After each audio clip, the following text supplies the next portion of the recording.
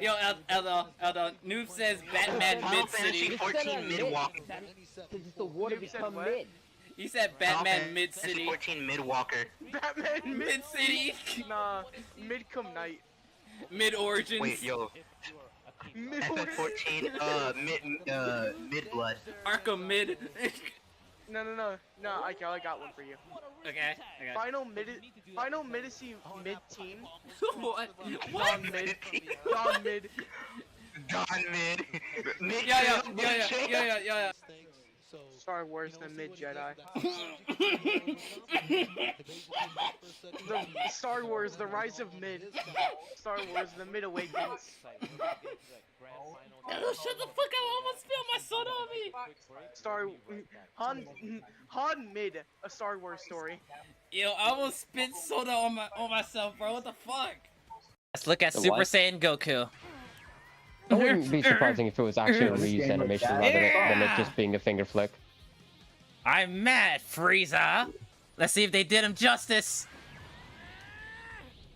See, I'm not gonna lie. I remember from the trailers, like early gameplay, seeing the Dragon Fist. I kind of wasn't a fan of it. Oh my god, I love Super Saiyan 3. Super Saiyan God. Here we go. Does it have that transformation? Yeah, they cooked. They cooked. It's from the Broly movie. They cooked. They cooked. I'm looking at the shop and I don't see it here. It's so stupid. I'm too old for that shit. Oh. Okay. Super Saiyan 2 Team Gohan might have the best I'm too transformation old so for that far. tapping. Can't skip forms with Frieza. You just have to do one by one.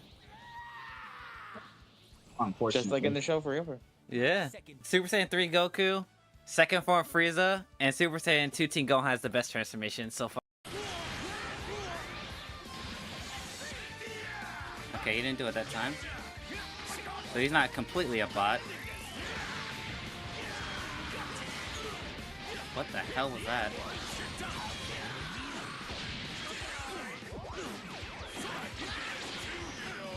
What kind of combo was that? That was such a bad UI combo.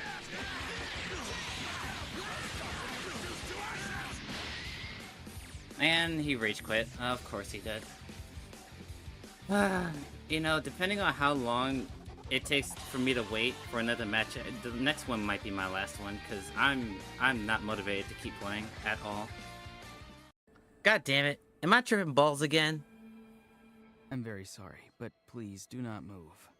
I have no desire to hurt you. Ugh. You seem to be approximately the same age as her, so I figured you've got to be Gramps. That is not how that How many works. times have I told you? It doesn't work like that. If you do come face to face with the Pyro Archon, the first thing you should do is... Recite the 3 warnings. Huh? No! You should emphasize that you were not in cahoots with the Fatui! How exactly did the Masters raise this guy? Sounds like he's somewhere super far away, but isn't he right here in front of us? I'm really sorry.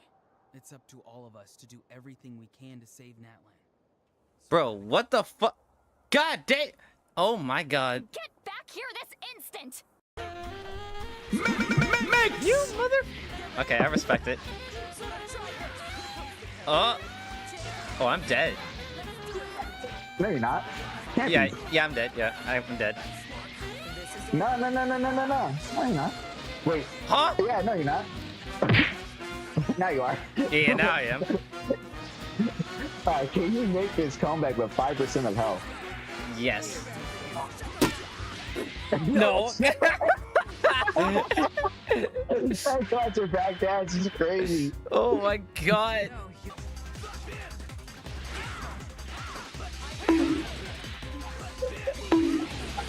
Oh, I still got hit by that. It's crazy.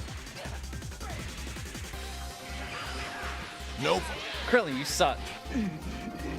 Leave me alone!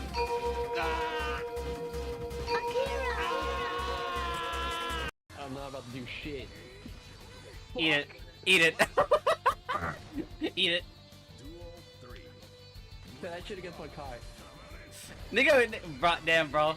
You like that? You like that, bro? I hit you with 1 fucking 6p and you're like, oh no, but my Kai though. That wasn't even 6 feet. That was fucking Coffin. You're retarded. I know I'm retarded. That's why I'm playing this game. My RC. Hold up, I'm swapping characters. My RC. Damn, bro, swapping after 1. That's crazy, bro. That's kind of crazy. It's That's 7 and wild. 1. It's kind of wild. He says that after going. No, bro, he says that after going 7 and 1. Bro, I'm pointing out that you're swapping after. By that. I'm saying that after you swapping after Yo, 1, wait, dog. True. I got some Bro, funny last stuff. one. Nah, I gotta switch. Yo, wait, true. Nigga, Yeah, nigga, bro, nigga, okay. really got affected by that 1 coffin. That's crazy. Super Dash is a flexible tool for neutral mix-ups and combos. Super Dash can be activated with heavy plus special or by using a macro. At 21 frame startup, safe on block, and the ability to keep air options, it's a very strong move that can be really hard to punish.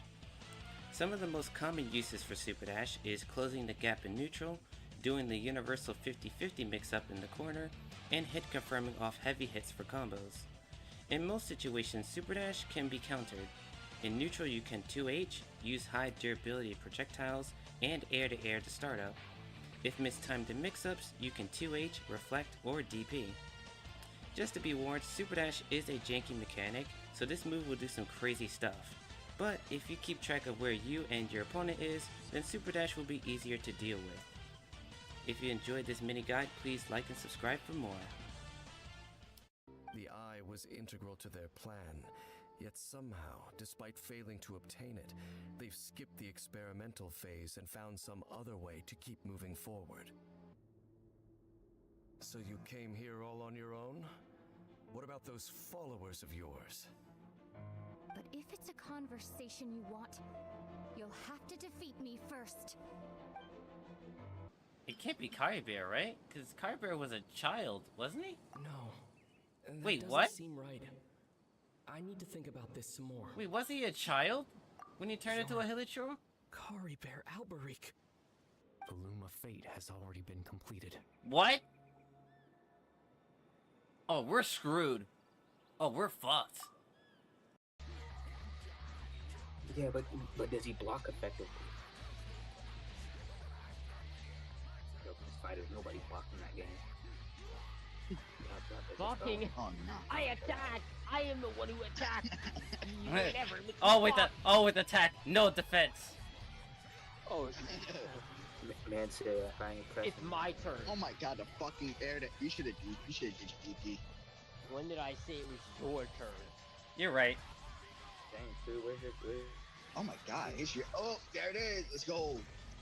No. I have to take some of the blame for this accident as well. We, the Sons of Caledon, must honor our guests with the finest funeral! Lighter, you will be carrying the coffin. That's a heavy responsibility. We'll need to keep the hearse driving steady. Piper! Ooh, got it. I'll make sure it's as smooth and Bernice! Of course, you'll be handling the cremation. You What? just gotta burn everything that ashes slithery. Lucy! Lucy? Can you all stop goofing around? Jesus. Upset? It's not every day we get to have fun with the cremation ceremony. You don't have fun at our guest expense. Welcome to the outer ring. May you rise from the ashes. It seems like Lucy's the real leader of this group.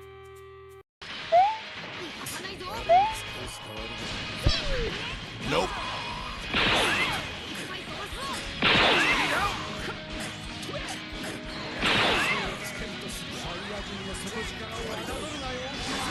Now that's a lot of damage! Gotcha, bitch! I need help!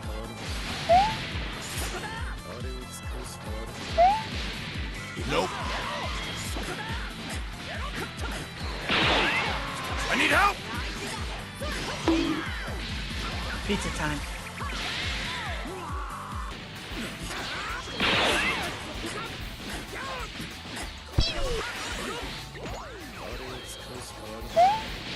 Nope. Finish him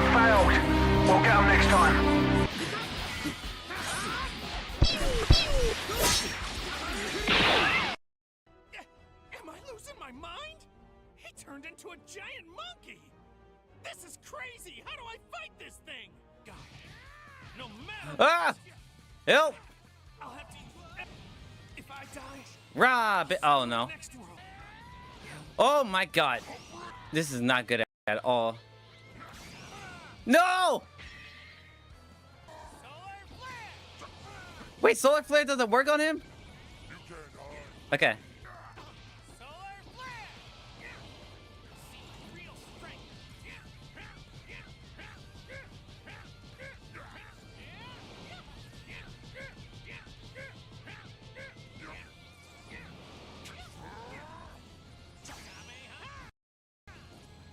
Come on! Yeah! That was easy. You guys are all bitches. That was easy. No, I'm just kidding. I'm kidding. Oh, I'm a genius. Oh, I'm a genius. Get over here. Oh, never mind. What the fuck was this nigga doing? Hello there.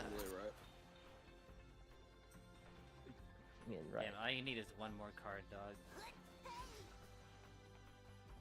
I'm gonna do scour the entire map. You basically gotta wait for somebody to die so you can, like, take their shit. Oh, like this one? Yeah! Yeah! Let's just like that! Nah, no matter what, that's funny as shit. No, it is. Dog. That was funny as shit. The timing on that was literally perfect. That was so cartoonish shit, bro. What the fuck? Yeah, see the body on the ground? Like, oh, that? It's like, how convenient.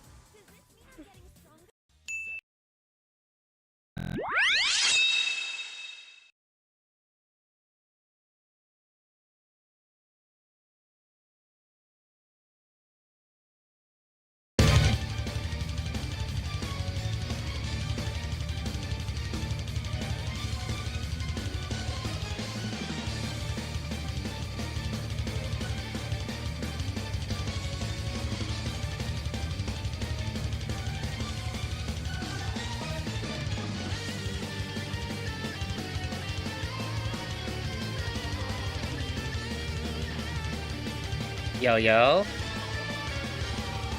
What's good, everybody? Yo, Dash, what's good, my boy? I saw your message, like, a week or 2 weeks ago? I hope you're feeling better, man. I DM'd you, like, 2 days ago. I don't know if you saw. But I was just checking in on you. Appreciate you stopping by, though. I was starting to get worried about you.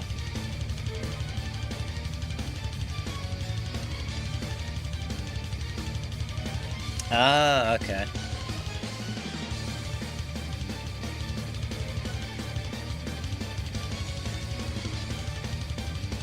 It's all good, though. But yeah, I was starting to get worried about you.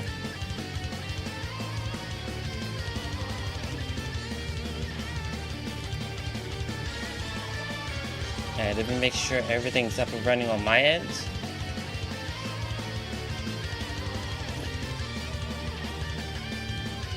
Alright, looks like everything's good. You won't give up that easily? Hell yeah, that's my boy. And remember, if you ever need help, you can ask one of us in the squad, okay? No matter what it is. If you just need us to talk to you, if you need, like, other things, like, whatever it is, we got you. The amount of times that Eldos asks me for help when he's going through tough times, like, we got each other's back. No matter what. So, just keep that in mind.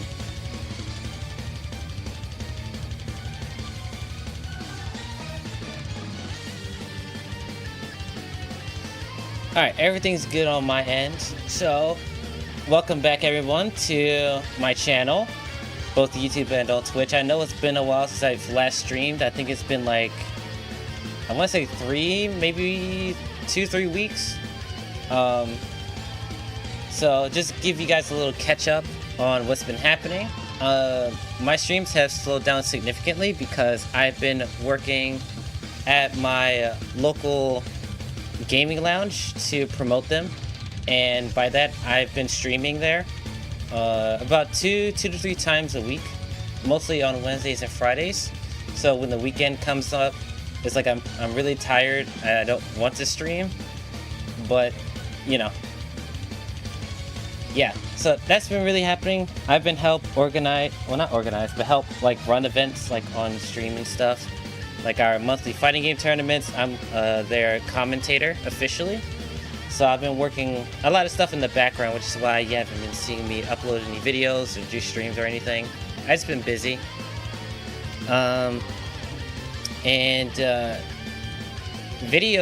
Video-wise, I'll say this, it's become a lot harder to do videos now because the way that I produce my videos, like my more meme joke style videos, they take a lot of work. So it can like easily take up to like, I don't know, like 2-3 weeks to get one done, just because I'm like kind of a perfectionist when it comes to stuff like that. So like I want it to be like as best it can possibly be. So that's why like video uploads have been like less frequent. So just like everything like recently has slowed down a lot just because I've been busy and stuff like that. So we got a lot of stuff to get through today, which is why I decided to stream way earlier than normal.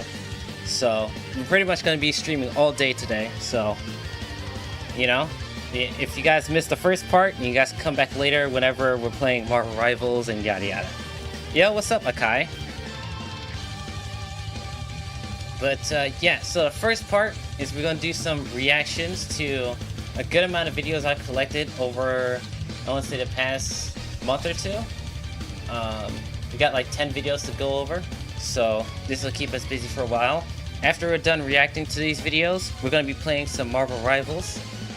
Season 3 just dropped 2 days ago, so we have plenty of stuff to do. And if my squad wants to get involved by that time, we can do like a little squad Rivals session.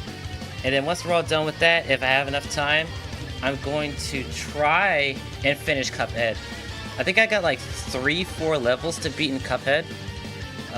So yeah, we'll see if I'm actually able to finish Cuphead. But it's been a really long time since I played it, so I'm gonna be hella rusty. What time later? You going at 4? I mean, these videos won't take long. I should be done around maybe like 1 o'clock.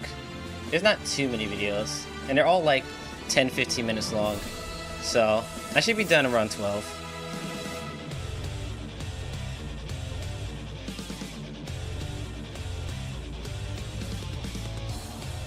And yeah, that's what we're gonna be doing today.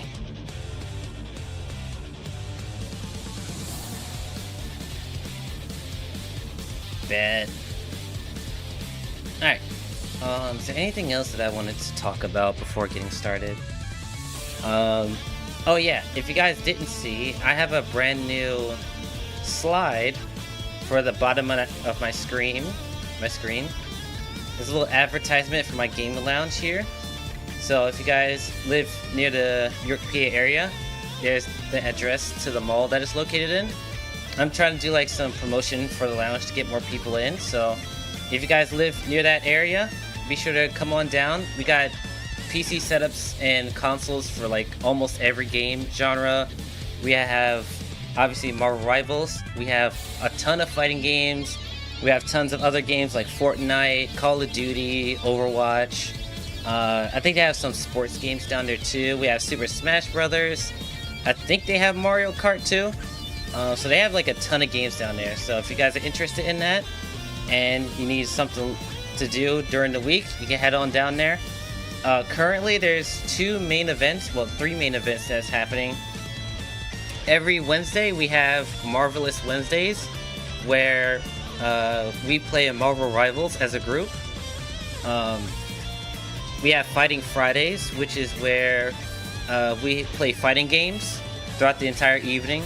So we have like multiple PC setups for like Street Fighter 6, Tekken, Dragon Ball Fighters, Guilty Gear Strive, Smash Brothers. Like, yeah, like a ton of fighting games. And then one day every month we have a fighting game tournament, and the current fighting games on the bracket is Street Fighter 6, Smash Brothers Ultimate, and then Street Fighter V is the rotation game. So yeah, Street Fighter 6, Street Fighter 5, and then Super Smash Bros. Ultimate. And I believe the tournament is on the 24th? No. The 26th. So that's not next Saturday, but the Saturday after that, I think. Yeah. So it's about like 2 weeks away. So, yeah. Alright, is that everything? Phoenix is OP. Yeah, I haven't played Phoenix, but I played against Phoenix, and like, she literally she cooks Rocket, bro. Like, it feels so bad as a Rocket man to go up against Phoenix. It feels so bad. What's up, Elda? Like, if Phoenix on a team, I feel like I can't play Rocket. Either that, or I have to wait until she uses her ultimate and before I get to do anything. And even then, she can 2-tap me, which is like not fun.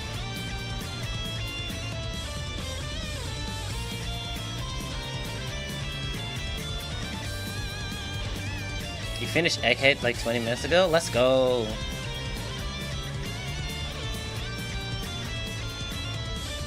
Alright. Let's turn the music off. Alright, let's do this. Let's do some reactions. So the first video we have is Why Joke Characters Make Fighting Games Better by I'm Hitch Plays. And at the end of the reaction, I will put the link in the chat so you guys can go copy paste, put it in, like and subscribe and all that stuff. So yeah, why joke characters make fighting games better. She's like Hella but more effective and more movement. I can see that. I don't know if I would put her as better than Hella. Personally, I think her headshot damage is higher than Phoenix. It's just that Phoenix has like the AoE like attached to it, but I think Hella does more damage, like shot per shot, I think. I could be wrong, but I think Hella has like a bigger headshot damage, I think.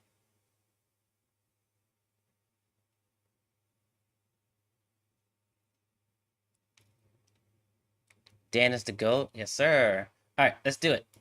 One of the best parts about fighting games is simply picking your character. Whether it's because you relate to them, think they're cool, or just want to play someone top tier. Just pick a top tier. Everyone's got their favorites, and most players gravitate towards classic archetypes, like rushdown characters that overwhelm you, zoners that keep their distance, or perhaps grapplers that bring the pain up real close. But there's one archetype that's in a league of its own, and it's the joke character. A lot of players write off joke characters because, well, they don't always seem to fit. They can often be frustrating taking up a valuable roster slot, but I think joke characters get way too much of a bad rep. In fact, they represent some of the best parts of game design freedom in fighting games. Think about it. Fighting games are amazing. I will say this though. I don't know if he's gonna go into it, but I think why people a lot of the time don't like joke characters is because 90% of the time they're just ass.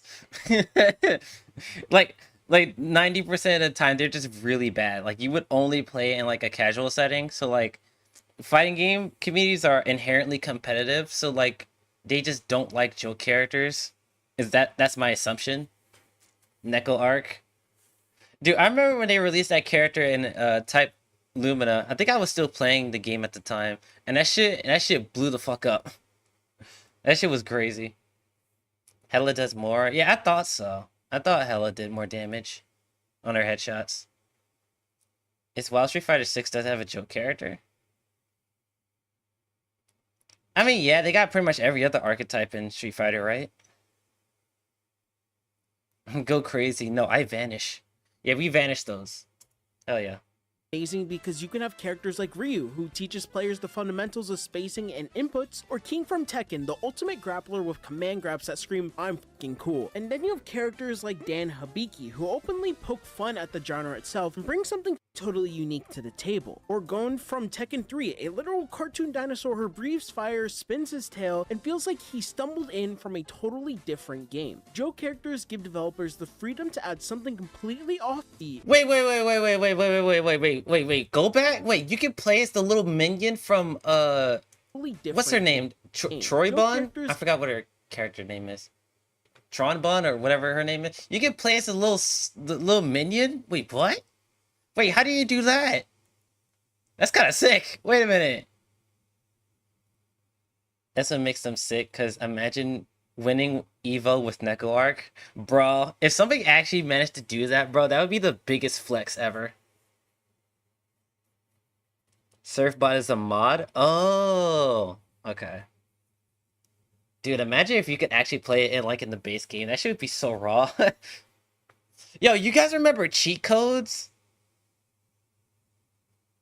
I know this is kind of off topic, but remember cheat codes in the old PS2 era, where if you hold select on the main menu and you did an input, you would get special abilities and shit.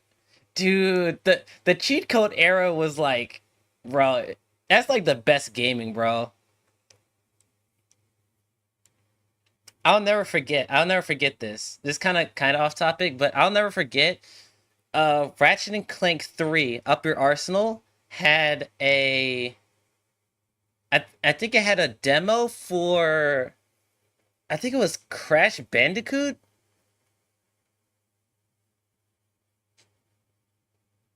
I think it had a demo of Crash Bandicoot, the next game. No, it wasn't Crash Bandicoot. Was it Spyro? I'm trying to think. It had a code for a game that was coming out. And you could input a code on the main menu, and you could play a little demo version of the first level, and that shit was so gas. I forgot what game it was though. I'm gonna have to look that up. GTA cheat codes, yes, dude. I would back in the day. I would never play the actual story of GTA. I would just do the cheat codes and just fuck around. I don't know if you guys did this, but remember San Andreas had the 2-player co-op mode? Dude, the only time me and my brother actually got we actually hung out together and it wasn't toxic, is when we would play games together, and we would try and play San Andreas co-op, and we would always do the infinite ammo cheat code, and we would do rocket launchers, and we would try to cause as much mayhem as possible. Just rocket launchers and infinite ammo, and we just blow shit up for 3 hours straight. It was great. Turn on God mode cheat code. Exactly.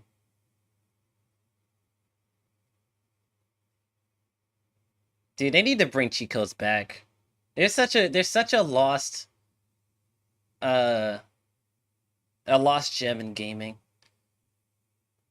Are we all getting GTA 6? Me personally, probably not. At least not at launch. Probably not at launch. Maybe when it goes on sale.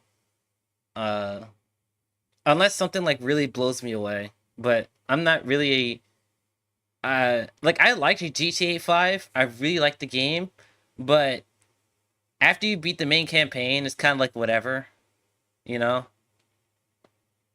And I also don't think it's better than San Andreas or Vice City. I think those two games are better than GTA 5. Still a good game though. Same with unlockable characters. Yeah, unlockable characters too. Yeah. Alright, let's go back to the video.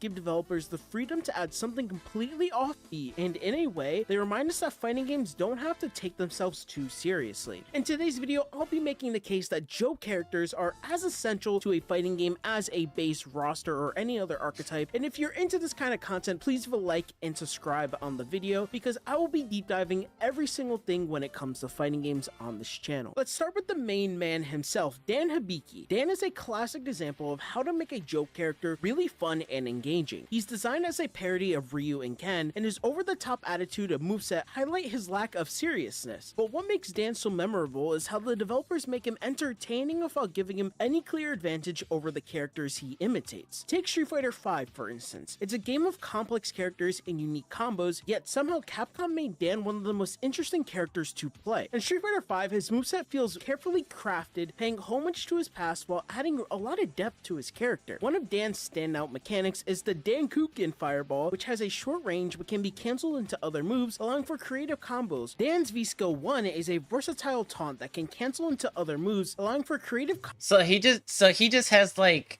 just special cancels? Is that like his gimmick? Where like he could just special cancel into other specials? Is that like his gimmick type thing? Why work for the characters when I can use cheat codes? Not facts, bro.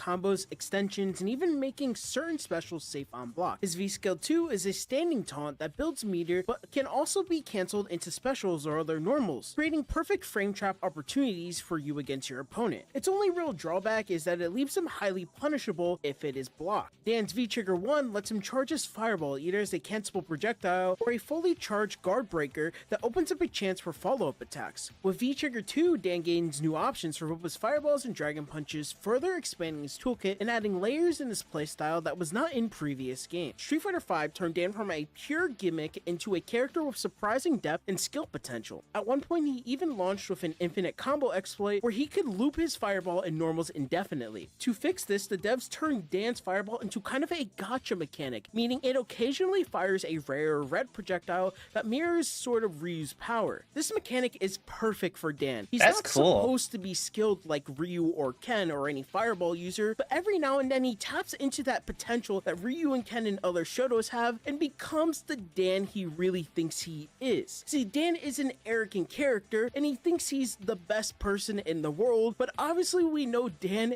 is supposed to be bad. And that's how you design a perfect joke character. See, Dan is a perfect example of bringing in a casual audience in your game. Another character that I feel is a great... I want to say this though. I feel like I don't know how strong, like actually strong Dan was in Street Fighter V, but like looking at that brief like summary of his character, he sounds broken as fuck.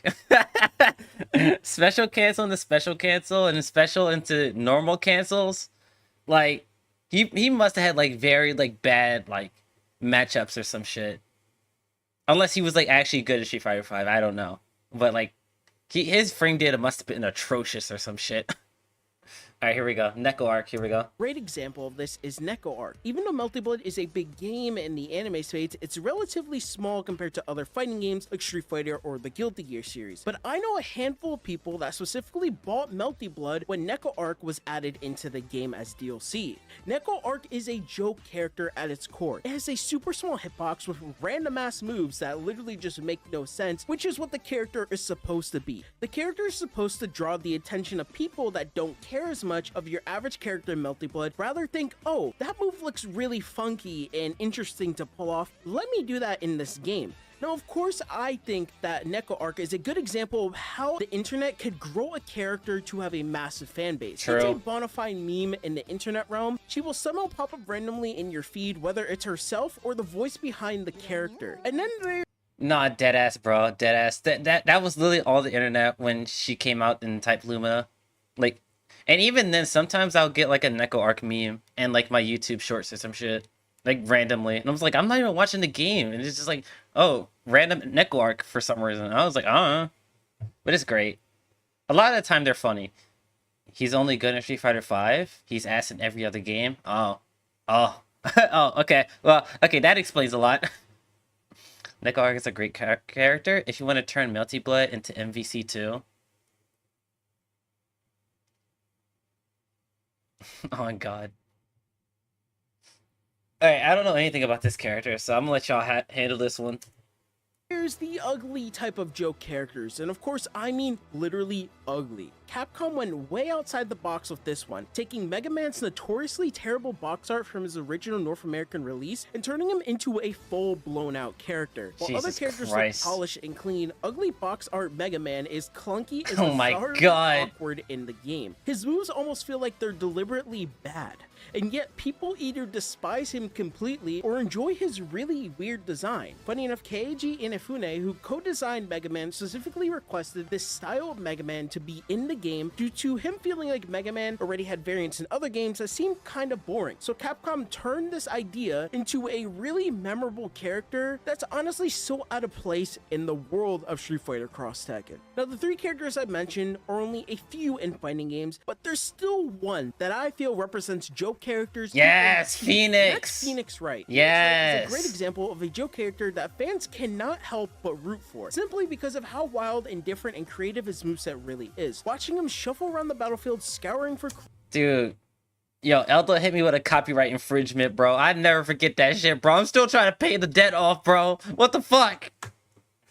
And landing attacks that involve everything from sneezes to literally yapping off your opponent's ears with evidence is truly entertaining. His moves even include the judge himself passing judgment on the opponent, adding a final layer of absurdity. The way he's designed shows just how creative developers can get when they lean into the personality of the joke character. Phoenix brings an entirely new style to the game, one that's humorous but still rewarding. When he finally lands that game-changing turnabout mode, he embodies the true potential of his archetype. One that adds depth, personality, and a dose of unpredictability that no other characters can match in a roster. I'd be doing the fighting game community a disservice. Dude, I still remember that shit. Pull the short up? I have like... Can I do that in like in a reasonable amount of time? Let me see. I have so many shorts now. Like I have hundreds. Let me see if I can find it. I have all of them saved on my computer. So I know I have it here somewhere.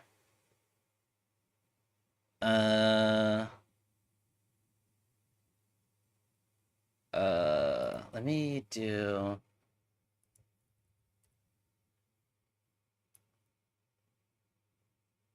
I think this is it. No. Fireball! There we go. There we go. Is this it? Fuck. Ow! Evidence from the ground? How do you combo? Thespian, he's always got evidence off the ground, dude. Is that it? So or is true it, about this copyright claim! Nah, about this copyright claim! Nah! Leave me alone! Leave me alone! About this copyright claim! I have the evidence right here! But it's you not played fair! Crash Out 3, Burn Up, and whatever it was, and No! you played licensed music! Get off of my platform! Was that it? Is that the right one? I'm not sure.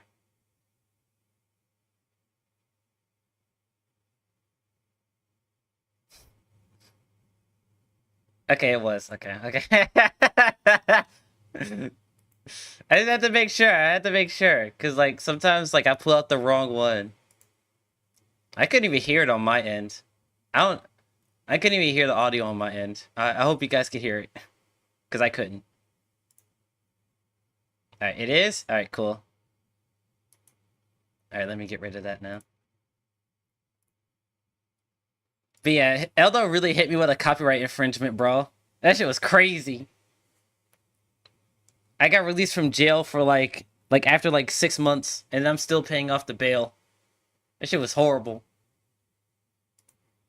If I didn't mention one of the most legendary joke characters in fighting games, a literal car from Daytona 500 dropped straight into Fighter's Mega Mix. This 3D fighter combined rosters from Virtua Fighter 2 and Fighting Vipers 2, but somehow the developers decided to toss in the famous Hornet car as an unlockable fighter. What makes it so unforgettable isn't just its bizarre presence, it actually takes damage like a regular fighter with cosmetic parts falling off as it fights, producing mechanical clunks instead of typical grunts and groans. Just look at this character, man. Bro, what the fuck? It bends, it twists, and it shifts like a car is not supposed to be shifting. The car was unlocked by completing the game's secrets mode, adding a memorable, unexpected bonus that was already made this arcade experience truly unique. And in the platform fighter genre... Dude, like we said before, unlockable characters adds so much to a game's longevity.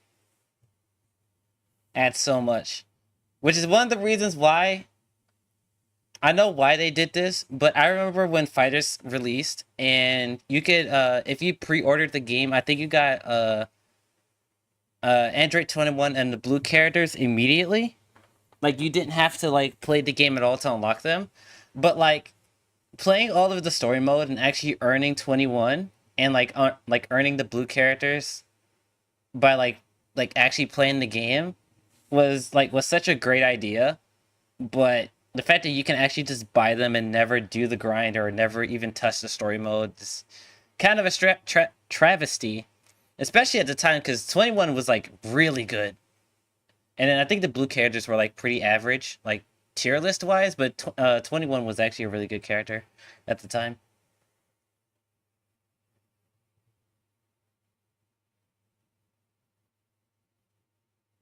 Oh yeah, if you had the season pass too, yeah. The car reminded you of Blitz Tank and BB Tag? True. That's actually a really good comparison. It's got a fucking tank with a fucking skull on it. Okay, Smash characters, here we go. I mean, I don't know if it... Well, I mean, Smash is like literally just cameos the video game, so I don't know. I mean, I guess there are joke characters in Smash, but like, I feel like a lot of them are just like cameo characters. Like, I don't know. We'll see. We'll see where he goes with this.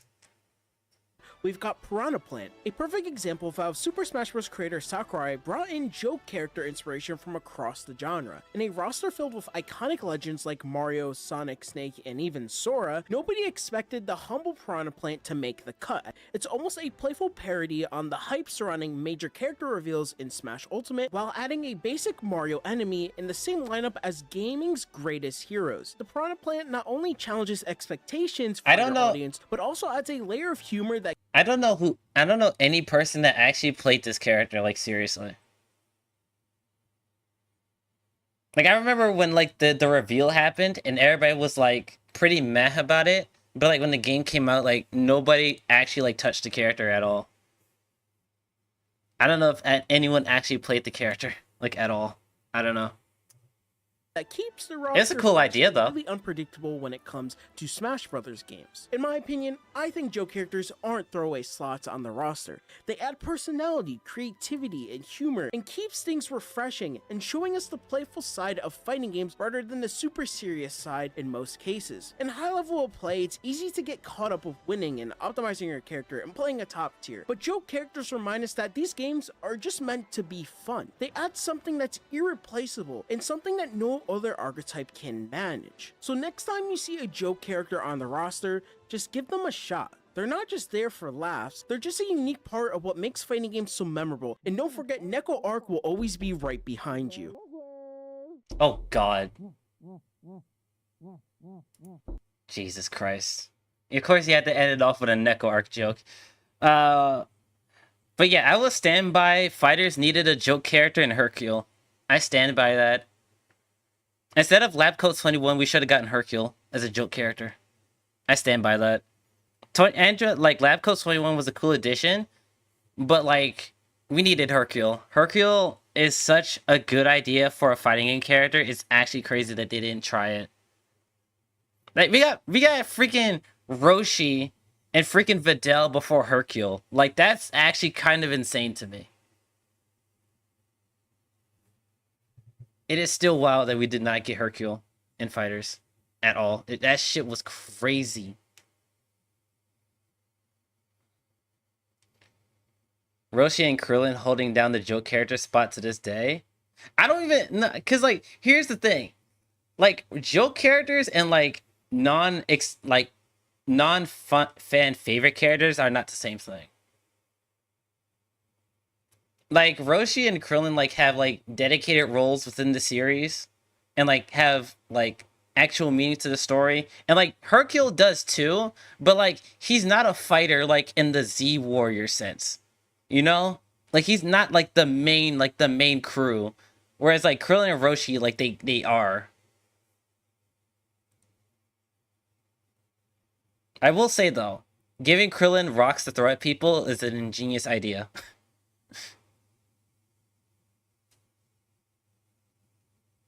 Yeah, the rock throw. Yeah. Swapping out characters, the jar is kind of... Yeah, I can see that. Yeah. No, but the rock throw is fucking genius. I don't know if the developers were like, we should give Krillin a move where he throw rocks, or they just filled it out where like we can't have Krillin like throw senzu beans like all over the screen because that would like kind of break the game. So like they were like, let's just put rocks in it. I don't know if that was an intentional like thing that they did, but if it was intentional, they're fucking genius.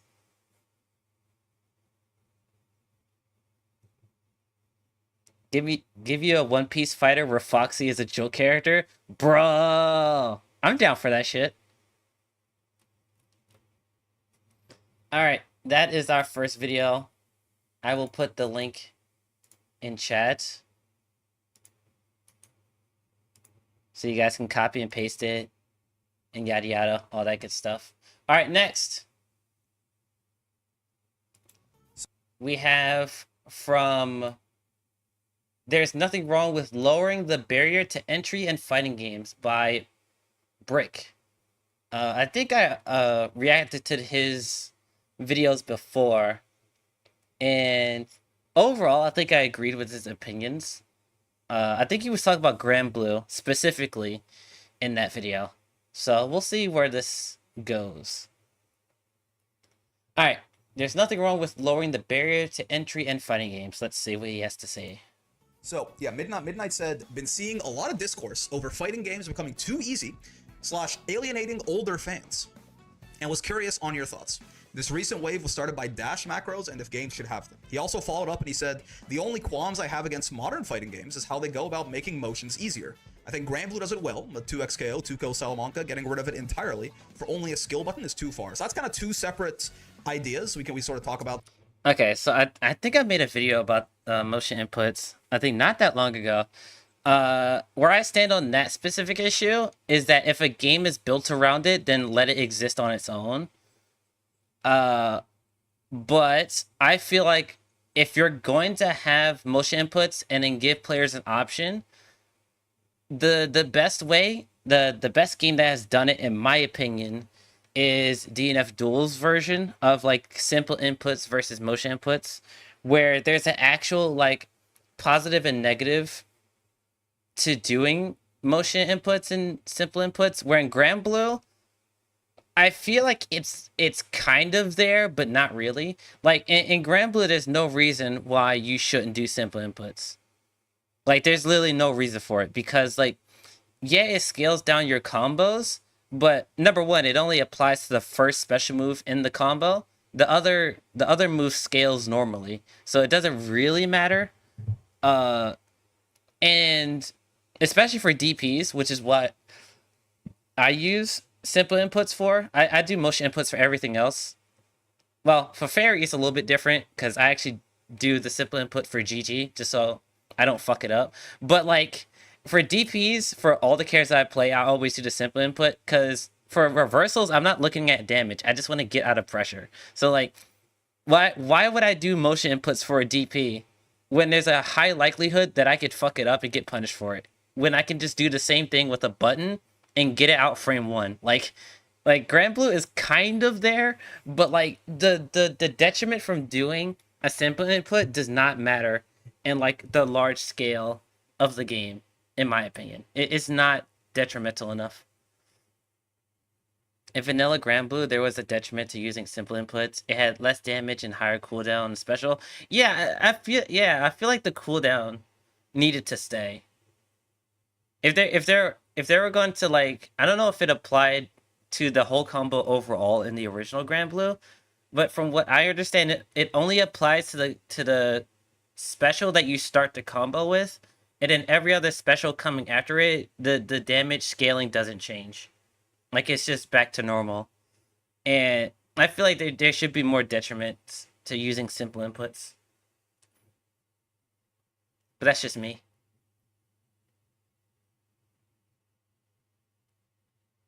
The entire combo in OG Grand Blue was scaled if you did the simple input at any point. At any point. Okay, that's different. Yeah, that's really different. I don't think that happens in Rising. But yeah, it's only the special move that starts the combo that's scaled, which is really dumb. That's like really dumb. I forgot what the guy in the stream said before that one. No, in Rising, it's the first special move, or if the move is a link and not a combo. Yeah. I feel like if they implemented the cooldown to the simple inputs, it would be a lot better. Like I would actually have to go out of my way to do like DP inputs to get my DP back faster. But like I said in my motion inputs video, I think DNF Duel had the best version of simple inputs versus motion inputs, because the way that it works in DNF is that number one, the damage is scaled no matter what, and then secondly, the meter that you get passively over time, the cooldown for regeneration lasts way longer if you do a simple input. So not only do you do less damage, but the regeneration for your energy for special moves slows significantly. And that's a really big deal because you don't start the match in DNF Duel with max energy. You start with half energy, and then as you take damage, you build up your energy bar. And so if you're doing simple inputs all the time, the fact that you're not regenerating energy throughout your combos, for example, like if you're doing simple inputs in your combos, by the time your combo finishes, you won't have enough energy to finish your combo or get any significant Oki pressure. So like you have to do the special moves to do like actual like good damage and stuff like that, and keep your energy regeneration high. So yeah, I think DNF Duel has the best system for it. Anyway, let's move forward. About them in a little bit more detail, right? But with the idea of fighting games getting too easy and alienating older fans, right? I gotta. Oh yeah, that point. I'm not an older fighting game fan, so I can't speak for them. But I think that viewpoint is very odd to me. I don't know if anyone else feels the same way, but like let's just say for like a game genre that I do play relatively frequently. I guess like platformers was like the first genre that I started off with.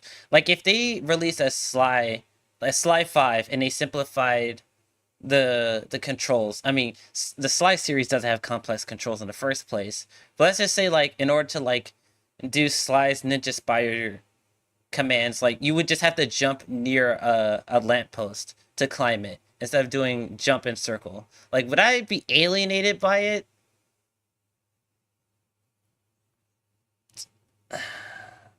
I don't know. Like, it would be weird, but like there would have to be something to compensate for it, I feel like. And I feel like a lot of fighting games do compensate for it, in my opinion. Like, they make the games easier, but like the mental stacks needed to play more modern fighting games is way more pronounced because everything dies much more quickly, and then neutral is way more harder in modern fighting games, in my opinion.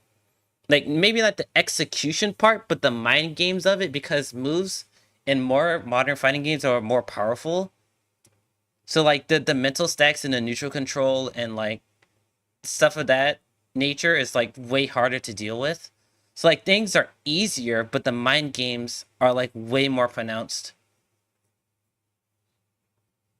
Fighting game devs want newer players so they can make money, but fighting game players don't want the skills they developed over years to be thrown out the window in favor of simplicity.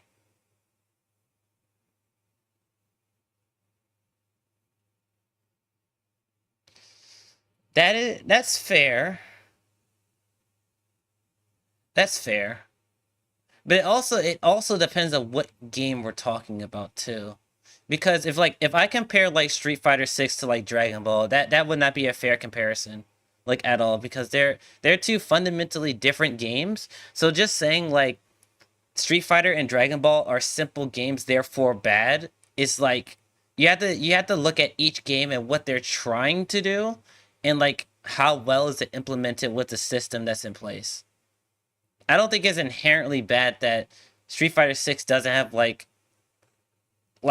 older like style Street Fighter combos and like drive rush is a thing. Like I don't think that's necessarily an issue on its own. It's like how is it implemented is the problem. And even then, I don't think drive rush is a bad mechanic. I think it's fun, but you know, I know a lot of people don't like it. But that's like a whole that's a whole nother argument. That's a whole nother argument. I gotta preface this with one thing, and that namely is that I am not an older fan, right? I maybe compared These to, videos like, might take a some lot longer people, than I like, thought. like their Holy first shit, we're about an fighting hour game in ever was, already. like Grand Blue Fantasy vs. Rising, right? So like they started playing fighting games in like 2024, but you know, by and large, I am very much more of like you know, I'm more of that like still that newer generation of fighting game players. Like you know, everyone played like I played like Tekken 4 on my PlayStation 2 when I was like 6 or whatever the hell, right? Sure, but like the first fighting game that I played with any amount of actual like thought going into, hey, this is a fighting game. I want to get better. I want to learn. I want to like engage with this on a deep level. Was Drive rush is a fun mechanic, but how it's implemented is awful. Screen freeze and eating inputs is so cringe. Yeah, I agree with that. I agree with that. The fact that you can like you can stick out like medium kick, and like if the opponent drive rushes, like your medium kick will not like hit them is like crazy as fuck. Like that's actually wild. It's all about the implementation, in my opinion. Some people will just like disagree with like what fighting games are doing like on principle, but I feel like how it's implemented is also just as important as the idea itself. probably Dragon Ball Fighters in 2017, right? So again, preface to say that I am not an older fighting game fan. I am not the kind of person who is quote unquote being alienated by how modern fighting games are changing, right? Like, I mean, Dragon Ball Fighters as my first fighting game that had auto me and Brick are the same right? thing. Got, like, We both started with Dragon Ball. It's got pretty easy combo execution. Everyone's only got quarter circles, right? Like even compared to some of the more modern fighting games, things in Dragon Ball Fighters are very, very streamlined and simplified as far as like some of the stuff that is traditionally difficult about fighting games, right?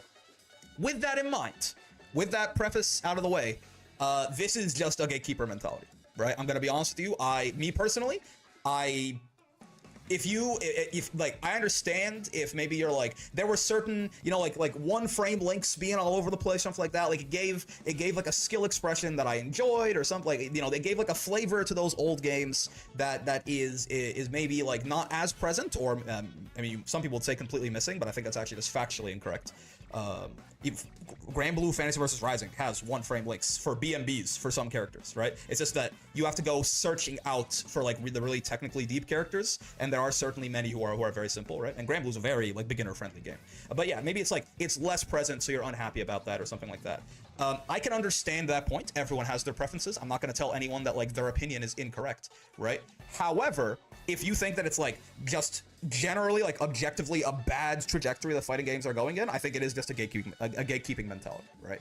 And the big reason for that is that most of the ways that fighting games are getting easier, quote unquote, Midnight mentions dash macros here, for example, it really is just, it's lowering the skill, or it's raising the skill floor, right? It just means that, you know, someone who is newer to the games is going to be better at them. Aren't people complaining about fighters as much, I'm assuming, because of how high the ceiling got for combos? Maybe, yeah. So, and good that you mentioned it there, right? Okay, so I know he's gonna go on, but I want to preface this. I think I've said this earlier. If they're going to make fighting games easier, they have to compensate it by adding more decision making and mental stacks in exchange for that.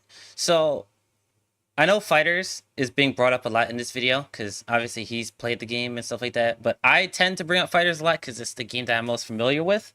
And I know a lot of people will say Fighters is just the boom, big damage, super dash, no neutral game. But if you actually sit down and learn like the actual fundamentals of Fighters, it's literally completely different. Like super dash is very strong in that game, but there are many characters and many techniques that you can use to negate super dash as an option. In most cases, there's tons of defensive mechanics to deal with it, but in exchange, like you 50-50 off like almost everything. Like unless you're like a dedicated grappler or like a frame trap character, mostly everyone has 50-50s at some point in like their block string or their level 3. So like you will get an opportunity to mix somebody up in that game. But it's like, and to compensate for that, there's like guard cancels, there's active tag, there's reflect as frame 1. Like there's everything in Dragon Ball is super cranked up and powerful.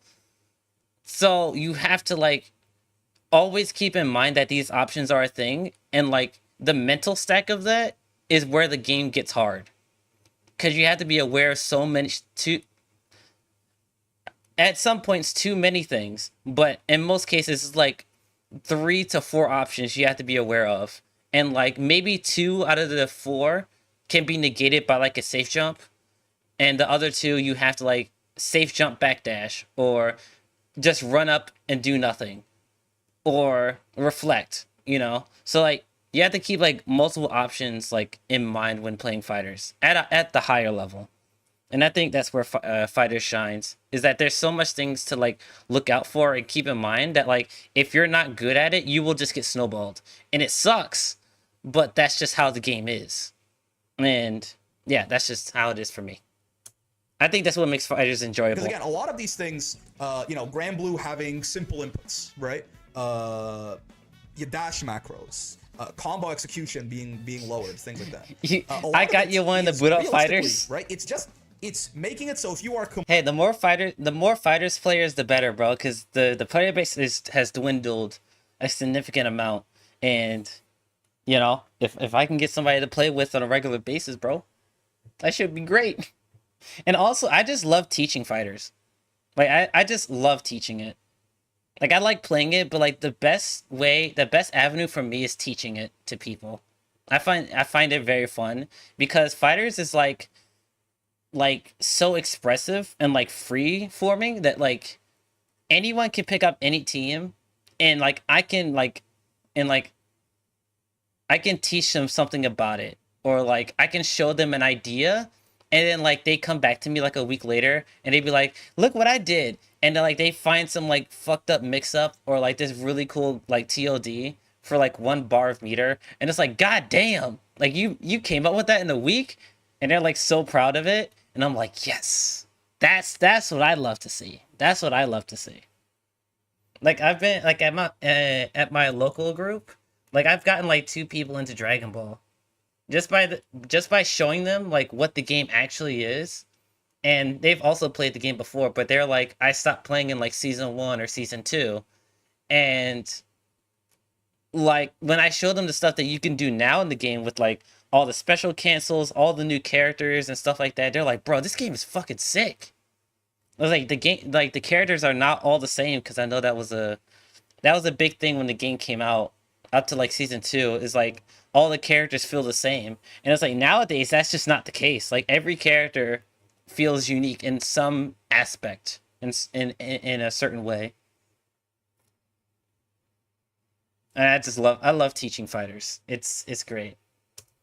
Completely new to fighting games. Yeah, I'm only 3 minutes into this video. Right? Goddamn, I might have to fast forward through this. Right, at the end of the day, the thing that makes you good at fighting games, usually, with some exceptions of games where like the technical execution is the entire thing, sure. Even in those, by the way, that's like, it's more emphasized. But the thing that makes people good at fighting games is not how consistently they can hit X or Y or Z combo, even in games with like some more difficult combo execution, right? Even in like, some of the older Guilty Gears, even in, Strive still has some pretty tough stuff, though, again, simplified compared to older Guilty Gears. You would find people who had like really bad combo execution for being at a professional level, and they would still like do all right, because the decision making, the conditioning, the reading your opponent, the picking up on their habits, things like this are like really difficult to remove from fighting games. And yeah, by and large, that's what I was talking about earlier. Right, like the mental stacking. Like the worry, the fear, I believe, is that it's not raising the skill floor, but rather lowering the skill ceiling, right? And I sort of fundamentally disagree with the idea that that's happening at all, right? A lot of these games have a lot of hidden complexity that beginners don't even know about, right? Even with all these simplifications. A concrete example of this, right, is, Granblue.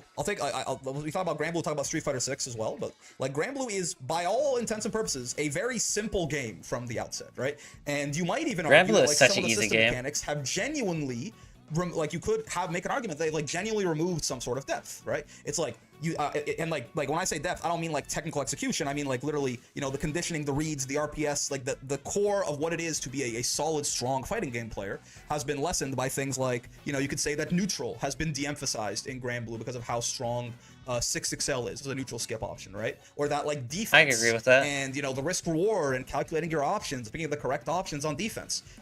I still hold to this day that Granblue has some of the, well, not the worst, but some of the worst defensive options I've ever used in a fighting game.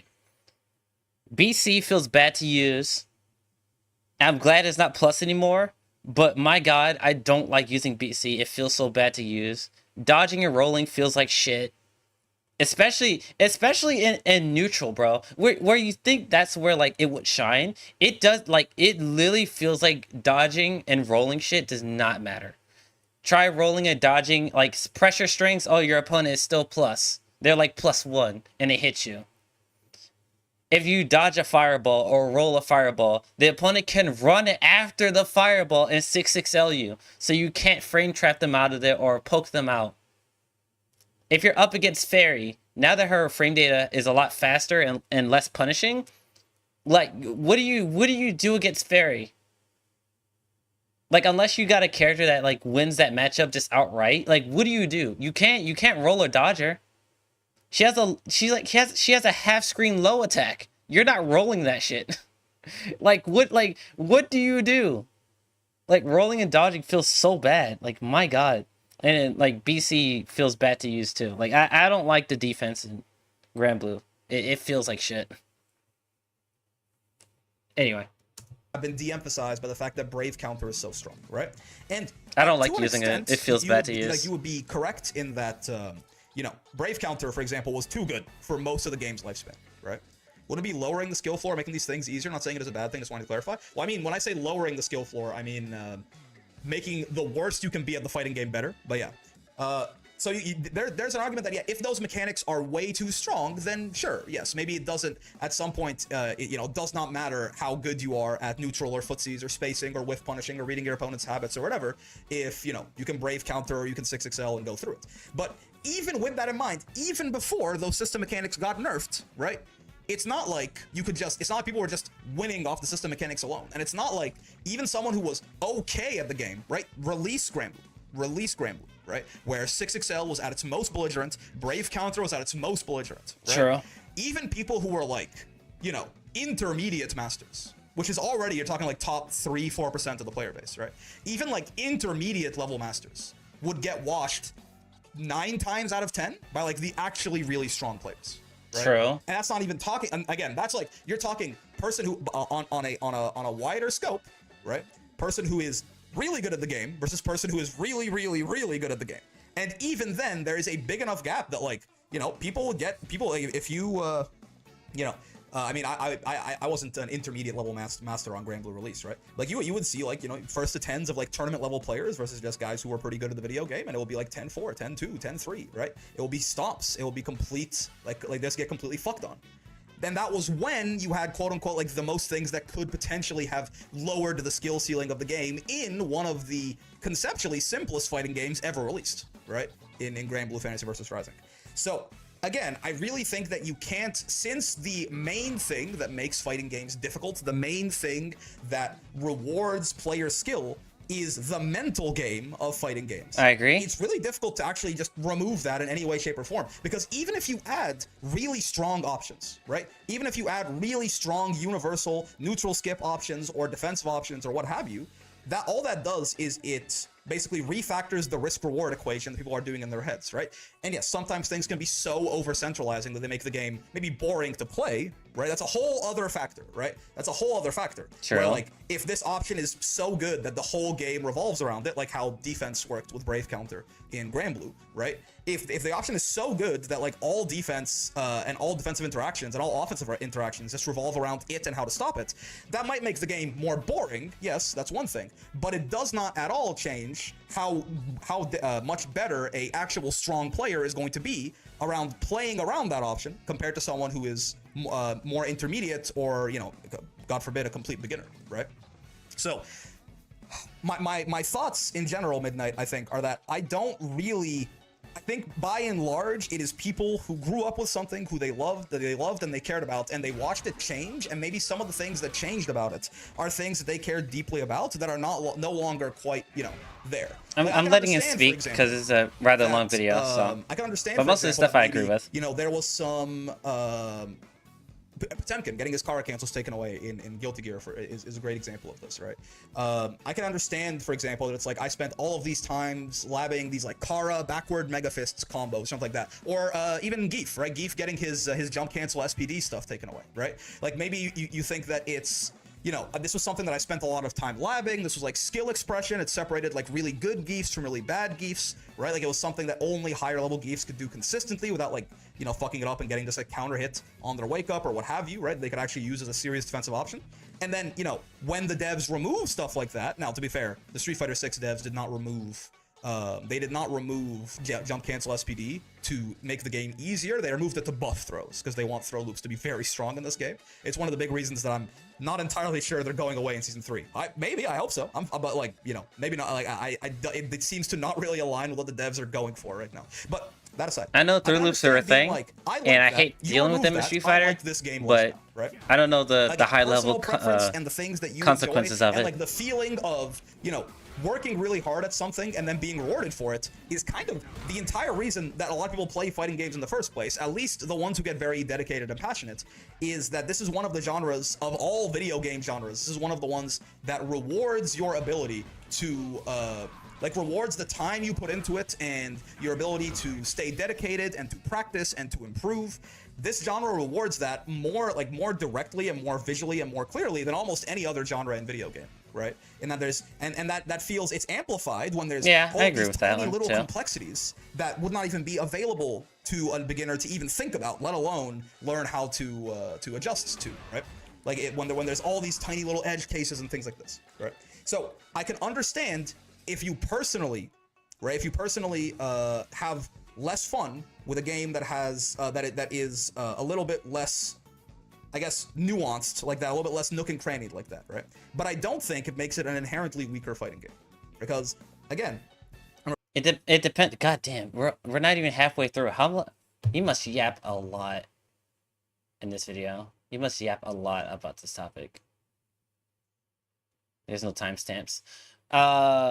But yeah, it depends on what game we're talking about. I don't think it's a uniform thing when it comes to this. And I feel like a lot of people, when they talk about this topic, they're talking about like they're talking specifically about system mechanics. Like I've never seen, I don't want to say never seen, but it's much more rarer that people bring this topic up when dealing with specific characters, right? Is most of the time they're talking about a very specific system mechanic in a very specific game, and then they use that example to apply it to the whole genre, which is not only dumb, but is very short-sighted.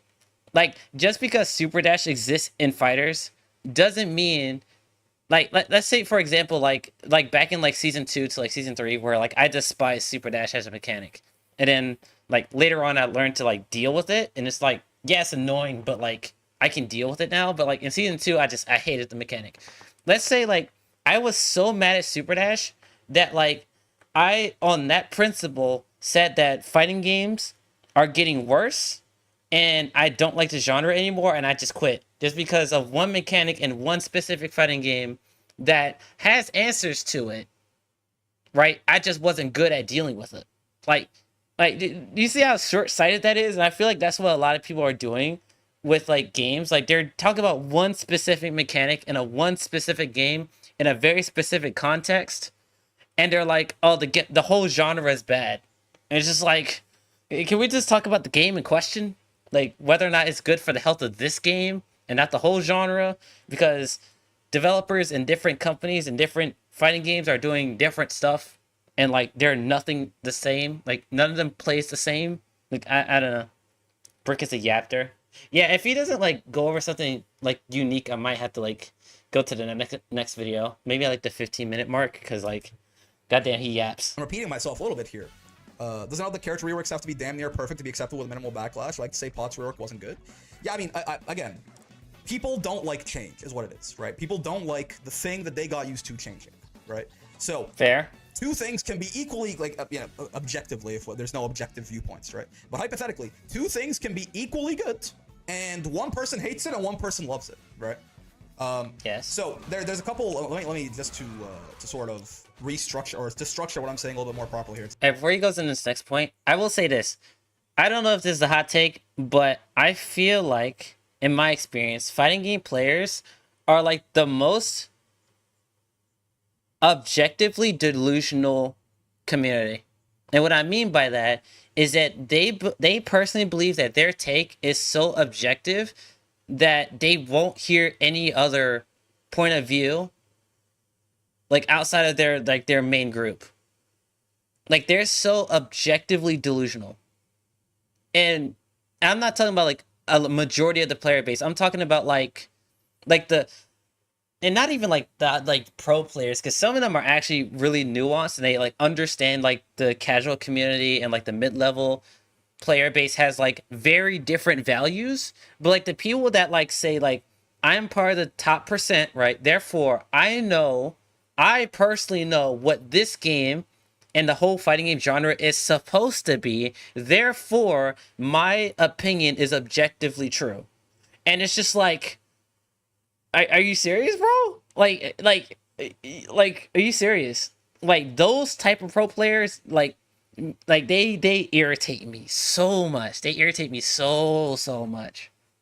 And it's like, it could be like the most basic thing. Like for example, like let's just say like the Super Dash example. Like, what if I like went on to Twitter and say like Super Dash is the worst like mechanic like ever invented for a fighting game, and then someone like casually, like a casual player in fighters is like, I like Super Dash because it allows me to like do easier hit confirms because I'm not good at like doing like vanish cancels or something like that. Like if I'm playing like against Frieza or something and I don't know how to like moon jump at Frieza to like get in, I just have a Super Dash button to deal with it.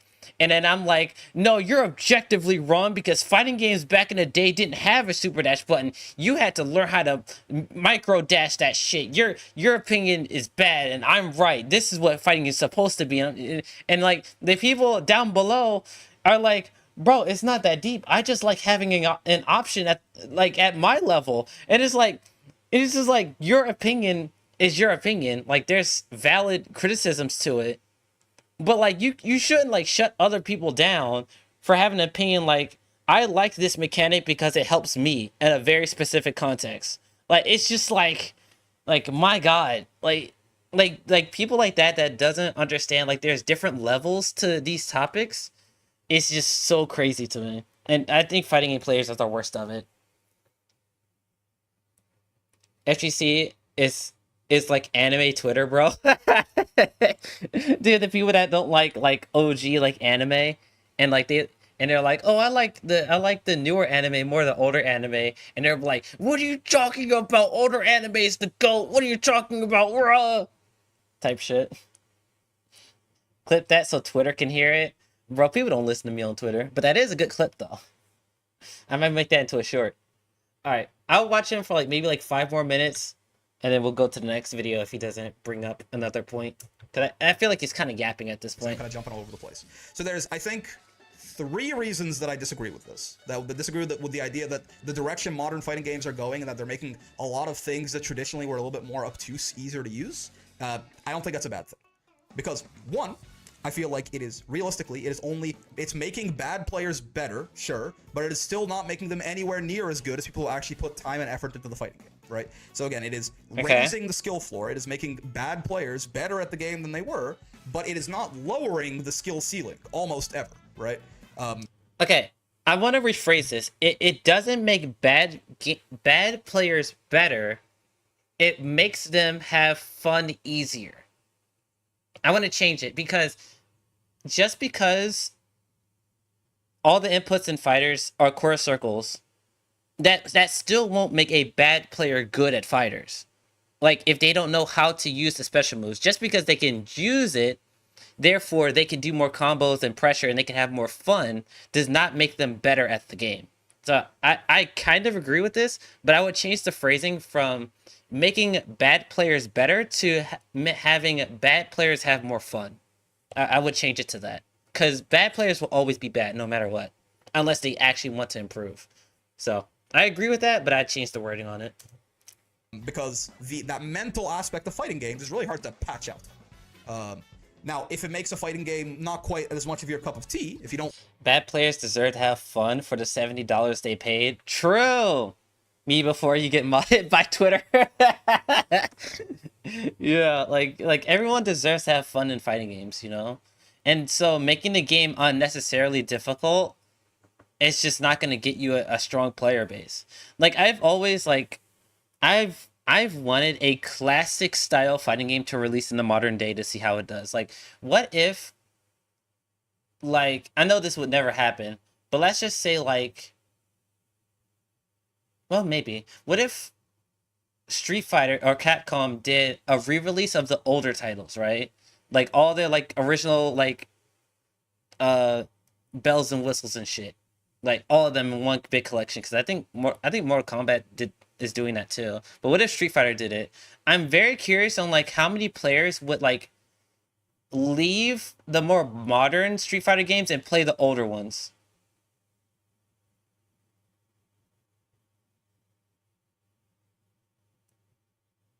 They did a fighting game collection. Yeah, I know for that one. I think it was the Marvel versus games, and then it was the, what was it, not SNES. SNK? Was it SNK games? But I'm talking about more like the traditional Street Fighters. Like, what if they like re-release Street Fighter 3? Like, I'm very curious on like how many people would like actually stick to that game. Oh, they did. Oh, I didn't know about that. Damn. That sucks. I didn't even know about that. Goddamn. But yeah, like people just on average just like modern fighting games more because they're just the barrier to entry is nowhere near as big. That's just what it is, right? Don't like the idea of like universal system mechanics, something like that, fine. But it doesn't make the fighting game any easier to get really, really good at, right? Number two. Wait, what did you say about universal mechanics? But it doesn't make the fight as much of your cup of tea. If you don't like the idea of like universal system mechanics, something like that, fine. But it doesn't make the fighting game any easier to get really, really good at, right? Number two, I actually also think that it's kind of making fighting games more accessible is a good thing, right? Yes. Because and it's a good thing not just for the genre. We want more sales and we want devs to have more money so they can make better games or what have you. It's also a good thing because games with bigger player bases have a stronger competitive scene, right? Yes. I think it is on average. There yes. You can maybe find some exceptions, but in general, if a game has 2 million people playing it, it is a lot harder to be the best person in the world at that game than a game that has 10,000 people playing it, right? So True. Even for the sake of pushing the community, things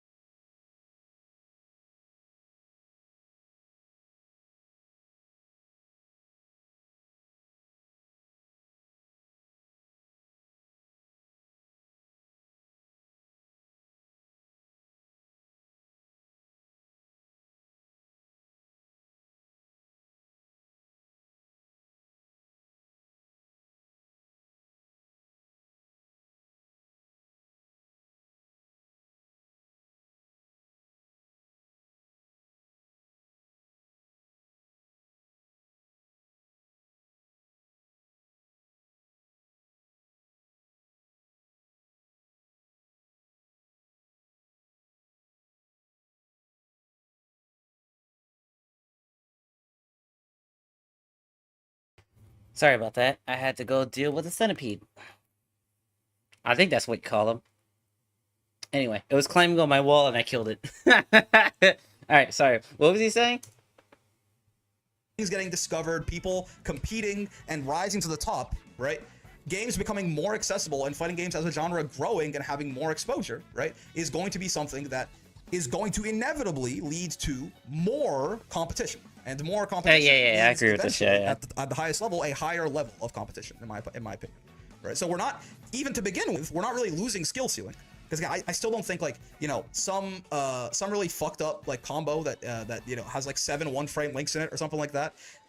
Sure, it's cool, but like I don't think that usually even like in those games that have them, right, the best players in the world are not the ones who are hitting that shit all the time, right? And I also want to say that in most cases, stuff like that doesn't impress casual players, right? Like just because like let's just say like older Street Fighter, like let's just say Street Fighter 3 for example, right? What if like let's just say like Ken has like a combo that requires like 2 frame 1 links, a micro dash, and a card cancel to do, right? Most casual players won't even know what the fuck you're doing. Like they just think it's a regular B&B where you do like button A plus button B plus button C plus A and B together. Like that's what they see, right? They don't even know what's happening.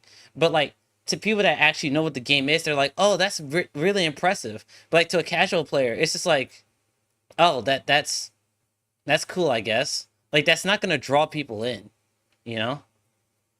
So yeah, having that stuff is good, but it's not gonna draw in people for the most part. Because they don't even know what the fuck is happening. See people say making the games more approachable is bad, is that they're trying to pull in people that will play a week and then never again. I think that's a big worry. I think if that is not, well, that's obviously not the goal, right? The goal... Wait, what did he say? What did he say? I think if they're trying to pull in people that will play a week and then never again, I think that's a big worry. I think... They're not, though. That is not, well, that's obviously not the goal, right? The goal... Do people realize, like, back in the day when people played older fighting games, there weren't many other options? Like, I'm genuinely curious if they understand that, right? I personally go into the arcade to play Street Fighter, like Street Fighter 2 or some shit, and, like, maybe there was, like, another cabinet for, like, Mortal Kombat, but those were, like, your only, like fighting games. Now, in this modern age, there's so many other games, just in general, but, like, there's tons of other fighting games that, like, it's hard to keep a player base consistently, like in any like faculty, right? Because there's just so much competition. So their goal is to entice people for as long as possible, not just, oh yeah, we'll just get people that play it for a week and then cash in and then just coast by until the next game comes out. Like that's clearly, that's not what they're trying to do, right?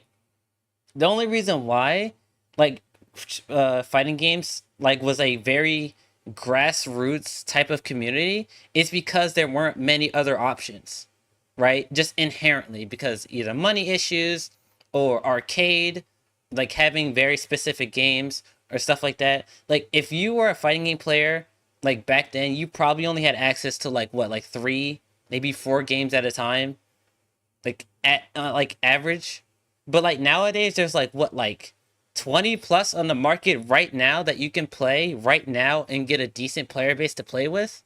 Not to mention all the other games like in other genres. Like the competition is high. And so like when you're competing for not only other fighting games but other genres as well, making the skill floor and making it easier for people to play is just inherently what you need to do in order to keep your game stable. Is because if you gatekeep with like this mentality that like things need to be hard for the sake of being hard, you're not going to draw any people in the long term, because people are just like, this game is gatekept from me because I don't have legacy skills. Like dude, that was like the biggest criticism for Tekken for the longest time, is that like I would not play, like so many people will say like I won't play Tekken because it requires legacy skill. And whether that's true or not, that's the perspective that people have of fighting games. And like lowering that barrier by saying, hey, you can come to our game and you can do button into super and you can do decent damage and have fun Like, that's way more enticing than being like, oh yeah, you have to learn this, this, and this to even be at the baseline of our skill floor. Like, that's not enticing to people. Like no, like making games easier was the natural progression of fighting games. Like, and people acting like it, like that's like some alternative motive by developers is like that's the only route they could have gone for the modern era, with so much competition within and outside of the genre. You know, anime fighting games saved the genre.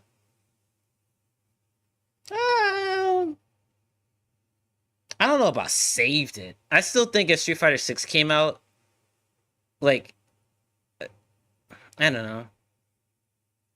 Because, like, most people, when they talk about, like, the saved, like, the worst it's been is, like, near, like, Street Fighter 5 era of games.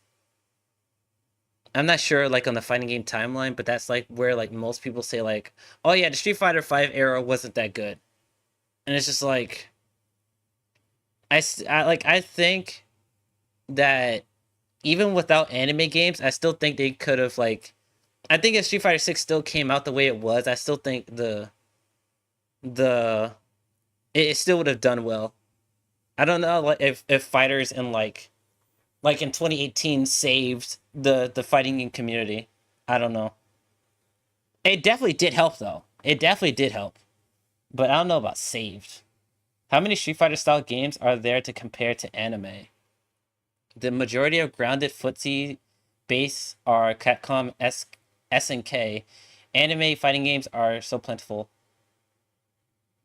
Oh, okay, that's what you mean. Okay, yeah, and quantity, yeah, because it's a lot easier to get people to play more anime games because there's a lot more freedom. The character variety is way more vast. Things are just more powerful in anime games, and people just like the anime style more than like the Capcom style. I think in this new modern era of like art styles per se, like people are way more receptive to like the more smooth colored like anime style than like the realistic people and shit like that, you know? But yeah, I can see that. Yeah, like the quantity and also quality of anime fighters just increased significantly. So yeah, I can see that. Yeah. Street Fighter 6 and Tekken 8 was a good resurgence, especially since they launched like months apart from each other. True.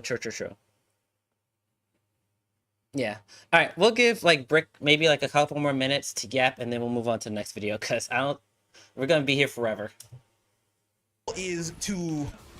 The goal is to trick people into eating their vegetables and then hold them there, right? Like, yes, maybe some people are going to check out the game and they'll be like, it's not really for me, right?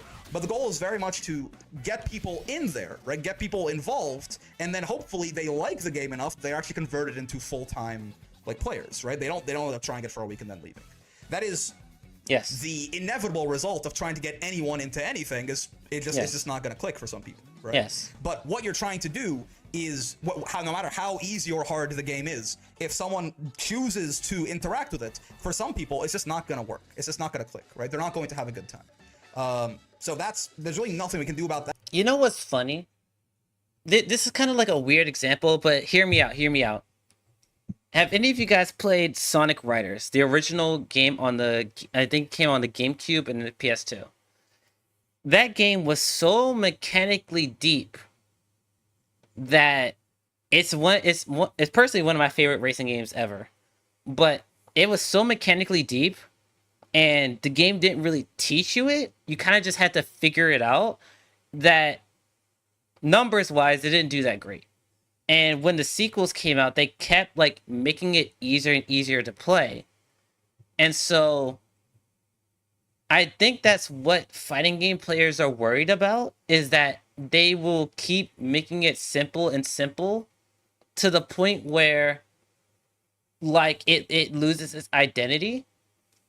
And from that point of view, I kind of get it. Because like if you like compare like the original Riders to like Zero Gravity, is night and day. They don't play any similarly, right? They're good additions to Zero Gravity, but the main base gameplay loop of Zero Gravity is fundamentally different. Like there's no air gauge. There's this like gravity mechanic. The way that the boards work are fundamentally different. So like they instead of like refining what the original game did, they just threw the entire foundation of the original writers and just started brand new with Zero Gravity.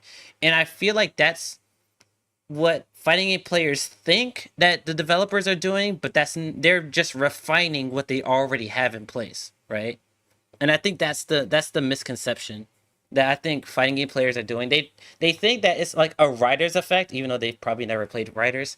They think that from writers to Zero Gravity is a fundamental shift, where in fighting games it's just a refinement of what they already have. By refining it, I mean like simplifying certain combos or certain aspects of like pressure, adding system mechanics that help people at the baseline but still has counterplay to it to help people that want to engage with the system mechanic like feel like they're learning. Like they're adding on to what they already have. And I feel like that's the misconception that most fighting game players are having right now, is that they don't understand that what developers are doing are refining what they already have. I just don't want every game to become Smash Brothers level of simplicity. No, I agree with that. I feel like I think the like only argument that I will stand with like 100% is that motion inputs need to be in a fighting game. And once again, it depends on what game you're making, because if a game is based around having special buttons and like these specials like have like own unique interactions and stuff like that, like there has to be something to compensate for having a special button, right? There needs to be more added to it because you're making it easier to use, right? But fundamentally, I think motion inputs need to be part of the genre in any aspect, right? Even if it's just quarter circles and like DPs or downs, like there needs to be some form of motion inputs, because I feel like not just because it adds depth, but I think that's just makes the genre stand out as a product, right? Like that's just like if like platformers like started adding like dedicated motion inputs to jumping, like it just wouldn't fit the genre, right? Like say like for example like in a platformer you had to do quarter circle X plus up to just do a simple jump, like that wouldn't make sense for that genre, right?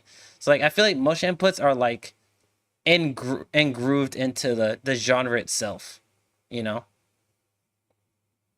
Not saying that games can't exist with a special button, but I feel like for the most part, motion inputs need to be in the game.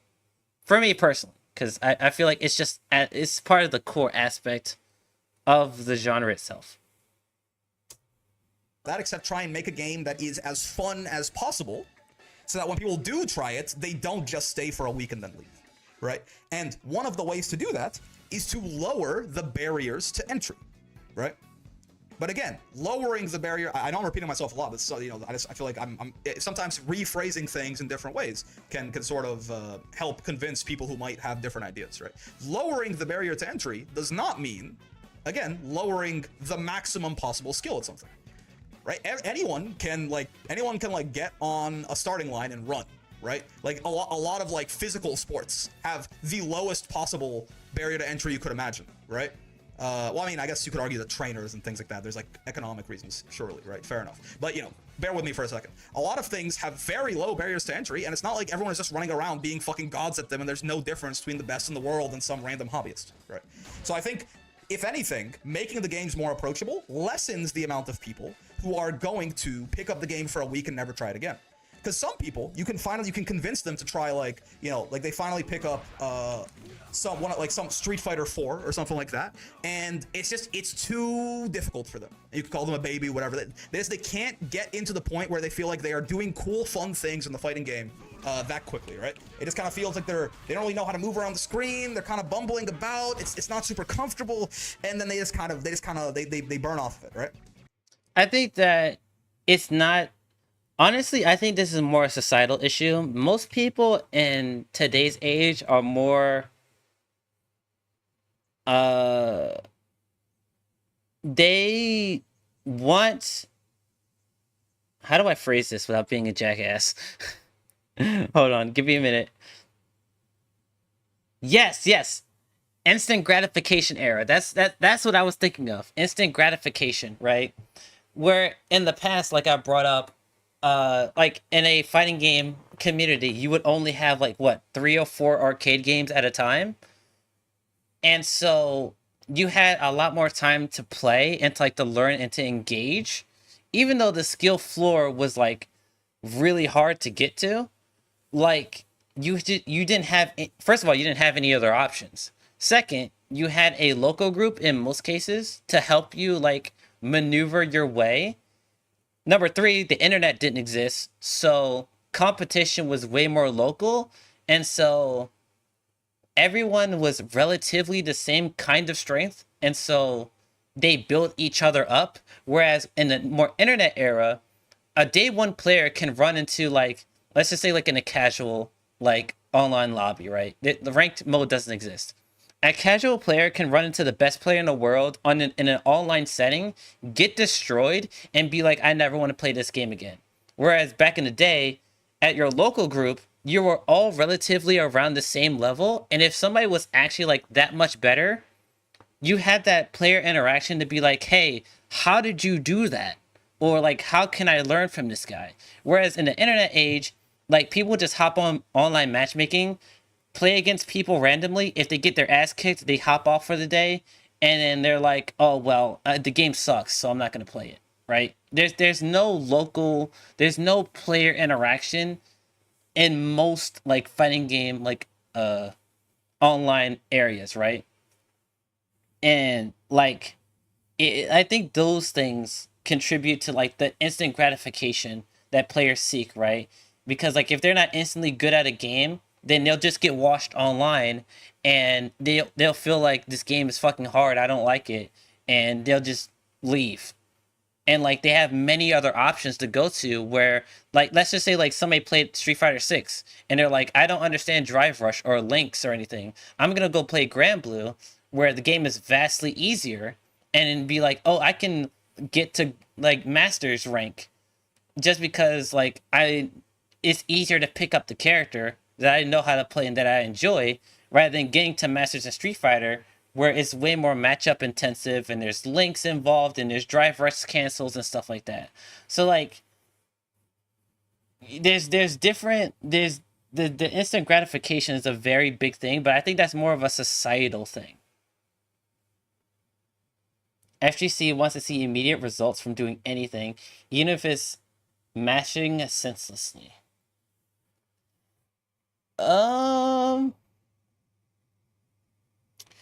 I don't want to say the FGC wants that.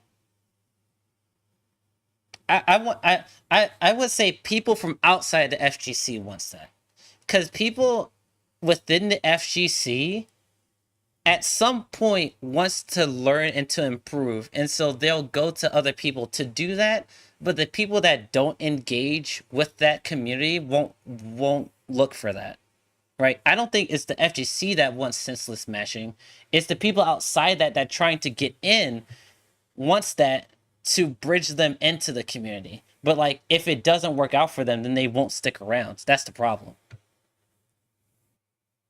And so like you're at this weird dichotomy where you want players to play the game as best as possible, but like if the game isn't suited for it, then it's like, well, I'm just gonna go to a game where it is like that.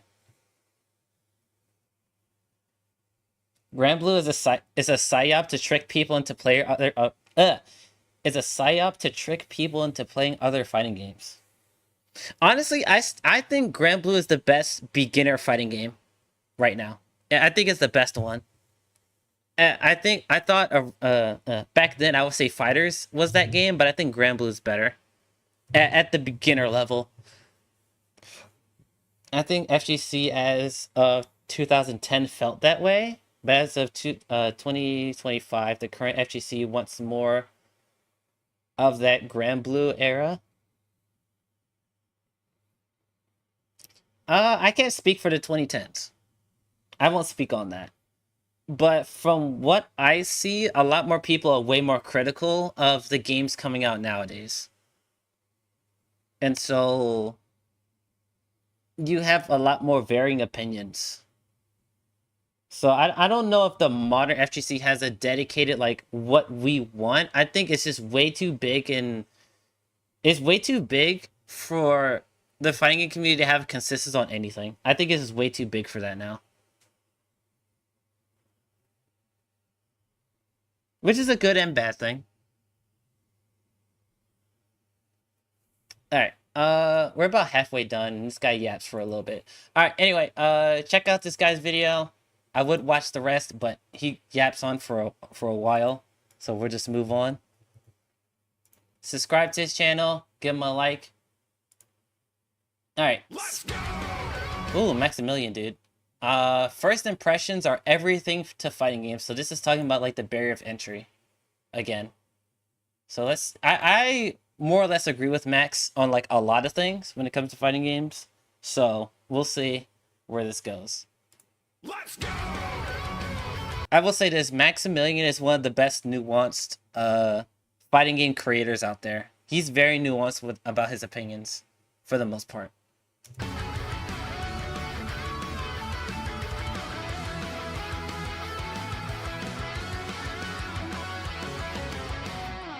This has been a topic I've been wanting to really talk about for a long time. And we sort of briefly glossed over it on the casual conversation, like what the hell is a casual? And I sort of talked about how my space in past like 10, 15 years of being a part of the fighting game community and just fandom of fighting games is not to get people from being advanced to pro players or even intermediate to advanced players. What I'm getting at is that has deeply changed my relationship with fighting games in general. Not to mention the fact that it isn't me trying to get you into only the thing that I love. Even though I could not become the best Xrd player, clearly, that was a game that I wanted to show people that maybe I can bridge the gap for you, you know? Maybe I can help you get from one spot to the next. And that felt really good. That making people try to get into this stuff in some way feels really good, instead of just making them become high-skilled players to even higher skilled players. That boils down my perspective of fighting games changing a lot. And this is where the topic of this video is. Fighting games need to be good video games. And I don't mean that fighting game content overall, that's kind of a different thing. Having enough casual content to keep people in, like good story modes and good arcade modes and good tutorials and all that kind of stuff. The way I engage with this medium has changed a lot, especially when developers are proposing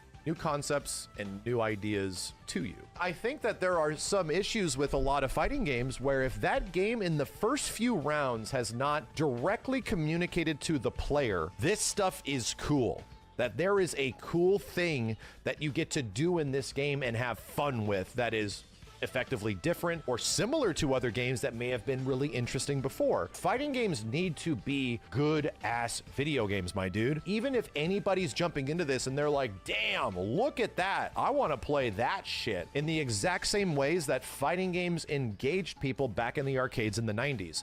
That has not changed. Even Street Fighter 6, in the first hour, I had some criticisms of the first hour, but I could not be bothered by any of some of those criticisms because visually captivating, all this crazy slow-mo, all these moments, all this build-up. The first time I played Street Fighter 6 was ridiculously impressive. And until I played people that really showed me how to use mechanics within a couple of hours, it opened up even more. It was like, whoa, this isn't just Street Fighter 5 2. This is a lot more. This is a lot bigger of a game that builds on. I stand to this day that Fighters and Skullgirls does this perfectly.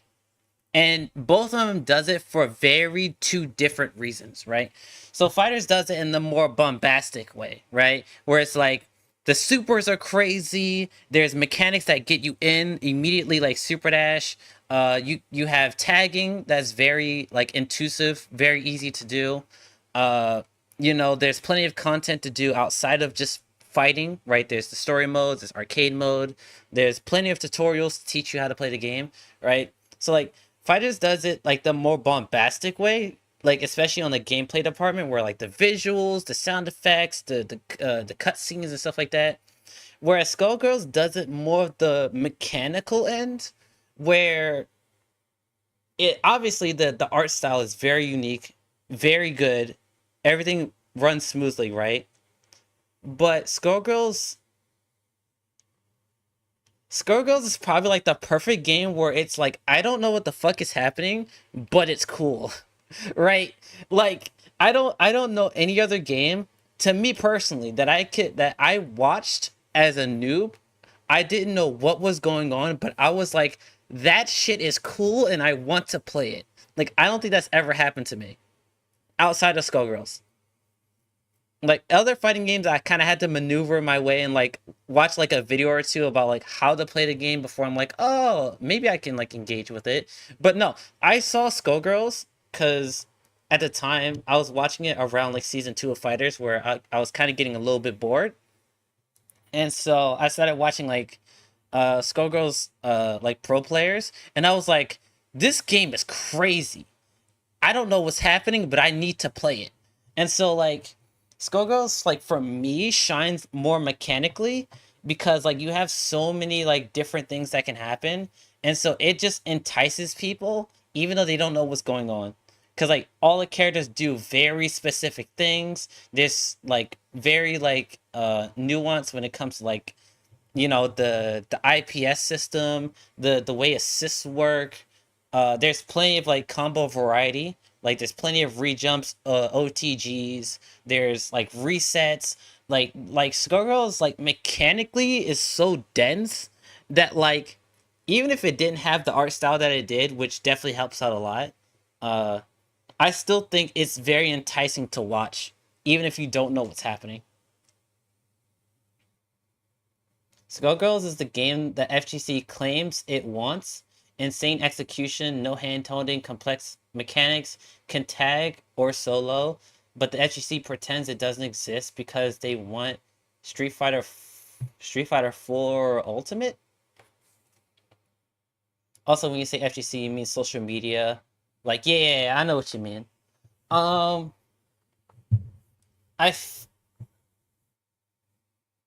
Actually, I probably shouldn't say that. I was gonna say hot take. I was gonna say people probably don't play Skullgirls FGC wide. Well, even then that's not true, actually. People like sexy women. What am I talking about? I was about to say it's probably because like some of the character designs, but I was like, people love sexy women. What the fuck am I talking about?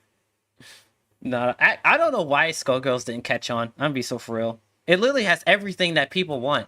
Like you said, complex mechanics, unique character designs, like freedom when it comes to combos, execution. You can tag or solo. Like I don't know what it is about Skullgirls that doesn't entice people. I don't know. The game isn't hard to pick up either. It's very easy to like pick up and play. Like you're not gonna do great at it, but like you can pick up a character like Fukua or Double or a Cerebella and like cook people within an hour. So like I don't know. I don't know. On that foundation, it grew within my first day playtime. What I'm getting at is that all of these crazy in-depth mechanics and cool things and all the stuff that gets put into fighting games, if that stuff doesn't become obvious that this is super cool within the first 30 minutes of you playing the game, within the first few rounds of you playing the game, then I think that game is sort of like failed. Its design as a game, just in general, just as a normal video game that engages the audience, I fall off really hard. Just in general, dude. This doesn't even apply to fighting games. It applies to like all games in general. Like if this game doesn't hook me early on, then I don't. Then so. Yeah, a game's hook is very important. A game's hook is very important. It really is the game for motherfuckers who say modern games killed the FGC, but they don't support it. Yeah, I don't know why Skullgirls doesn't entice people, honestly. I mean, one of the reasons why, like, it's my favorite fighting game of all time. The reason why I stopped playing it is because the player base isn't high enough. For me personally, like matchmaking is not like the most easiest thing to interact with because there's so few people. And also just because because of it being so niche, there weren't many people around my skill level to interact with. So like even when I did like find someone online, there were like people that been playing the game for like years, and like they would like stomp me into the ground. And so like I just didn't have fun playing with people just outside of my skill range, and so I stopped playing. But it had nothing to do with the game itself. The game itself is nearly perfect to me. but it's just like, you know, the player base just wasn't there at the time. That's why you boot up Under Night, because Sanford Kelly said, "Not too much scrubby shit." One time, no one even looks at the game. Yeah, that's the perspective that a lot of anime games just have in general, and it's just because the skill floor for a lot of anime games is less demanding than other games. Like, I don't know if this is a hot take, but I think anime fighting games is the good between, like, quote unquote traditional fighting games and arena fighters, right? The like the classic like Budokai Tenkaichi games and like the like Pokken tournament game, like those kind of games, and then like Street Fighter and like Mortal Kombat. Like anime games are like the between genre, right? Where it's like it has like the beginner like floor level of arena fighters, but it has the skill ceiling of like the traditional fighters. And so like you get to like this weird mesh of players where it's like the anime players like it, but like the ceiling is so high that like majority of the time they won't reach it, and so therefore it doesn't entice people in the long run. But at the same time, the skill ceiling for anime games on average just aren't as high as other games. So like the traditional players are like, this game is scrubby, so like they won't even bat an eye at it and like promote it or like get people into it. And so like you're kind of like stuck in like this weird middle ground, you know? Something about it just isn't going to do for me. Even Tekken 8 and its crazy ass, insanely oppressive gimmicks and shit was proposing some pretty crazy ideas. Visually, that game was looking a lot different than the other Tekkens. What characters were doing was much more fantastical than a lot of the shit the other characters are doing. It was pushing the Tekken 7 aspects way further. So visually speaking, it was like, damn, this game's crazy, dude. This Tekken 8 game is crazy. Maybe we got to tone it down a little bit, but it's kind of nuts that we gave characters even more things than they've ever had. That was, I won't lie, pretty appealing. So that grabbed me with something. It got its hooks in me. That's the spot that I am the most captivated by fighting games in general. That's the spot where I feel like I am the most critical of fighting games, and I'm able to communicate that to developers over the years when I play early builds of things, of whatever games it might be over the past like 5 to 8 years of being in this situation. If there's something about this game that doesn't grab me like immediately, I can communicate what's not doing it. Is it the hit stun? Is it the pushback? Is it the fact that specials don't feel special enough? Is it the fact that supers don't feel unique or special enough? Is it the fact that things are too long? Like all that kind of stuff. I think it is exemplary in fighting games. In the fighting game genre, in the fighting game aspect, I think it is way harsher that if that fighting game doesn't do something visually captivating, immediately appealing, I want to try this, I want to play that, wow, that looks so cool.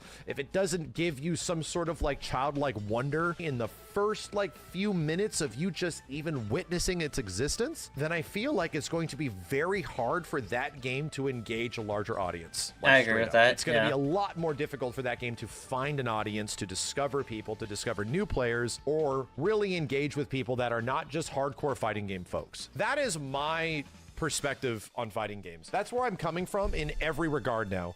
Now my entire focus is not as wide as it used to be, where it's just like, oh man, is this just going to be a great game for hardcores and a great game for casuals? Does this game even functionally serve its purpose as a video game? Does it even feel really good as a game? I'm sorry, I hate to use the example. I will say this, that is important, but it also the game also thrives on what they do afterwards, because I think DNF Duel, and as you know, I'm a huge DNF Duel fan, it has a really good hook. Every character is very unique.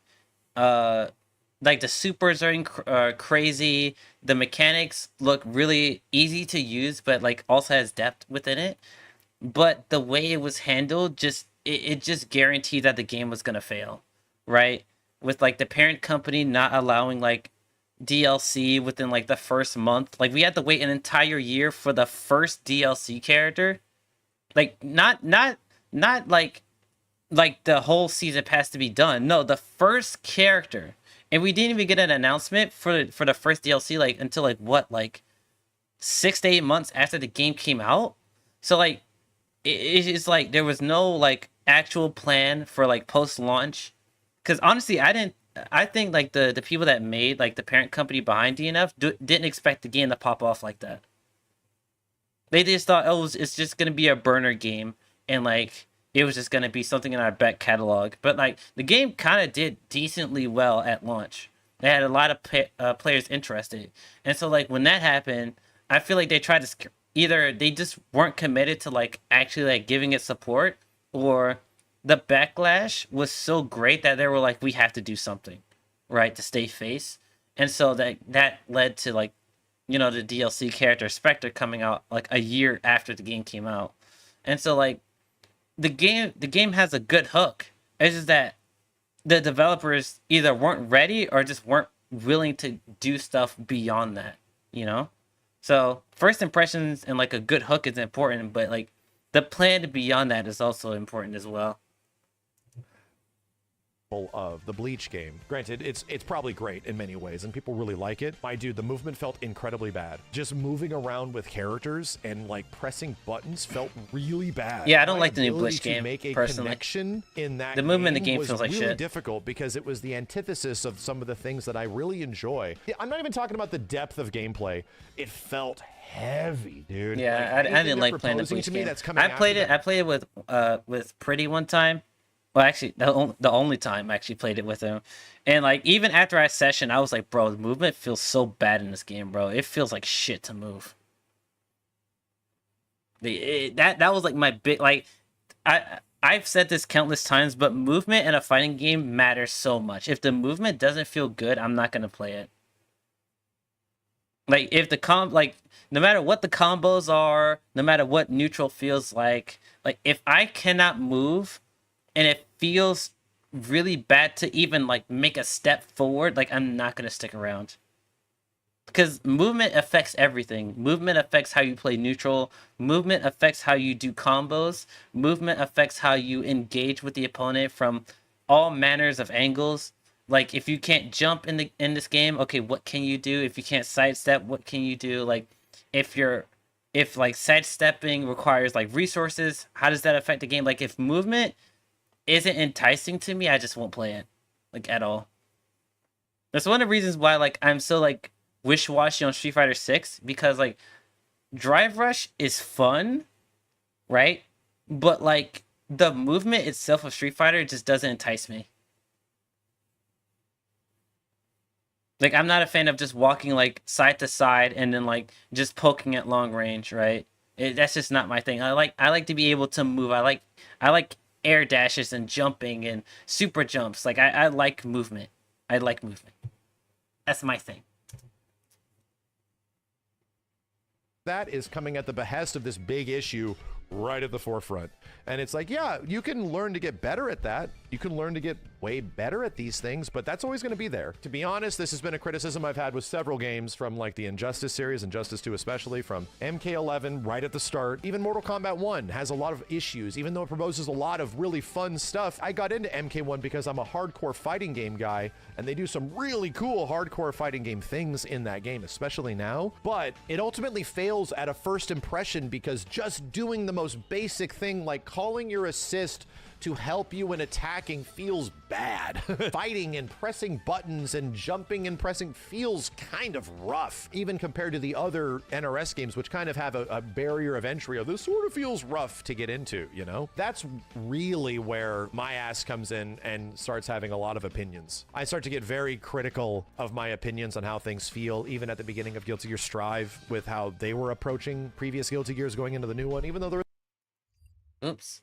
Sorry about that. There's a lot of really fun stuff in that shit. My ass comes from a very critical reception of just how does this game feel as a game to new players? How does it feel just to press buttons and do things? And does it propose new, crazy, engaging ways to do that just in general? And it feels like in some situations, like a whole bunch of games are sort of like scared of doing that stuff at the time, scared to try new crazy ideas, scared to try different things. And in my opinion, it's what makes fighting games great. Proposing that a game in general just has a great competitive high level. I think Mortal Kombat 1 is the best example of that because I've spent a lot of time with the game, proposing that actually the high level of this game is really cool, but you got to get through all of this crazy bullshit to get there. You're going to have to get through all of this really aggressive feeling problems before you get there. And it's like, yeah, man, that's really difficult. It's really difficult to sell somebody on this when you know that they have to go through the learning process of just like, I gotta put up with this shit, bro. That's my kind of big take on fighting games and how first impressions in fighting games are really important. How about DNF Duel?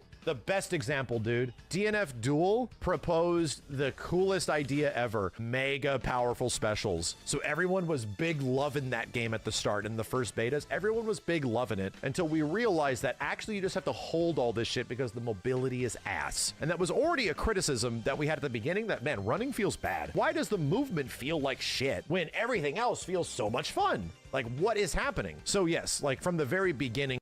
Me personally, I don't have a issue with the speed of DNF Duel. I feel like it's more in the character abilities where the movement really shines. And obviously some characters can move better than others, right? But I wonder if he's talking about like the dashing in the game. Because like the walk speed and the run speed for characters varies a lot. So I'm wondering like what is he talking about in particular? No air block in DNF was probably a mistake. Yeah. I'm trying to think of a situation where that actually kind of mattered. Cause here's the thing, like people, honestly, I didn't even know that was a thing because usually whenever you jump in the air in DNF Duel, you're usually compensating that with like a special move that like usually covers yourself from like anti-airs. So like for like example, like if you jump as like Crusader, like you can throw a fireball down to like stop people from anti-airing you, or like you can like or you have like a barrier like you get at like low health to like stop people from like anti-airing you. I can't really think if there's like unblockables, like aerial unblockables in that game. There's probably one. I'm trying to think.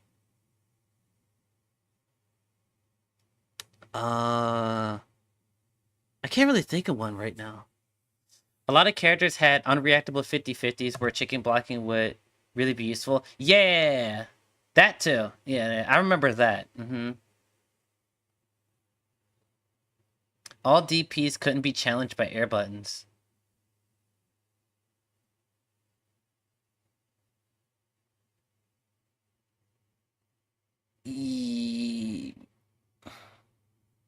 Yesence? Because, like, you can safe jump in most cases. And I mean, that is true. That's one of the reasons why Inquisitor's DP was so broken. It's probably one of the best in the game because, like, not only can you not air block it, but it's also a cutscene. So, like, if you run into, like, a troubleshooter who has, like, broken grenade Oki, you can just, like, DP into a cutscene and the grenade won't explode on you. So, like, that was kind of broken. But, like, I don't know. There's like plenty of characters with safe jumps, so like I don't know if that's a big issue for me. I don't know. But it definitely is a thing, yeah. I think about it, yeah.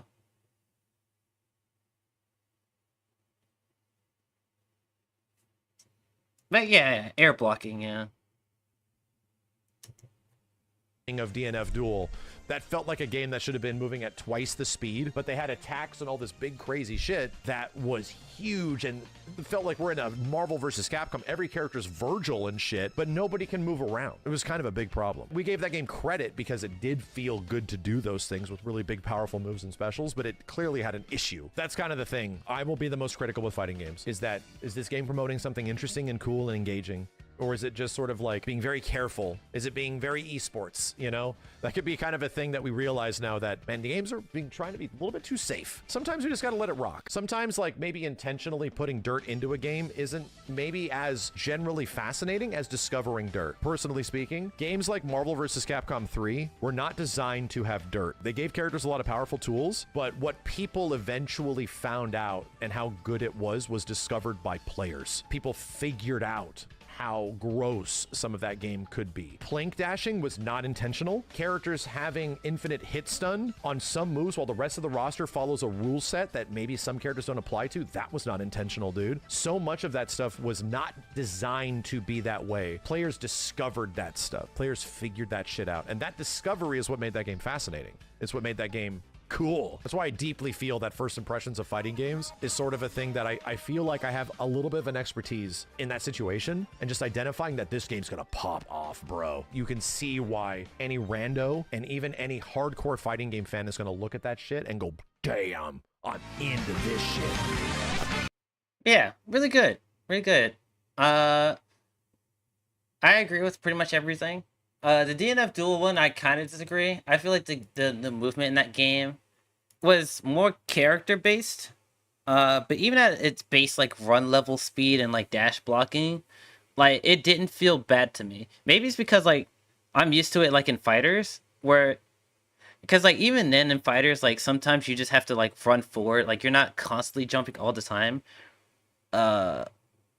Maybe like if I was like a very jumpy player, like I wouldn't like DNF as much, but it was like, to me it was pretty clear. It was pretty clear that DNF was a very grounded character based like fighting game, and so like some characters were just gonna move better than others, you know. And like my character, for example, like she didn't move like the fastest. She was kind of like in the middle of the road, like in terms of like base speed. But like to compensate for that, she had like really big moves, and like she can apply like Oki like at pretty much anywhere on screen. So like once I got in, you know. But like there were other characters whose movement speed isn't good, like Crusader, but like he could box you in, and that was his type of movement. And then there's other characters like Swiftmaster, who's legit like a Dragon Ball character, where he can like air dash, like he can jump really high. His movement speed was really fast, and like he can rush you down. So like the movement is character based in that game, right? Rather than like it being in the system. The role not being implemented on release was kind of weird.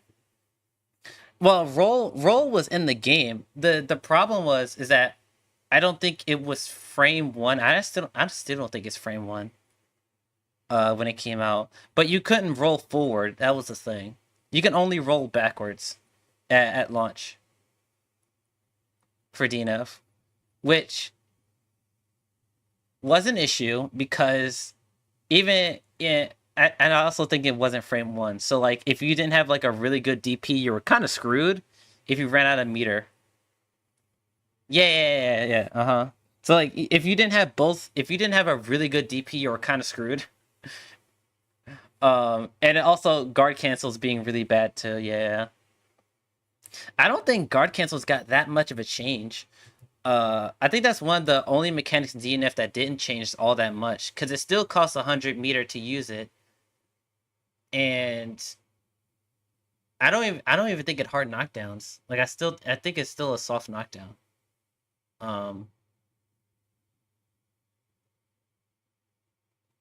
They buffed guard cancels range for some of the worst characters. Oh, okay. I must have missed that. But yeah. I think DNF Duel is a good game though, with all its faults, you know. I find it's one of my more fun games. All right, it's almost 1 o'clock, so we'll do one more video before we play Marvel Rivals. Which one we should look at? Actually, yeah, let's go into a Marvel Rivals video just to switch things up. Let's do Perception of Fairness. Why heroes should never be meta. Actually, let's do this one. Okay, if you saw my other video. Alright, so this is Perception of Fairness versus Reality. Flyers blamed, divers outperformed. So this is probably going to be talking about Season 2 and like the metas that evolved from Season 2. So quick break down. So season 2 was like very dive focused, with like Venom, Captain America, Iron Fist, Spidey, and like a lot of the dive characters were like broken as fuck. It was a really bad time for support players. And then in season 2.5 they nerfed a lot of the dive characters, and so like now the flying poke heavy heroes are meta right now. So we will see what this guy has to say about it. Me personally, I think the dive meta was worse for me personally as a rocket player, but it wasn't so bad that I couldn't play the game like other people said. Like people that the people that were like crashing out about dive being meta was like actually insane. They were like, "Bro, I can't play the game as a support." And I'm like, "Bro, you have some of the best defensive tools in the game. What are you talking about? Like what?"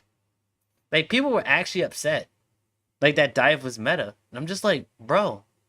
And a lot of them play like Cloak and Dagger or like Mantis or something, and I'm like, "Bro, you have a teleport or you have a stun. Like what do you mean, bro? You got that." If you're talking about how balance doesn't equal fun, you might have heard me say something along the lines of the perception of fairness. And the perception of fairness matters more than what is actually fair, because of the fact that if the player is playing a game that they perceive to be fair, they'll play it for longer. But the moment that they can start blaming the game for their losses, this is the moment they're going to stop playing. True. And this season was known as the flyer season, the flyer meta, because of the fact that flyers were being picked more often. They were perceived to be very strong. When in all actuality, if you look at the data here, the flyers, even though they performed generally above average, were not the highest performers in this season. The highest performers in this season were still dive heroes.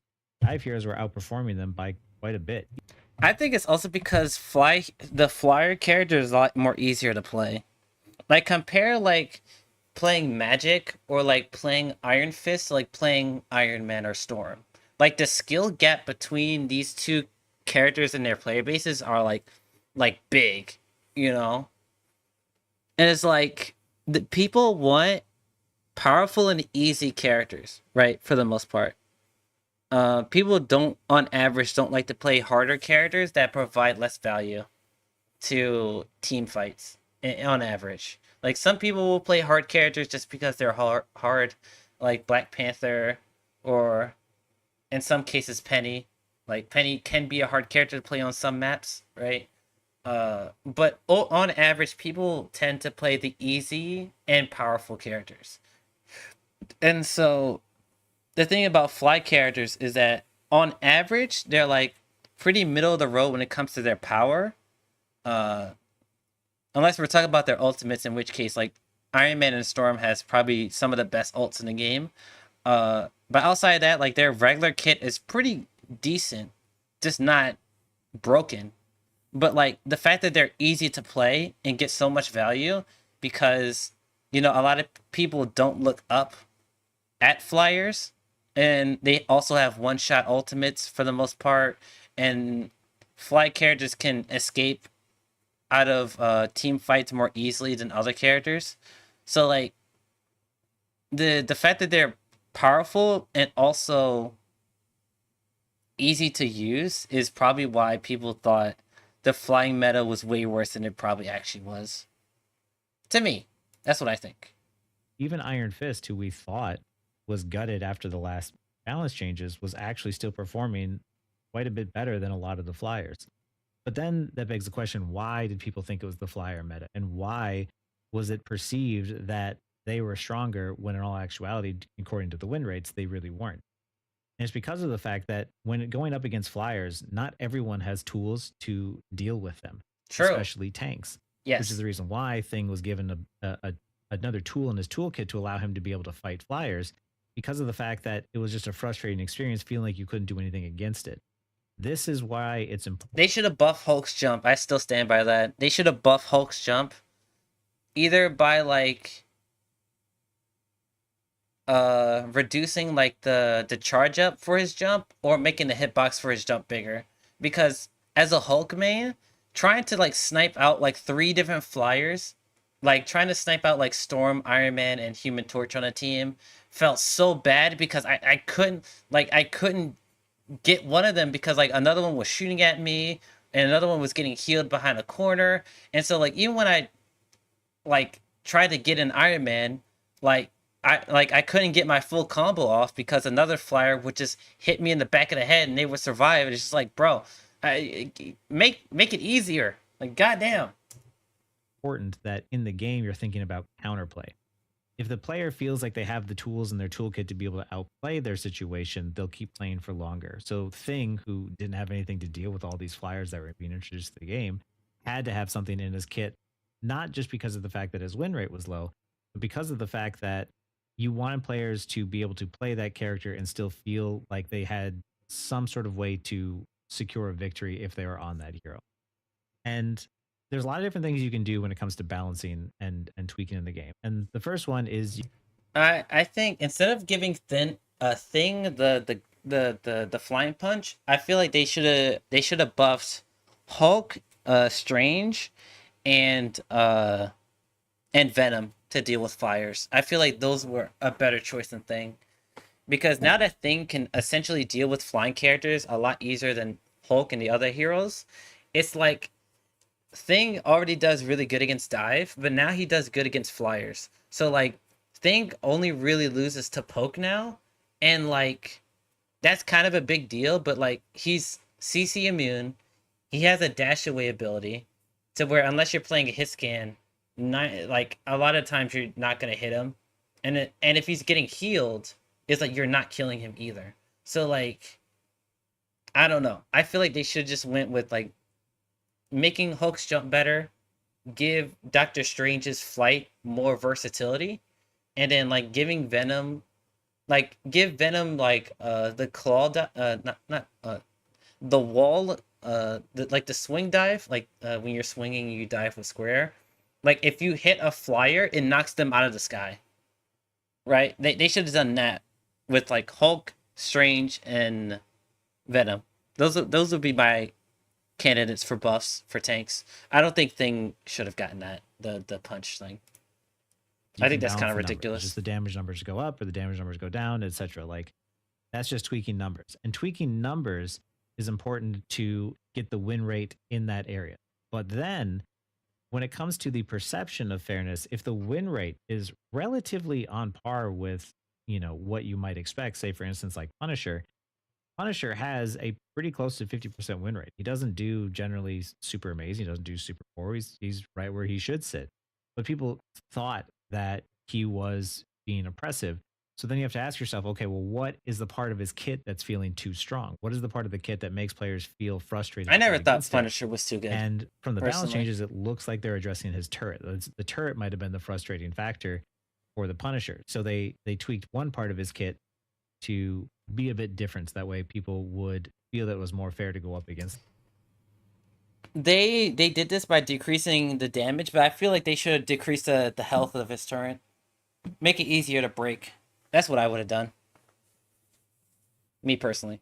I don't think the damage was like getting sniped by Punisher's turret felt like shit, but like the fact that like me as a rocket player from like long range could not like snipe him like at all, even though like I have a minigun, like I would have to shoot him for like 6 seconds straight in order to disable the turret. Like that's kind of ridiculous. Like the damage wasn't the issue. The damage is that if I got an off angle on him where he didn't see me, if I shot at him, he would just immediately turn around and 3-shot me. And it's just like, well, goddamn. It's the punish. The other thing that you can do is you can rework the kit. And that is what they did with the Thing, where he's already sitting on a really low win rate. But what he needed was another tool to be able to handle all the flyers in the game. And that's what they gave him. So reworking the kit is another thing that could be done. And the third thing, which is not really done in the game, but is also equally important, is educating the players to how to counterplay these situations, right? That's where my channel comes in. And what I try to do here is that hero-based shooters are really fun. They're really great, but they do a really terrible job of educating you as to like how to actually win the game. They don't really explain it to you. They kind of just expect you to play and hopefully understand or learn, or YouTubers like me pop up. We try to have to explain to you sort of the nuances of strategy around, you know, playing around the objective and off angling. And okay, but like how did like and here's the thing: when people talk about this, because like teaching hero shooters is a lot harder than teaching fighting games, right? And I feel like a lot of people already think that fighting game tutorials are bad, even though, for me personally, whenever I play a fighting game tutorial, like I've genuinely gotten the good grasp of it, but that's not a here nor there. But like in a hero shooter, like if they were to implement a tutorial mode like in depth, how would they teach you about positioning, right? And would they have to do it for every single map? Because positioning is very map dependent, and like it's also very character dependent. So like, would they have to make a tutorial for every single character on every single map in very specific ways? And then you hop into a regular match, and then what the tutorial taught you just doesn't work out, because on average, people would actually look at the tutorial and be like, oh, this is the most likely place for them to hide or something like that, and they just get blown up for it. So it's like, how do you teach people these concepts without it like immediately blowing up in their face, or like them being able to digest it, you know? I don't know. That's something for the developers to decide, but I feel like just saying like, oh, just add a tutorial mode where these concepts are taught is like, well, like how do you do that? You know? That's the harder question. Like, how do you do it? It's not the fact that they won't teach players how to do things. It's like, how do you do it? 3 different ways in which you can help players feel like they have more control over their games and what you can do to make the experience more enjoyable.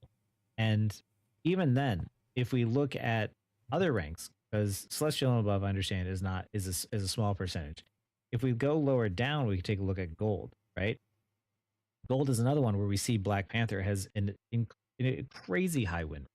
Like anything to me that's above 53% is probably ridiculously high. And to see Black Panther in Gold at a 58.87% win rate means that there's a lot of players in Gold who are incredibly frustrated by Black Panther. And I know this is true because of how Black Panther's kit works, right? Black Panther is not a hero that should have a high win rate due to the fact that what his kit does. And if that kit is super successful in winning games, it means that he's creating a lot of frustration for players at this rank, which it's good that bans go as low as Gold, because now players have an option to ban these sorts of heroes and not have to deal with them.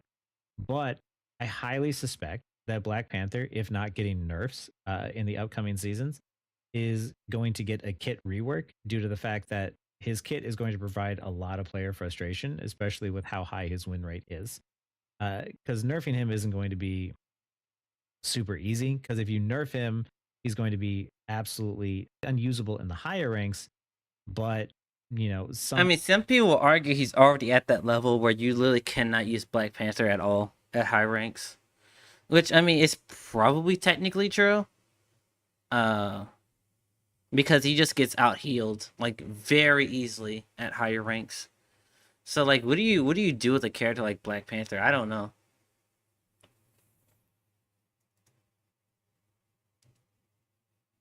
Like me personally, I would love to see a meta where Black Panther and Spider-Man are meta. I would love to see it, just to see the crash out from players all around the player base. I would love to see that. Somewhat weaker in the lower ranks, and you gotta have to try and find a way to create a kit that is both good and perceived fair in lower ranks, as well as at their skill ceiling perceived fair at the high ranks and still balanced. And this is the difficult challenge that NetEase has with Marvel Rivals. Something else that's important to remember when it comes to Black Panther is also perceived to be not a super strong pick.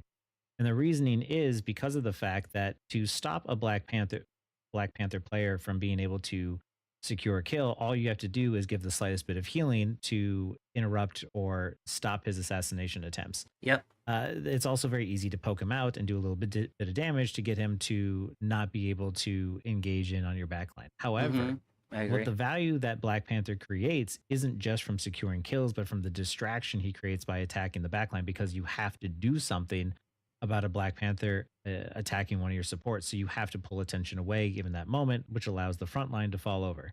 Right. This creates another problem where it's frustrating for the support players who are trying to defend themselves, where they don't get to do anything other than just try and survive the dive attack. And the front line gets frustrated because of the fact that they're falling over because they don't understand that the Black Panther is diving their back line. And the Black Panther player also doesn't feel fully rewarded because of the fact it feels like they don't get to secure kills either. It doesn't feel like they're being effective when in all actuality that they are. So this is something that I believe that the design team is going to have to do or to tackle, which is probably going to eventually get to a point where Black Panther might be reworked. So that way it feels not only fair to play against, but it feels fun for the Black Panther player and it feels more fun. I just think people are from my experience, more people are how should I say this? More people hate dive DPS than any other dive style character. And it's like, so people like don't like Spidey, people don't like Black Panther, people don't like Psylocke, like these dive DPS heroes because of how much value they get just by, number one, just by being on the team, right? If you see a Psylocke, you automatically know, especially as me as a support, mostly support main, like if I'm playing Rocket and I see a Psylocke, she doesn't even need to go invisible or do anything. I'm already scared for my fucking life because I know if I get hit by that combo, I'm going to die, right? But it's like, at the same time, the game has so much healing stats into it that like just telling like your other support like, hey, heal me when this like I'm about to get dive, heal me, right? Just doing that immediately not negates the Psylocke like outright, but like it just makes it so much harder for them to kill on average. So it's like, I don't know what the right decision is. Like maybe make healing weaker, but that would make dive DPS, probably the most hated category of hero, like even more of an issue. And like that might turn people away from the game. Cause like at least with like the dive tanks, like most of the time they're not doing significant damage where like out healing them is necessarily an issue, right? But it's like at the same time, dive tanks are also more obvious when they dive, whereas DPS dive characters are not as obvious. Like you can see a Venom swinging at you, you can see a Hulk jumping at you, you can see Thing literally punch his way into the backline, but on average you're not seeing a Black Panther like jumping you, right? At most you get to hear him through the "huh" when he double jumps at you, but if you get hit with his spear, you're pretty much automatically dead, right? So if you don't hear that double jump like grunt and move out of the way, you're basically going to die unless you just out heal it. So I don't know. I don't know what the right answer for this is, to be honest. For especially for Black Panther, I don't know how you can rework him unless you make him a frontline DPS.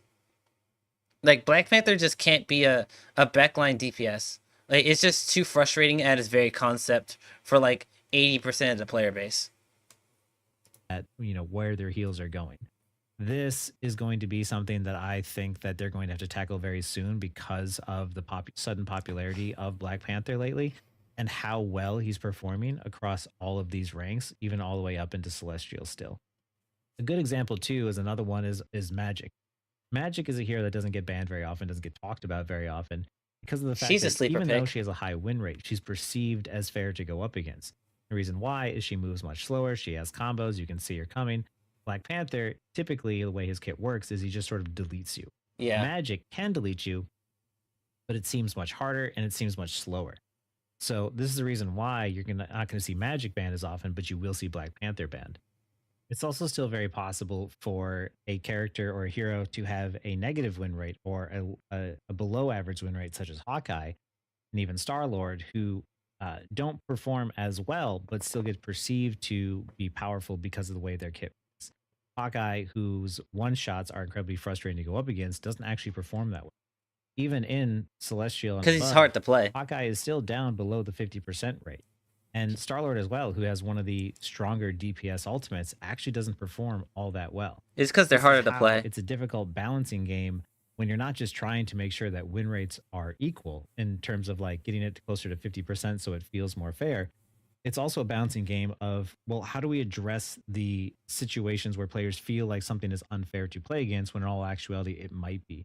This is sort of what Blizzard always, shot themselves in the foot with by always citing like win rates, is they'd say like, oh, well, they actually don't perform that well. That's right. But the perception of fairness matters far more than what the win rate says. Right? Yeah.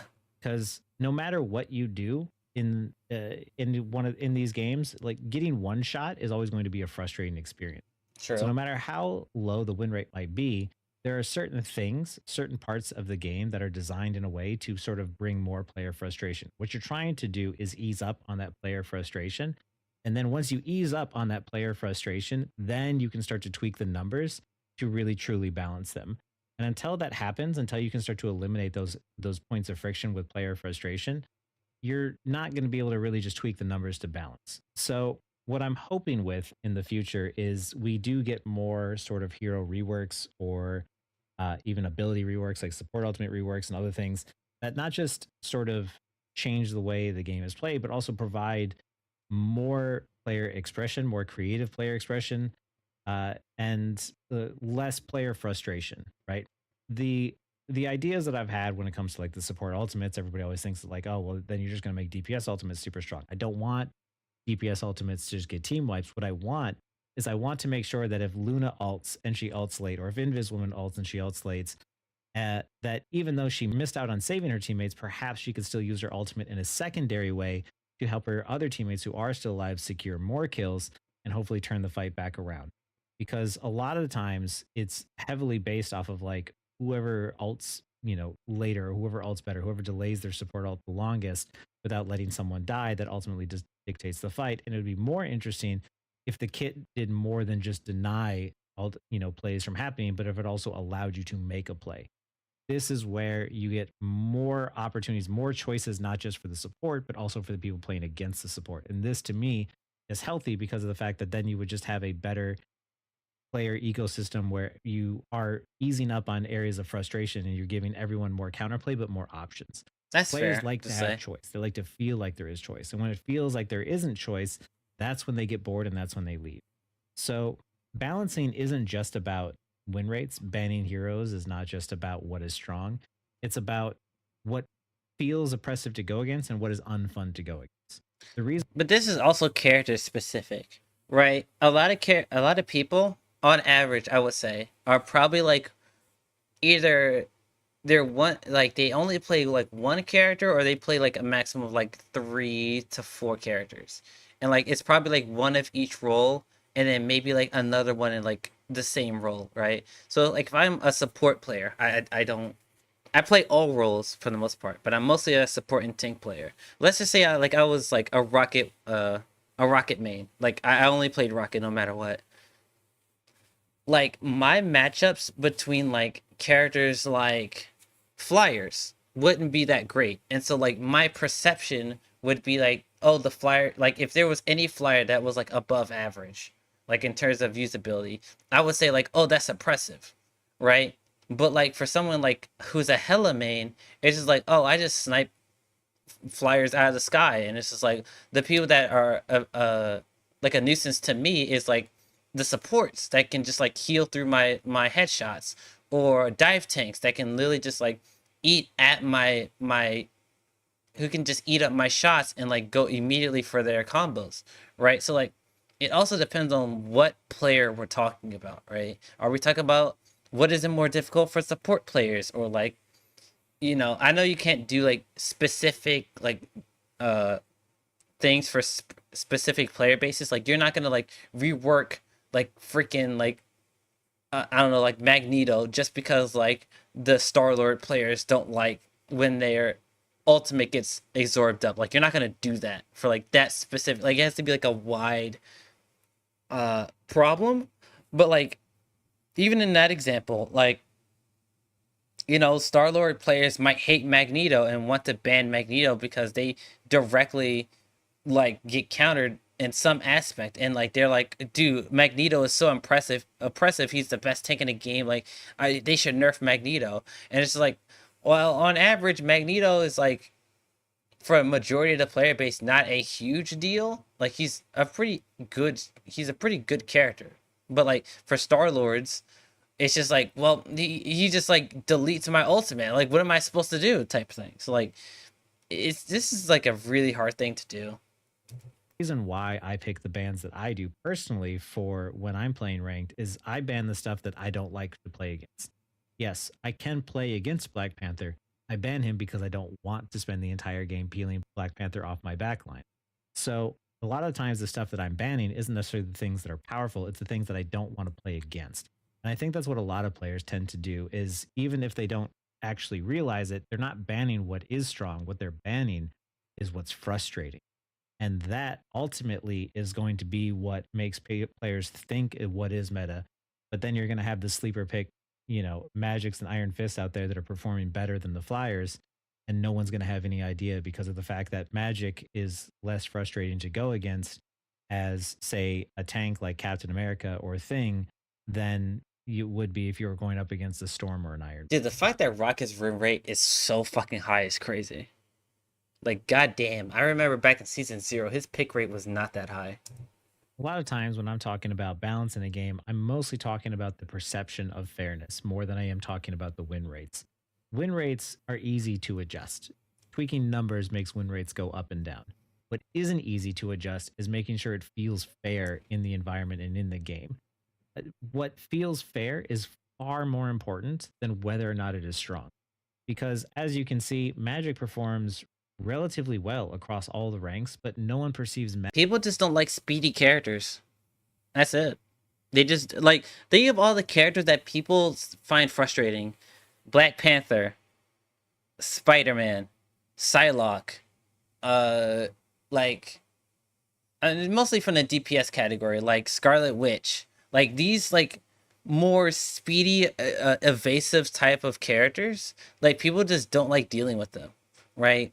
Scarlet Witch has 2 teleports, and she can auto aim at you, so she doesn't even have to look at you to deal damage. Spidey basically has infinite mobility because his web swings.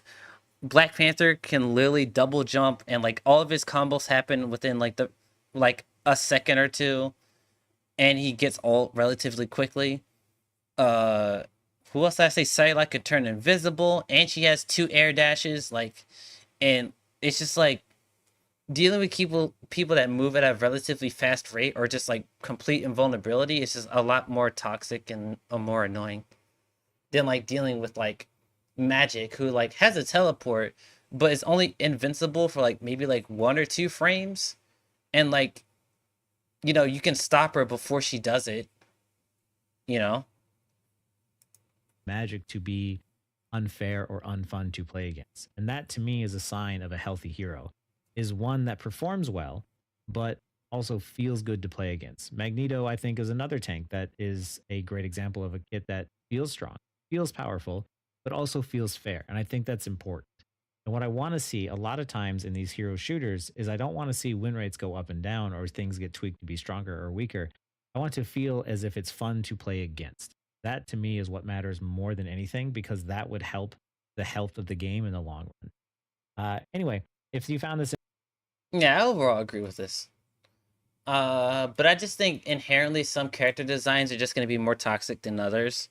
And so you're going to run into a situation where, especially with Marvel Rivals, releasing characters every month, is like, how do you make characters unique without having some form of their kit being toxic? It's just that you're just going to run into that inevitability where a character is just going to be annoying to deal with just because they need to be different in order for people to play them or find interest in them. Ugh. God, that was really long. About 2.5 hours in. So, I did promise Dash around this time. What was it, like 12:30, 1 o'clock-ish? It's actually 1 o'clock right now. That we would play some Marvel Rivals. So here we are. We didn't get through all the reaction videos because there was a bunch of yapping in it. But you know what? It's fine. Alright, let me see if I can hit them up.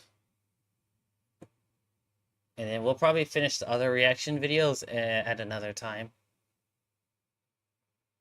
So let me close that.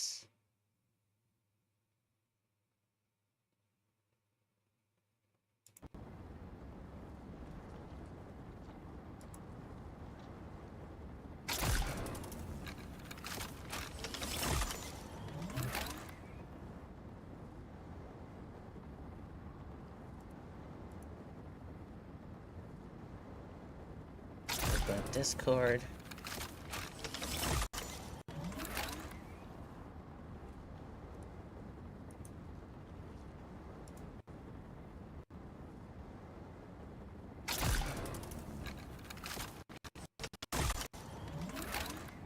Alright, give me a second while I load everything up.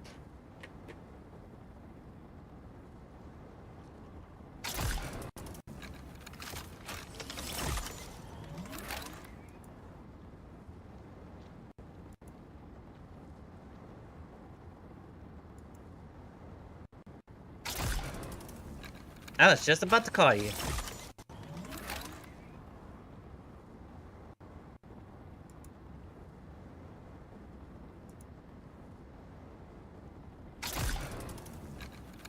Take your time.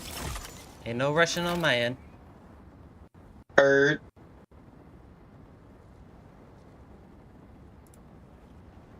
And I gotta put the Discord thing on stream. So give me a second.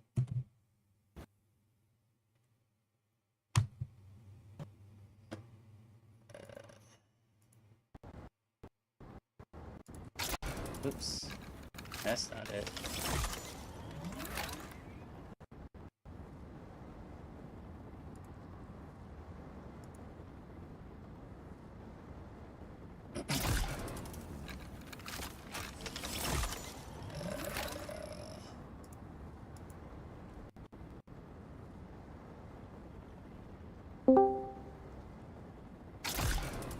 What's good, gang? What's up? I would hop on Rivals, but I literally gotta leave for work in like 10 minutes. Goddamn. You'd be like I wanted to that. ask on stream, yo, you want to try to run some Rivals earlier than your reactions, but I don't want to be a dick, so. No, that's fine. You can play after you get off work. What time did you get off work? Also, what's up, Eldo? I get off at 5. I should be home probably like 5:30 or so. Oh. So like, I got. Well, at least you and True could run it. D&D, like soon after. What's up? At least you and True could run it. Yeah. We can run like a game or two maybe. I don't know. It depends how much I have planned for my D&D session tonight. Because as of right now, it is not a lot. All my planning is going to be while I'm at work. I'm not going to hold you.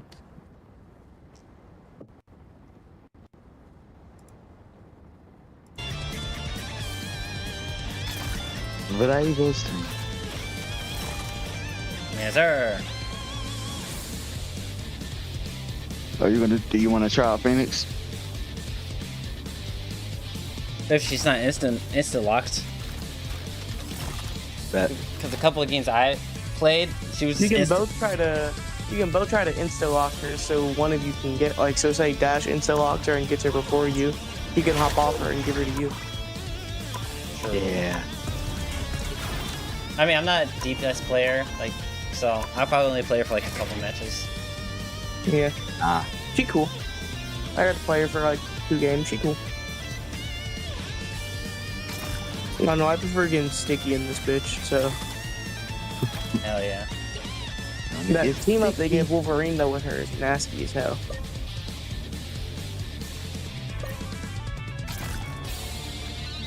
Oh, my boy Nathan is playing? Hold up, wait a minute. What's up? Oh, major shock. Dylan. Wiggity, wiggity, wiggity. Wiggity, wiggity. Oh, I ain't gonna be able to do that with him no more. Damn. But I'll still be able to play my varieties with him every Monday morning. Hell yeah. What's good? There's someone on my friends list that I normally see at my other job that I no longer have.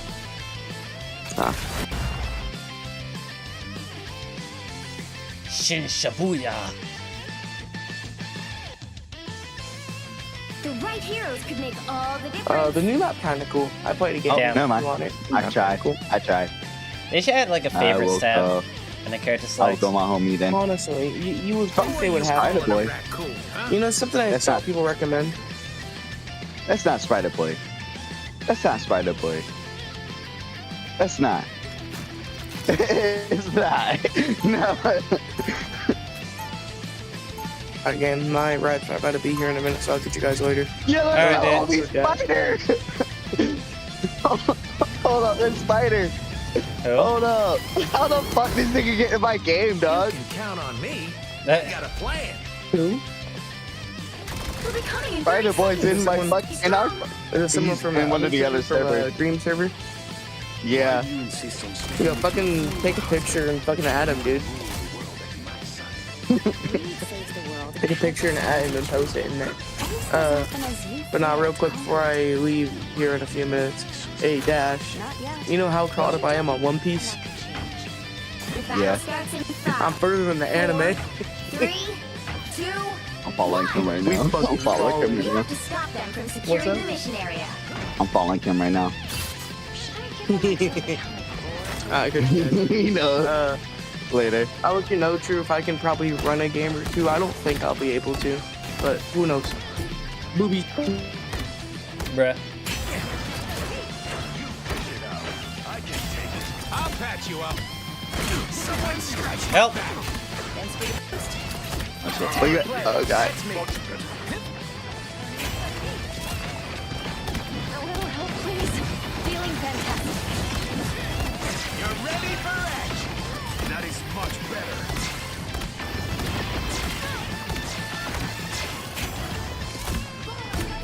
Oh shit. Oh, I was dying. You're welcome. Spidey, you suck. Come on, Spidey.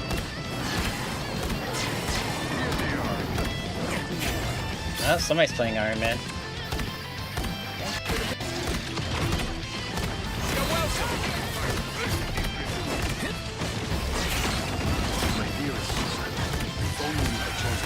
We can't take that many of them.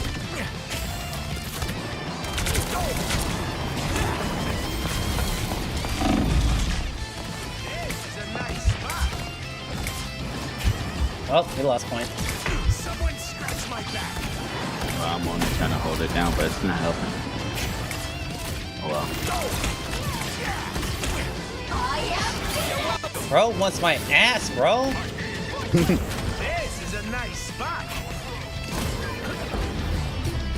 Disappear! Thanks for the boost. We need to stop that vehicle in its tracks. I'll patch you up. Jesus Christ, everybody's so set up.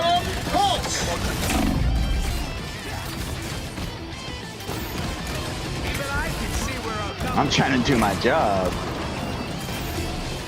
I'm literally trying to do my fucking job.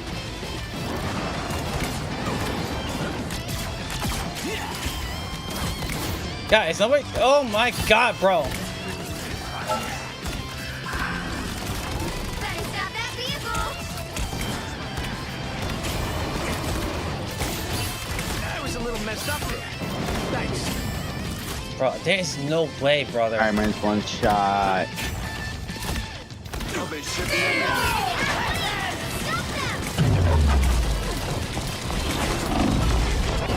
Oh my god, her ult stops my ult. Fuck. Oh my god, bro. There's no way.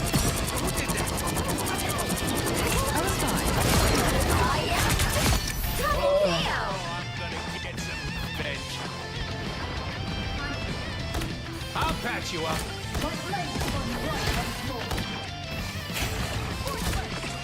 A little help, please.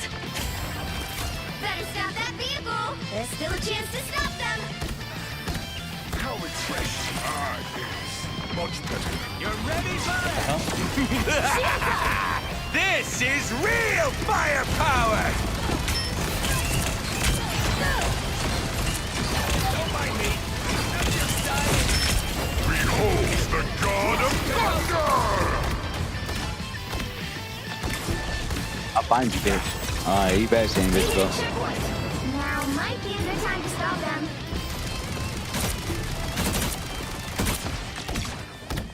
I'll patch you up.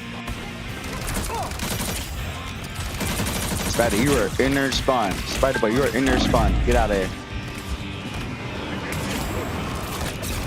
Not be my last match after all. Better stop that vehicle. I hate this game.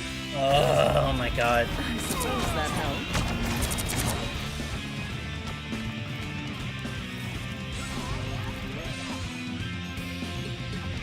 People are always afraid of time. Love being targeted. Because they just don't know him. Maximum pulse!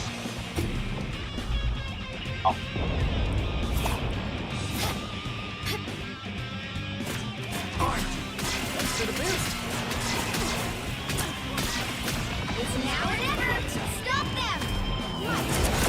Better stop that vehicle!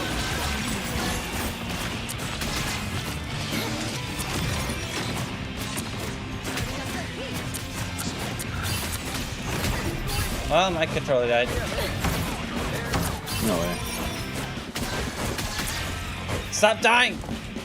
I'll get you next time. It's much better. Oh my god. Don't give them an Come on, stop dying!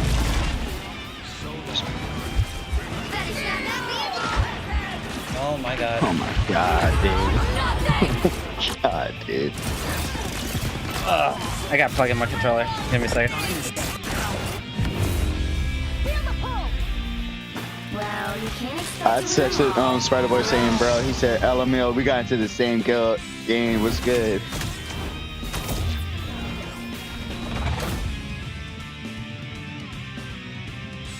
Bro, I legit couldn't do anything that whole game. I asked him to join me. Yeah, I couldn't do shit either. Every time I would go after one of the fucking healers. But you were solo tanking, so. Yeah, that is true. That's true.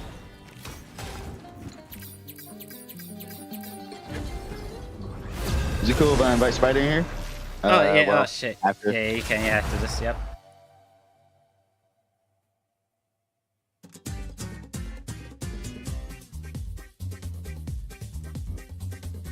the right heroes make all the difference. Damn, oh my god, and they really be insta-locking this shit. They really be insta-locking that shit, don't they? Yes, huh? Yeah. You think we're gonna? You think we don't have enough tank players already? Shit. Oh shit, Spider, no! Oh, there he is. Okay. Don't got enough tank players already?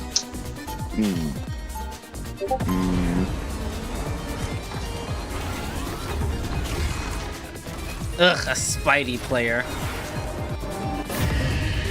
That's wild. That's like, how you gonna do my boy Spider like that? Just that bad.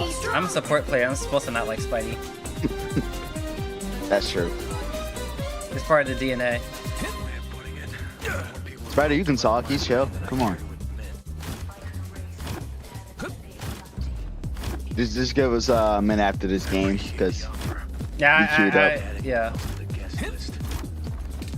The battle starts in 5. 4, What are the odds 3, of me 2, queuing up 1. and being in the same game? Bro, when I saw that name, dude, I was like, yo, there's no way. I had to go. I had to check it. I had to check Discord. Oh my god, torch! You're getting torched. And all the spray. Try to get out of here. Oh, he's one shot. He's one shot. Damn. That's what I needed.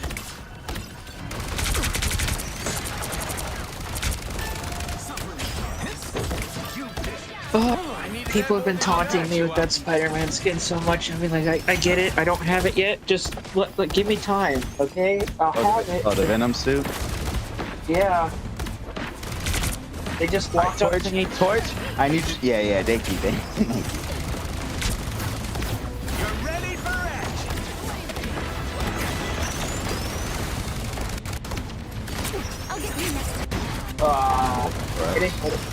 Getting Widow spray is gonna be so.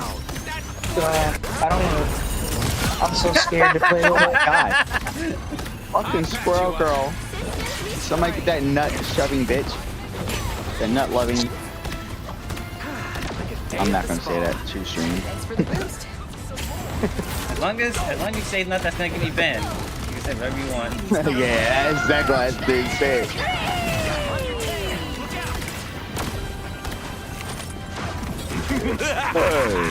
This is real firepower! Oh yeah, Dash here. You know how I was playing Iron Fist? Yeah. I got him lowered. You got him lowered? That shouldn't be too hard. You know, it's Iron Fist. Bitch, you are nothing.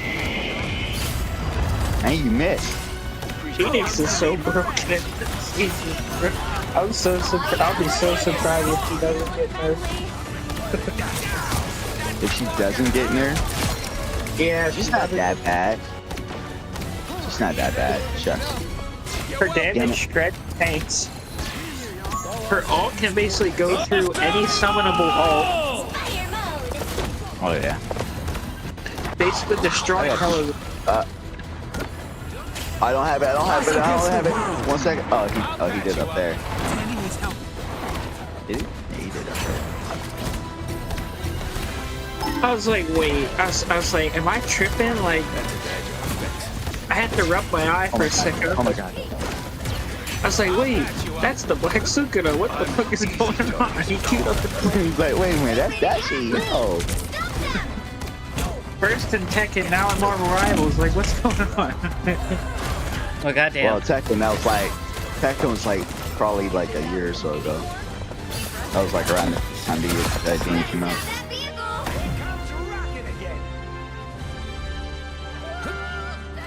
Deleted MK1, by the way. I just couldn't put the game anymore. I don't play it that much. Yeah. I'm gonna be so honest, I deleted it. Like, I don't play it anymore. Plus, it'll take up a lot of space on my console. Give it to me, one. We're gonna get out of here. I hope y'all don't mind. I'm gonna be playing a lot of it. Just to get sprays.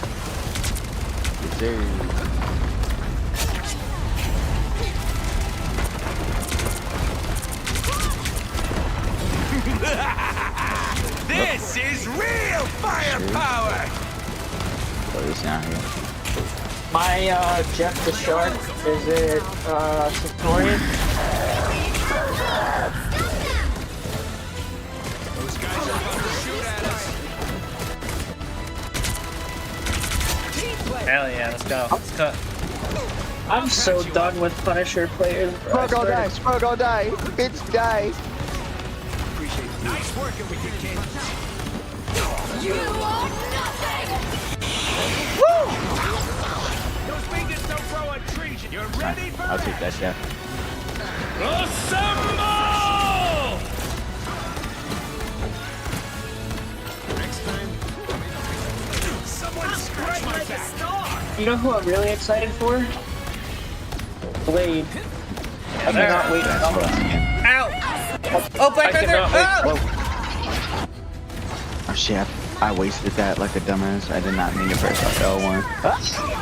Scruggle almost got me.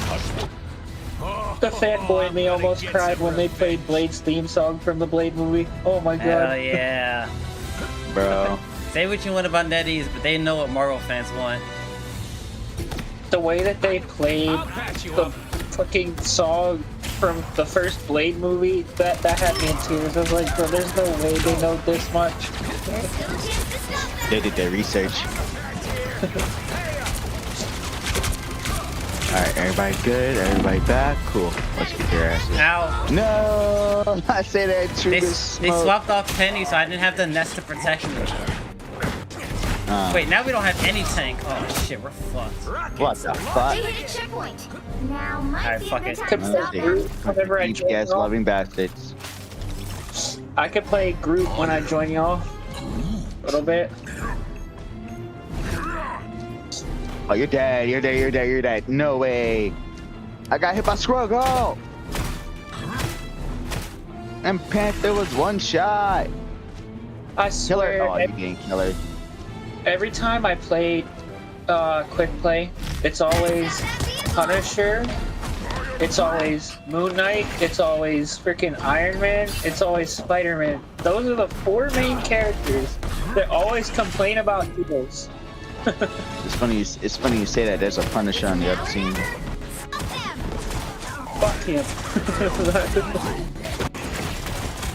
I love Punisher and all, but like, it's getting annoying. I might play Punisher for a match. Must have a spray.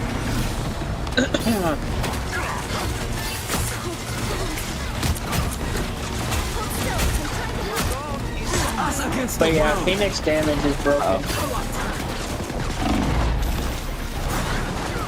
I watched Phoenix like shred a fucking tank. Judge, jury, executioner! Dude, there's no way. Nobody followed me out. Fucking cap. I can't really be talking shit because you know I play cap, but still. I might play Cap just like get his. I'm just trying to get all the sprays before I work on getting Jeff Ward. Oh wow, I just killed somebody I didn't know. Oh my god, that Spider-Man MVP.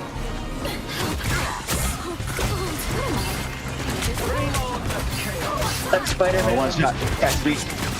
Guys, up there, up there.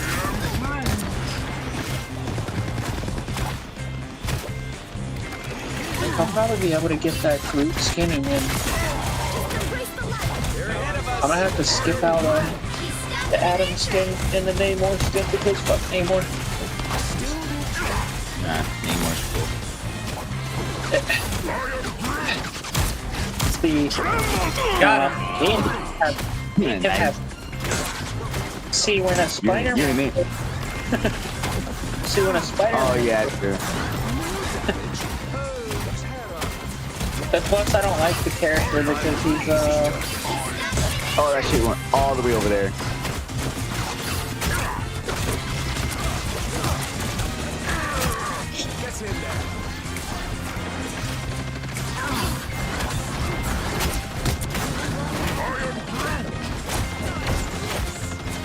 I got it. Only 60 seconds left. How you feeling? Torch, what you doing? Stay alive, stay alive, stay alive, stay alive, stay alive, stay alive. Gotcha!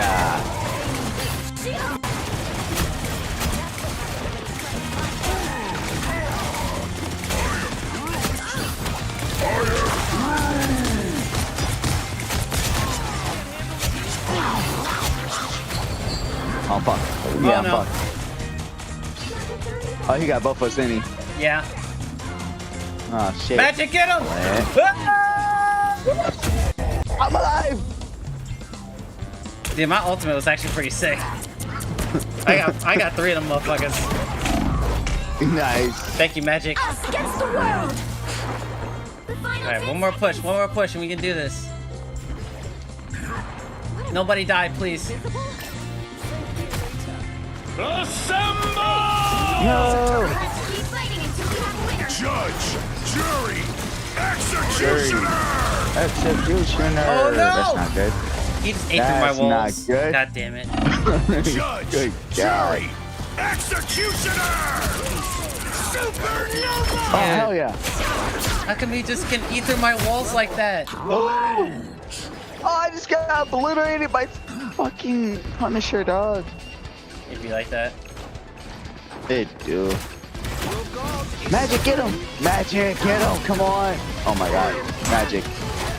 Magic, you're hurting my heart right now. Wait! Wait! No! Where's my heal? What? I'm coming! Go! No, Jeff! God damn it. Oh my god, Jeff! Well, you can't expect to win them all.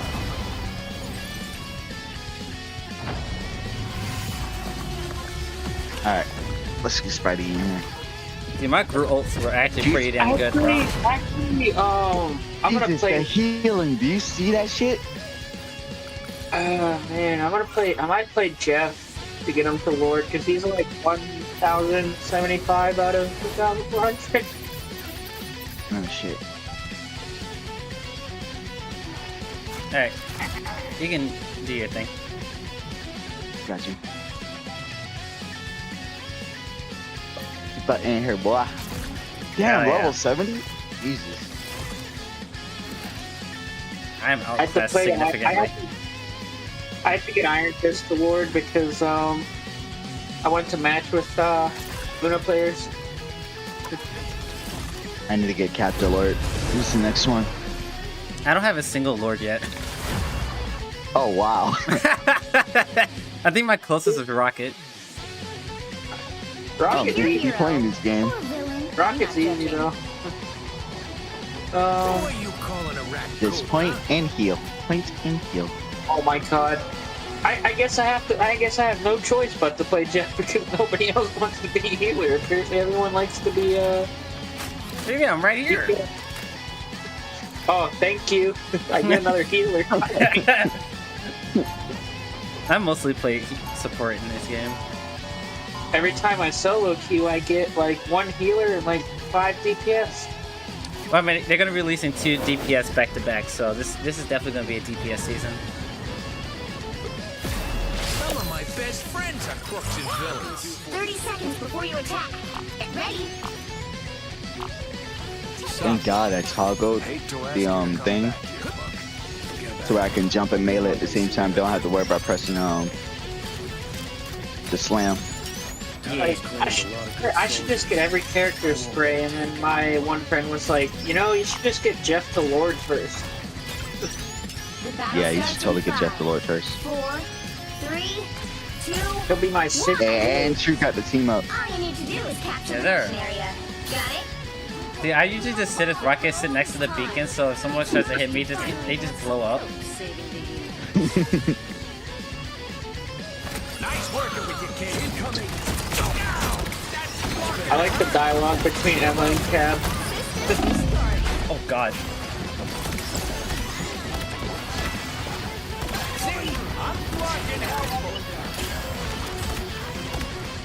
Looks like the mission area is yours. Ew, there's an MJ spray for MJ, the MJ charm for Spider-Man. Why couldn't it be Black Cat? That's right. Everything is mine. Bring the bad guy. Haha.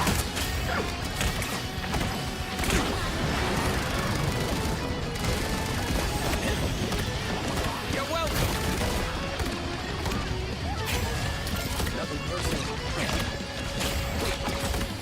Bro, you're not killing me, buddy. I hear Iron Man somewhere. Come back Yeah, he's in here. This is officially a squid free zone. Neymar's dead. Hell yeah. Good. Ooh, Max is sweet. I ain't gonna go for it. Let me get out of here. Here's a bubble. Want to put down 2 bubbles just in case? Thank you. Oh god, okay. They're coming back strong. Nice working. Oh, he's weak. Oh, okay, yeah. Feels Captured more nice. than half of the mission area. Keep Don't worry, I got you, Dashy. You just gotta run back a little. My back. Now I'll patch you up. That's the boost I need. Oh shit, that. This And I'm back. As soon as I went back, because Neymar. Oh, no, I'm dead. Jeff swallowed me. Neymar, use your bubble for fuck's sake, bro. Bro did not use his bubble at all. Oh shit. I'm gonna pop it. It's a Lord name, Got Morty. overshield jaw. Got overshield jaw. Oh hell no. Bitch, somebody get this shit off. And then after Jeff Lord, it's probably gonna be either Cloak and Dagger or Iron Man. Hell yeah. Because I don't. Oh damn. That was fast as fuck. What the hell? Yeah. Well, you had a shark in the back line, just spam healing. So. They weren't doing shit. You want your heroes a little roguish and scruffy, like me. The homie Bucky getting that shit done. Let's go. Yeah, they're. Let's go, Bucky. 30 seconds I gotta send you I this love it. Venom. Hey, I like this emote right here. Emo's cool as shit. When you get the chance to actually look at your DMs, because I sent you a picture of the upcoming Venom skin that's coming out. New Venom skin? What? Eddie Brock. Yep, we get to see Eddie for the first time in Marvel Rivals. Hell yeah. 3, 2, 1. All you need to do is capture the mission area. Got it? From what I hear about this Doom character, I don't think I'm gonna like him very much. Swear, if I see one person ask me who I name in Marvel Rivals, look at my name for like a couple seconds and then... Damn, oh god, Square gonna die. Damn. Name more squids up there. Looks like the mission area is yours. Squirrel didn't die. You come I was back trying on to the heels. tell the penny, but you saw what happened. Yeah.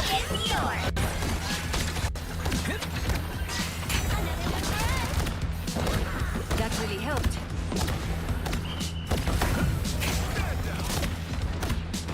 You're ready for action. We are undefeatable! This is real Oh my god, I gotta get up. Oh my god, how? I was literally up on something. How does that squirrel fucking chase me? Oh my god. This is why Squirrel Girl's single. Damn.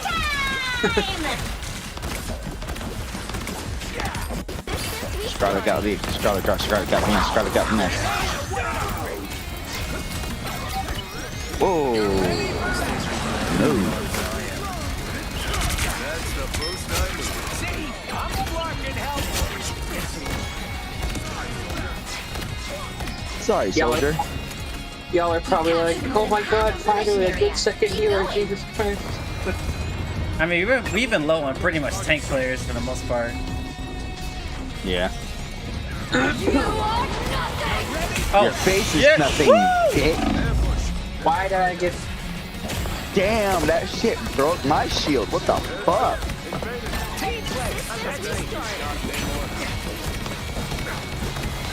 Shield. You're welcome. Someone stretch my back to victory. I'll be ship-shaking no Well, okay. Oh! Oh, okay, there's a Namor behind us. I'll patch you up. Like, can I... Can I'm Phoenix... getting out of the back line. I'm getting out that back line. You know what? Come here, Penny. Phoenix, fuck off. Phoenix, fuck off. Get it.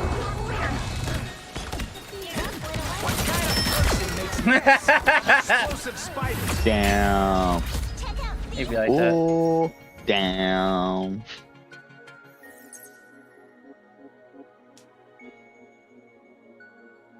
GG's, y'all. Let's get it. Oh, yeah.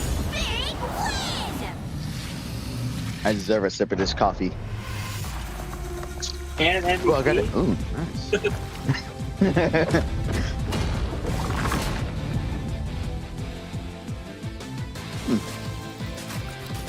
I don't deserve that. Yeah, this motherfucking Scarlet got... This motherfucker... Nah, dude. This nigga Scarlet got 7 final hits, 7k damage. Henny, 12 final hits, 7k damage. I don't need this. I don't deserve this. Hey, but you blocked more, so... Yeah, true. I was actually being a tank. 1,125 out of 2,400. Just... I don't want to get it. I don't want to have to grind for another Lord. You know what? If we get 2 healers, I'm gonna play Punisher so I can get his spray. Oh, look, you want to try magic out this once? Where are you at, girlie? Yeah, we're getting healers. So we're getting 2 healers. Okay, I'm gonna go DPS. I'm just gonna... Oh my god! Oh no! Go tank, nigga! Go tank, nigga! Go tank! God damn it! I might go tank, I bro. can go tank here. Oh, no! Stay support. Stay support. All right. Because we don't have. And plus, y'all got that team up, you know. So I'm gonna be honest. I think. Oh, Yeah, Mantis is a solo healer. Wait, does Rocket in fucking? Oh yeah, I think that's the only thing y'all can do. You can just hop on his back. Johnny and the Thing, like Human Torch or the Thing, are supposed to get a team up on the 25th. Jailbreaks. I'll call Drax. Yeah. You're a sweetheart, Mantis. Probably gonna be like a movie thing. And then we're getting summer swimsuit skins on the 18th. 3, 2, 1. I went Rocket in Speedo. To the mission area. Don't ask me why. Psylocke. By the way, Dashy, Psylocke is the new black cat for me. Psylocke is? Daniel! Oh shit. Help, help, help, help. I got Fantastic. obliterated, dog. Fantastic. God damn it.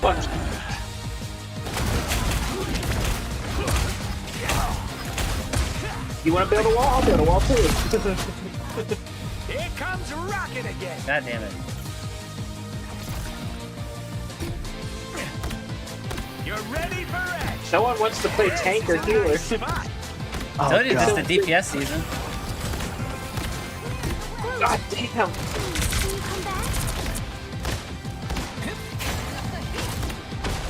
Like, I'm not talking about you guys, I'm talking about the Like in general. Yeah. How am I ace? I'm only 1 and 1. What the fuck? I need assistance. What the fuck? I'm extra lethal. I gotta get used to this character. I definitely did. You're ready for action. I am Phoenix.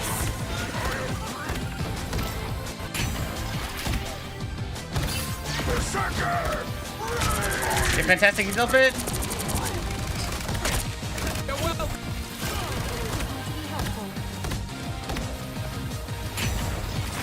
Bring him up to me, Dachi. Hold on, I'm gonna try and bring him in the...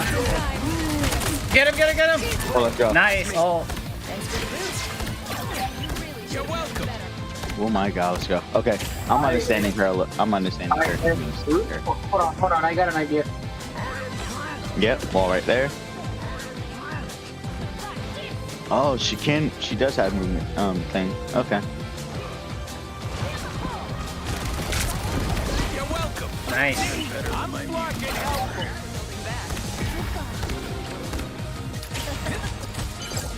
Help get that vehicle to its destination. I'll patch you up. My good deed for the day. There's a Wanda behind me. Alright. Yeah, I knew There she she is. was. Yeah, she's over here. This is a nice spot. Now, that fucking hurt. My aim sucks. You're welcome.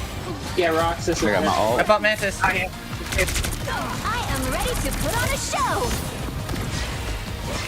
Fantastic! This is real firepower!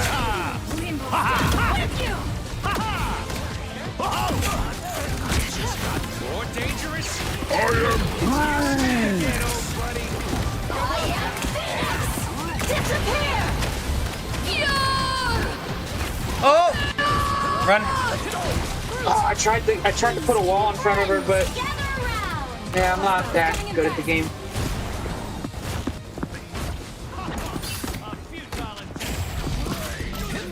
It's fantastic. What's my booty? I am Groot. Oh my god, damn. I got good attacked by the their whole tank.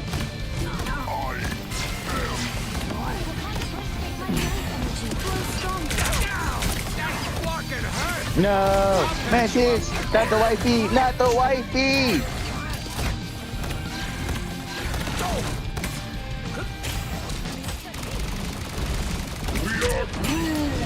I missed. Yeah, we don't talk about that ult that I just did.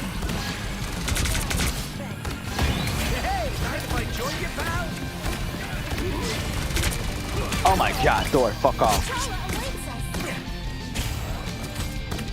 I'm gonna hold you. I'm actually landing shots. We're just saying something. Help me. I'm scared. Firepower! New wolves are coming. The king wants his cat victory? Okay, whatever. Nice, Spidey.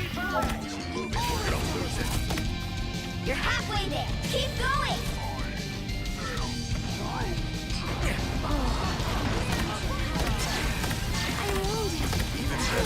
I am ready to put on a show. You're welcome.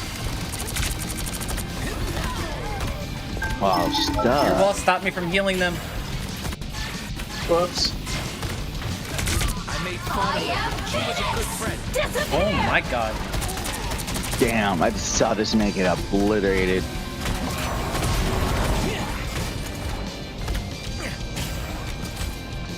Alright, let's regroup.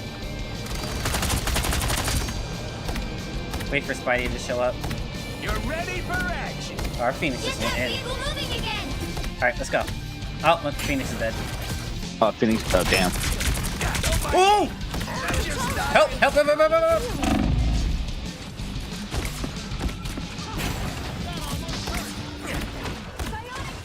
I'll patch you up.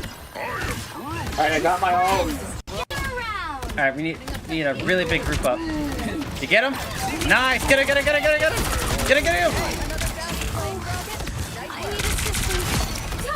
Okay, Luna's open. Get her!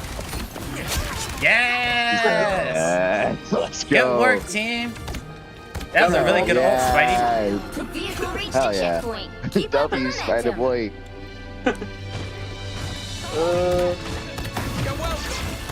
I have my ult ready. Oh god. This is real firepower. Fantastic's gonna be open in just a second. Get him. This fucking Super Mario ass ult. Get the fuck away from me with that. Get the fuck away from me. Oh my god. Oh my god, me and Wolverine could not kill this dude, bro. See, I'm fucking helpful. I'll patch you up. Scarlet, I love you, but fuck off.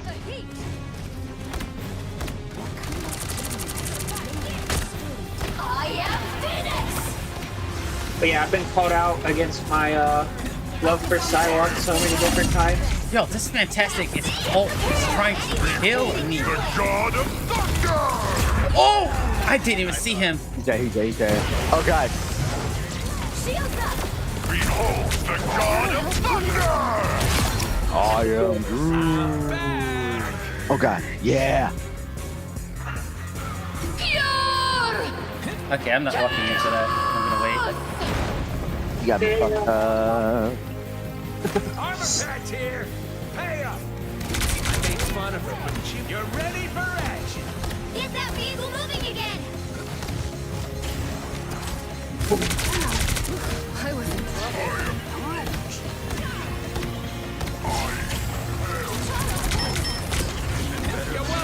Okay, they're all grouped up. I'm gonna try and ult. Oh, I got shot behind the other group's wall. I am ready to put on a show. Damn it, Luna. I'm ready to put on a show. I would. Almost got my ult. No! Oh, I gotta go blow you from a twig. Oh, that was you. Shit. But yeah, Dashy, do you see they're shipping Luna Snow and Iron Fist? Ill? Luna Snow and Iron Fist?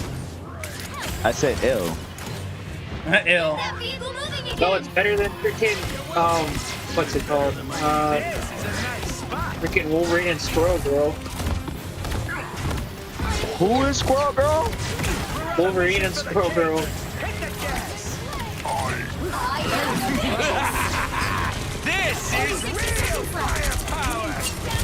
Everyone's like freaking, it's so weird because like in some dialogue, Squirrel Girl admits that she has a crush on Wolverine. gross. It is gross because he's like 300 to 400, and she's like. I mean. 18. Like, I'm not dealing with another duplicate immortal situation. It's an age gap. Mantis, come on! We could have healed through that! Oh, that Phoenix saved my life for like 2 seconds. Oh my god! I have 30k damage dropped. The final 10 seconds. I should not have this much damage. Oh yeah, I forgot. Magic's supposed to be a fucking flanker. After the fucking healers, it's fine. It's fine. I'm gonna go back. Demon's Roar as Magic landed 3 KOs within a single transformation in a Dark Child. I had done that. Good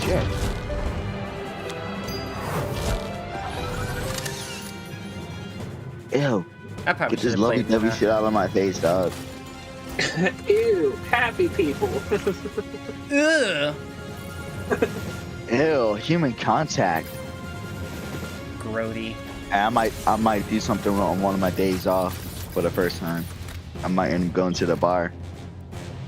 Hell yeah. Which is very rare.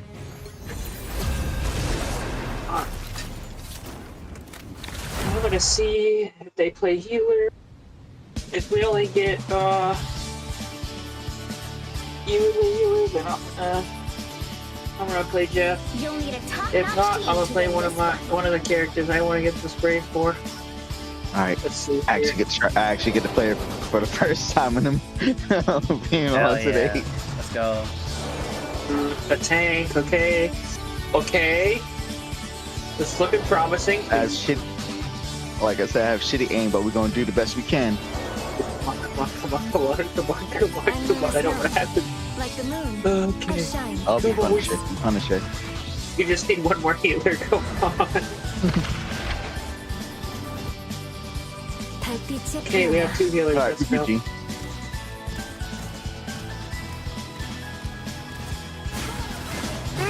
Before you attack, get ready. I'm just trying to get all my quests done. I'm Luna Snow. I just gotta deal damage and take damage. Guard the galaxy, sure. But times we take stuff, other people are guarded.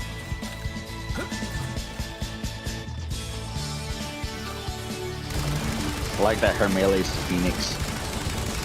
The battle starts in 5. But yeah, Dashi, 3, 2, I've been 1. taking a break from relationships. Been focusing on myself, my mental health, and everything else like that. And I gotta say, I'm doing pretty well. Oh, Moon Knight. Help get that vehicle to its destination.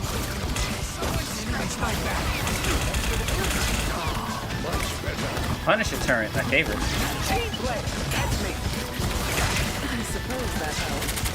Oh my god, like as soon as I step out. Groot's dead.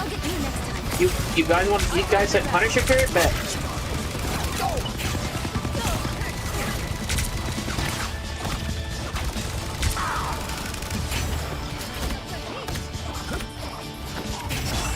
You're welcome.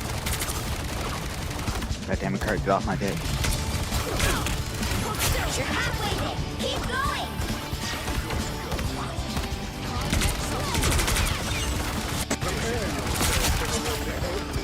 You're ready for rest. I feel like myself again. Damn. Damn. Let's back up a little bit. I got rid of that turret. Judge. Ooh, let's really back up. Executioner. You're welcome. Come here. God damn it, I might have to be a bitch for a couple seconds because look.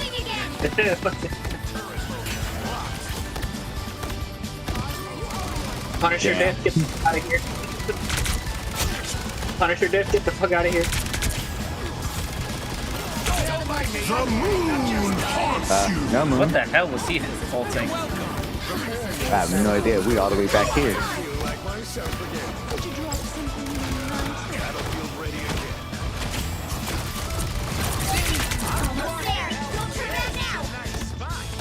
Damn. You know what? I got a W idea. Watch this. Oh fuck, I can't put my shirt on the point. Never mind. Mantis. Ow. Thank you. Enemy target located. You're ready for action. I'm doing this my way. What are these weird keyhole things anyway? Judge, jury, execution. Alright, I'm just shooting at absolutely nothing now. Moon Knight over there. Emma's over there, need our help.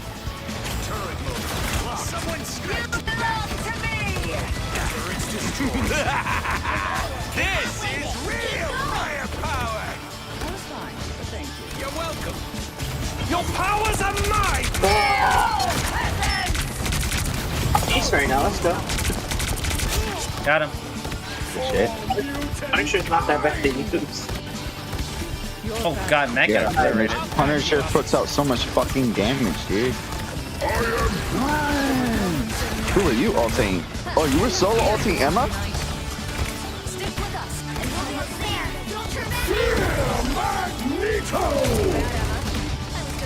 Get Mac, he's by himself. Get him, get him. Oh god. Oh. Damn! This dude really hates me. I got so ulted. This dude really hates me.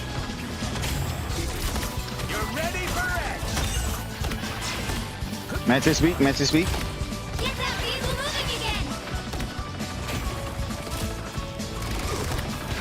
We are undefeatable! That's me. You boys and my boys. You're welcome. Back to my school. Don't mind me. I'm just dying to finish the mission. No, How much time? Spread it. Here come the bad guys. Judge, jury, Oh no. executioner. Hold still. I'm trying to help. Mac! Oh no! I couldn't heal him one time. Sorry, what were you saying about the Judge Jury Executioner? Damn, Hulk. Damn, Hulk. Moon Knight over there. You showed up and got obliterated. Punisher was like, fuck that. You're ready for action. On point, Bruce there. Look out for Moonlight's boss. Damn it. I'll get done, Jared. Oh, Moon Knight's ult is on the goddamn point. I'm doing this my way. Alright, it's gone. Whoa! Go back, go back, go back. Vehicle reached a checkpoint. Keep up the momentum. Damn, Hulk. Make sure you got obliterated, big dog. I have my ult ready. I think I might be a better Punisher than this other dude. Ooh, Moon Knight. Trying to get me.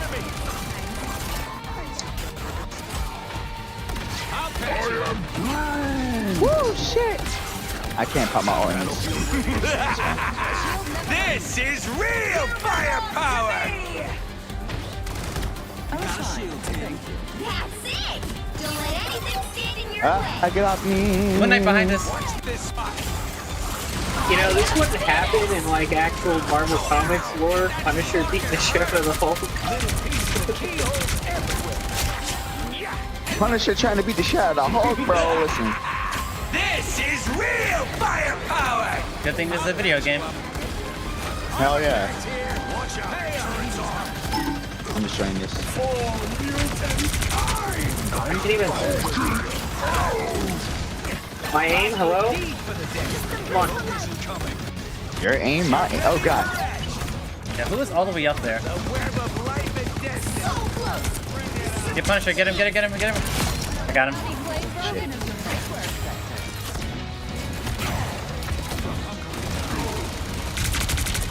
I was about to say, bro, ain't no way Punisher was putting his fucking turn there in front of my face. But it was Friday.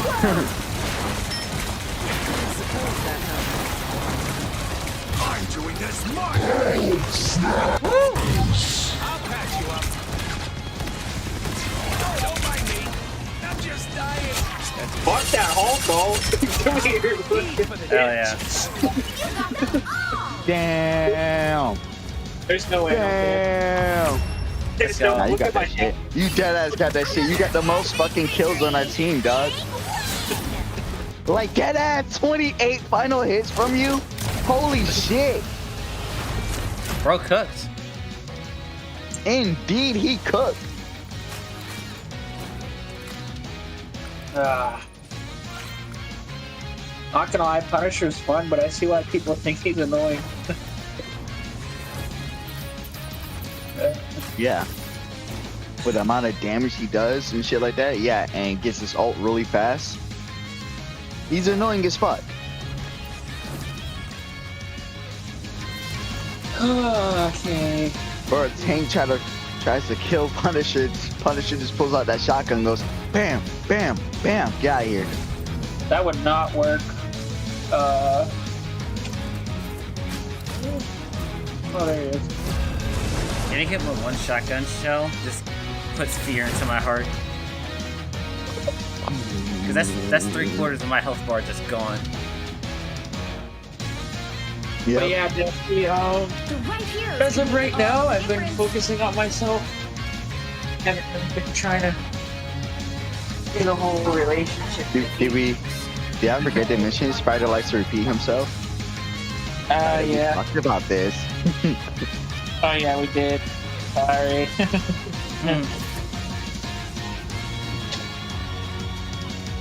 Nah, let's bring out Cap. I'm gonna bring out my Cap. Assemble! Assemble! I was drinking. I was drinking slowly. Stay focused. We focus. You wanna see my Wanda gameplay? Hold on. Yo, what? Oh, hell no, I'm falling behind this Spider. I gotta see his gameplay now.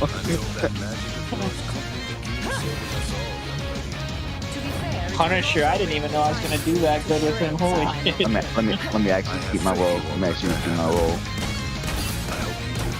Ah, I'm stuck on a tree branch. Freedom's an idea. Oh my god! Nobody saw that. nobody saw that. Yeah, nobody saw that. The fact that you almost jumped off the map.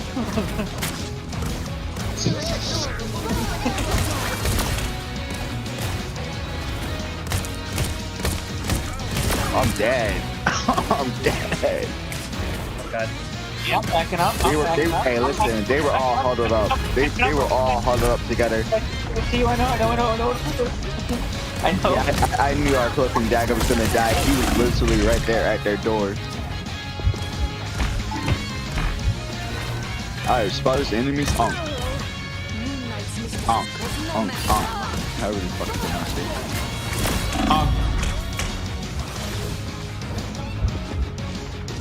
Yeah, you better run. You better run, Moon Knight. Just come up for that ass.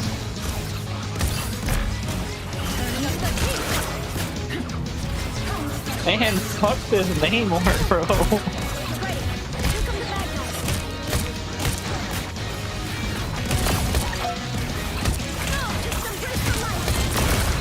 God damn! I did a lot of damage. It didn't kill nobody. Good. Ow. Yeah, I don't think Phoenix is my type of character. God damn, I didn't do shit with her. I need to find a health pack. Okay, found it. This is why I'm not DPS, because I'm not good at killing shit. Oh, Bucky's dead. Woo! Yeah, I can't do shit with Wanda.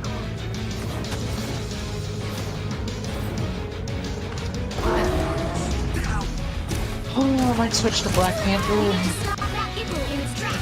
We have 3 DPS at home. I might have to go tag. It's fine. Do what you gotta do. Trying to get Wanda spray. If you want, I can switch. I can be Wanda and you can be tank. No, because we only have you as a tank, so I gotta play tank. That's why I said we can switch it. Oh, you just wanna? Okay, I understand. 2 tanks, 2. We have 3 DPS. Oh, you should have. I honestly think he should have used your ult first and then switch. Could have resets it back at 50. It's fine, my ult charging like 2% per second, so... Did you just try to solo ult me, Nick? Bro, did you just really try to solo ult me?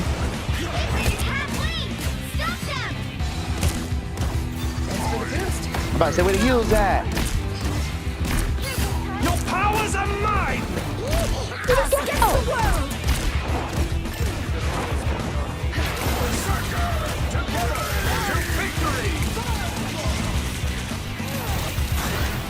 Okay. Stop jumping.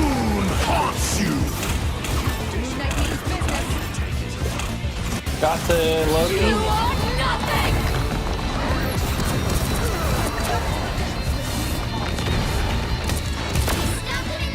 Yo, fucking Moon Knight was one shot. He is so fucking lucky right now. Where is he? He's gone now. Wolverine's on his ass. And yeah, Cloak and Dagger just killed him.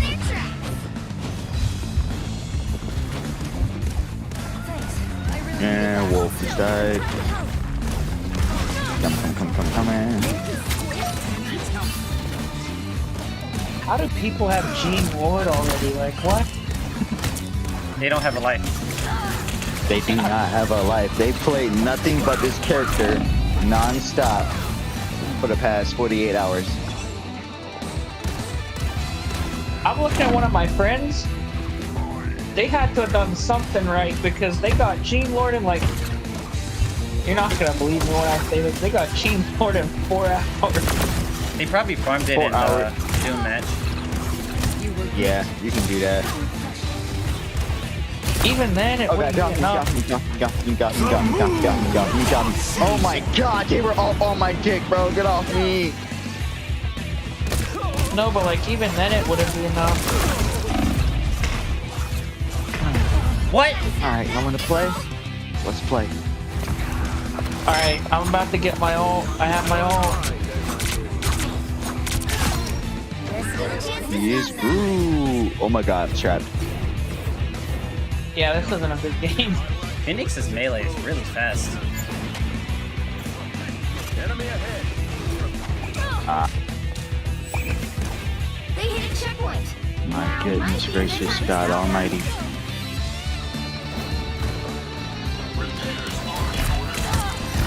Okay, we do not need 3 healers. What? Unless... Oh god. Yeah, Phoenix is definitely not my type of character. Oh my god, are we just gonna have an all healer comp? Heal me, heal me. Oh my god. Powers are mine! Cloak and Dagger. Fucking heal. I almost got the Cloak and Dagger on the... Oh, they did the crew. I need our Cloak and Dagger to fucking heal. Or something. Because they're not doing shit. But fucking dying. I might have to go Ultron after this. Thank you, Jeff. Get their asses off the fucking point. Ow. Yeah, that's right. Okay. Good job, Rocket. Yeah, I was literally right in front of you.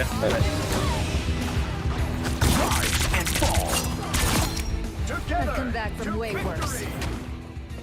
You wanna solo up me, Moon Knight? Come here, bitch.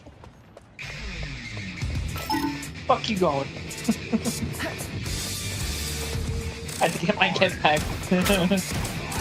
By the eye of Agamotto. Oh shit. Oh my fucking shit. You know what the Rocket should start doing? Placing down a beacon so when we die we can get back to the fight quicker. The Rocket ain't placing down his beacons, that's the fucking problem. Oh my god. You didn't see that. You didn't see that. Not you almost jumping off the map again. Nah, I didn't almost jump off the map. Oh my god. I am like getting fucking farmed right now, dude.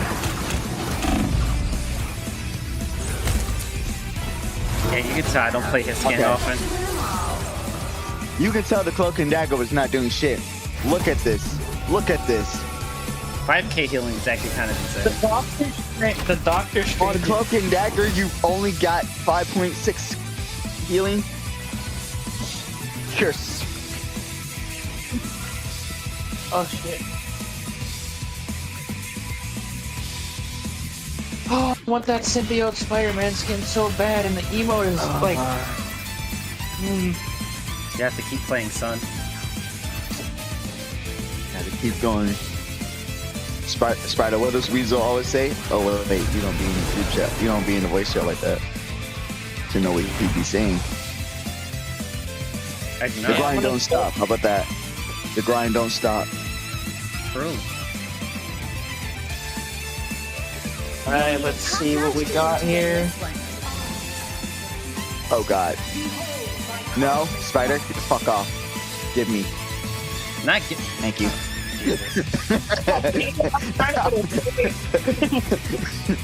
Why is it all, you know what, fuck it. You know what, fuck it. Now listen, I wanted to play her. I wanted to play her this next game.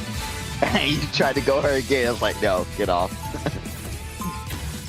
Might as well all go, No, how about somebody be a fucking healer? You got a Jeff. Smiley face. This is what the professor trained me for. Smiley face, you crazy. How about somebody be a tank? How about that? Yeah. Trip before we got Venom. Say do what?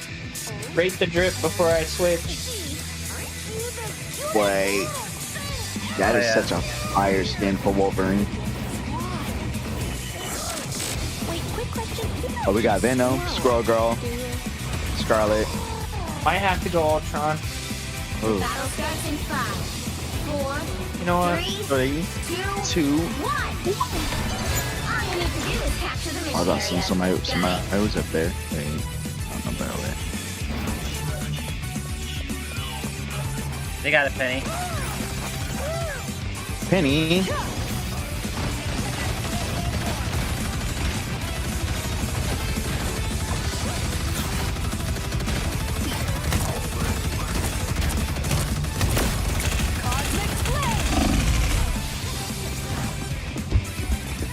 Any help? Healing? No, sir. No. You're not shooting that shit at me, buddy. Ultron is such a shit healer. Damn it. Oh god. Why does he do so much damage? We got a Lord Punisher on the other team. Yeah, we're cooked. A Lord Punisher? Lord don't mean shit.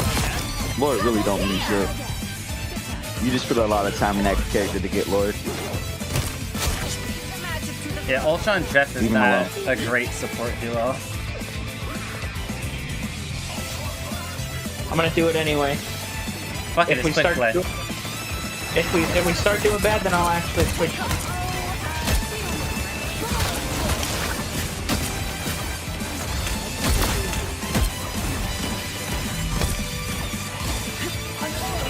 Penny's almost dead. Fuck on my face.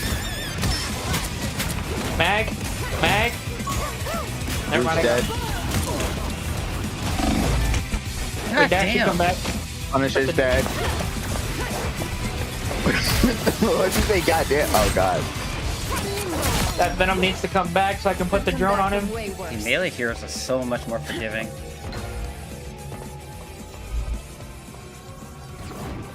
I'm about to say, what the fuck? Let's jump it! Jump it! Guys, motherfucker, run!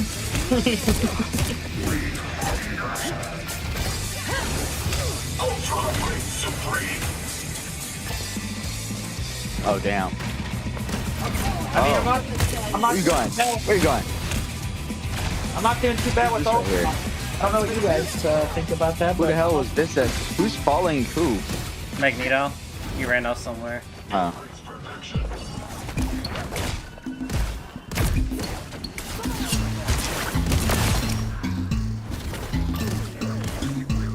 There was a magic somewhere. Wait, is my I killed her. Does my L2 explode the marks or is it just a grenade? It explodes everything. Okay. So if you have all 3 marks and you just throw that down, yeah, that's just gonna explode the marks as well. Put the drone on Venom if I can. And whoever's around is gonna get hit by it. You are nothing! And get a marks on them as well. Magic died, That thing is bitch. so hard Oh, to turn. died. Holy shit.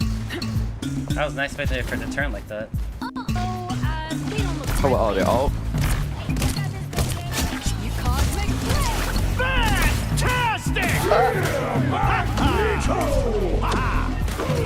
Oh. Holy shit!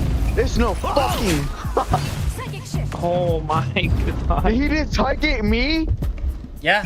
Oh no, he's straight up just targeting me. Magneto. Oh, by the way. Magneto. Okay, so they oh shit. Mag killing his own daughter is wild.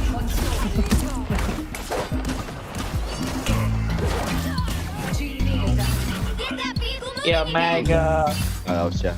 Alright, Jeff. Yeah, who said you need to team up for this goddamn team, dog? What? You don't need to team up. Yeah, that. I'm dead.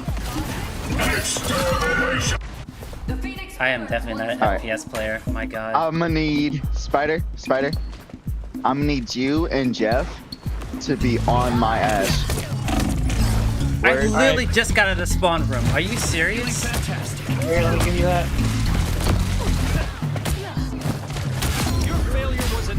Come back and spawn if you have to. Damn. Leave the magic to the grown-ups, Ileana. I'm gonna have to give the. I have no idea when the last time I. Oh god! Oh my god! I'm gonna have to give Venom the drone because oh no, he broke it already. God damn it! Smack. Work on the mag. Let's target the mag. Or no, the cloak and dagger or the Sue actually. No worries. Can't get the Sue. Disappear! God damn it! Wow, she was weak.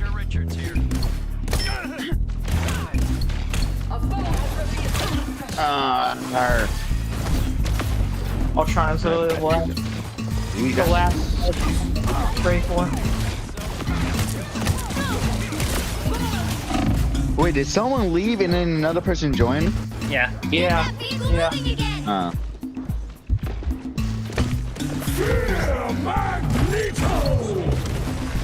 Oh my god! Fuck off, Magneto! You're such a. You're not the only one that's getting targeted by that ult, trust me. God damn, I can understand why Scarlet Witch is having daddy issues. What the fuck? God damn it. You are nothing! Yeah, fuck him up. Fuck him up.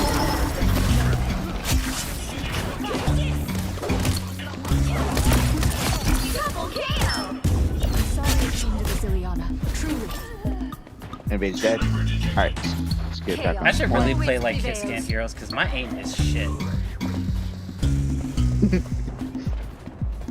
Like I usually just play melee characters that just support, but like now I have to play like an actual like shooter character, and I suck at it.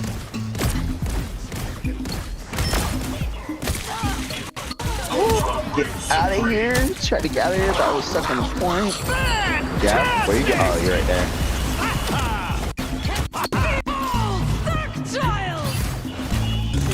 No? No. God damn it. Where'd she go? Where'd she go? Where'd she go? Where'd she go? Where'd she go? Oh my god! Get shit on. I need help with Fantastic back here. Only 60 seconds left. There's also, where's her face over here? Got. Oh my god. Almost there. Don't turn back now. Wow. I'm trying to make my way back to y'all. Get that Venom with the. You thought you could kill Jean Grey? Please.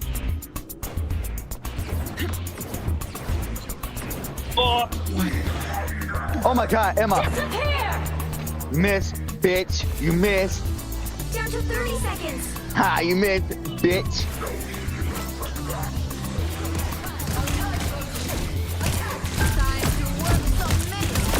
Oh god, I died. I was about to pop my shit too.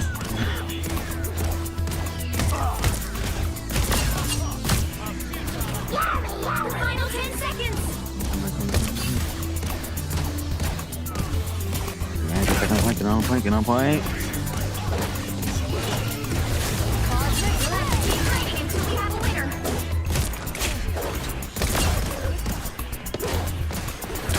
Yeah, Magic, can you fuck off? Whoop. Nice.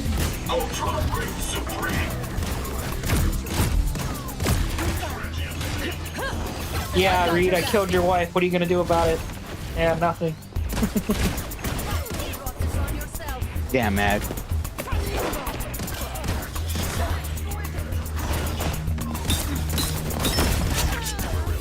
Okay, let's go. 29 assists, let's go. Oh, God.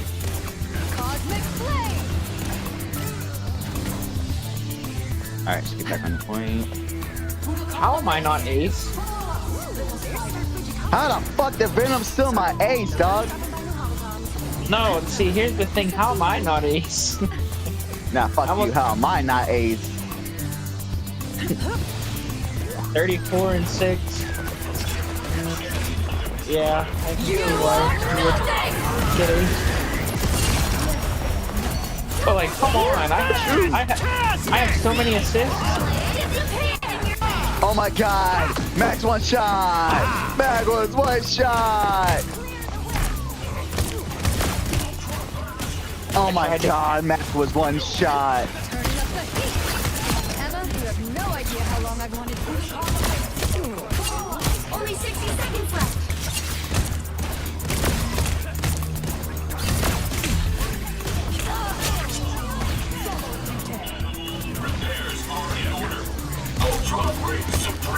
I missed seeing you in action, Logan. Cosmic Mag, move the fuck out of the way. I'm trying to kill Sue. Yeah, Moon Knight somewhere. God damn, Moon Knight is just right there in front of me on the point.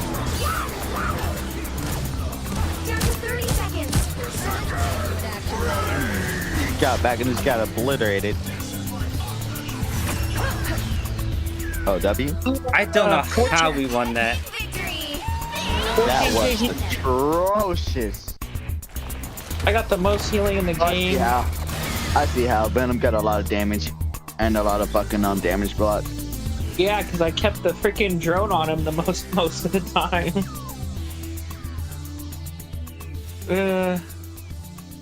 On one of our most important roles? Hell yeah. I played like shit, but at least we got the W. Oh yeah. Yeah, oh wait, 675? That's not bad. I need to play like actual like shooting characters. I need to start playing Jeff. But like I've been getting ward for like the past 2 weeks, 3 weeks. I need to chill out.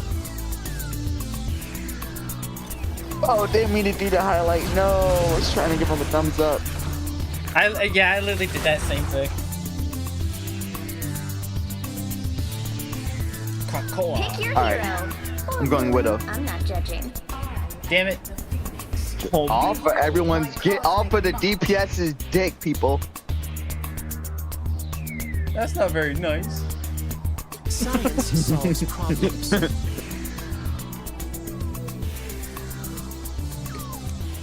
Like, come on. Of course not. I'm fucking evil. Vegeta Bridge. Hell yeah. Some of my can't believe every single one of them punched you right in the dick. 30 seconds before What? attack.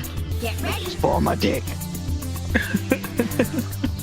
Shit, I'd be mad too. Things that explode. I'm an excellent bushy tail. The fact that Vegeta was able to have Trunks after that shit. Well, full actually. Trunks already born. Who do I put the drone Hey, you know what's fucked up? When after Android 13 kicked Goku in the dick, Goten disappeared. Bro got erased from the timeline. Bro got erased completely. He doesn't exist on any timeline.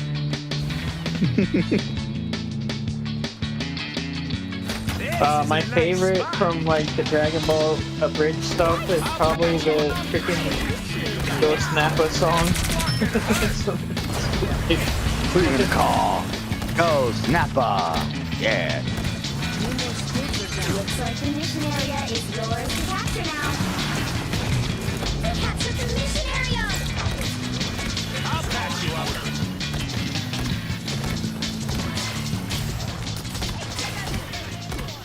More tentacles, more problems. Bro.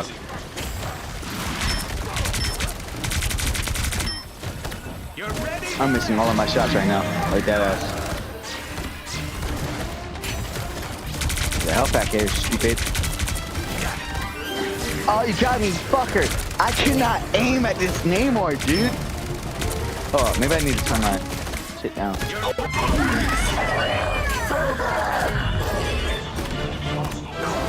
Oh, what the? He can delay his ultimate that much? That was tasty. Namor, fuck you. Oh, God damn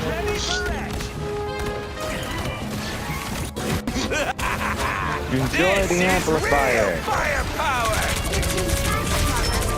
I'll try, but I don't know if I have any get it enough aim.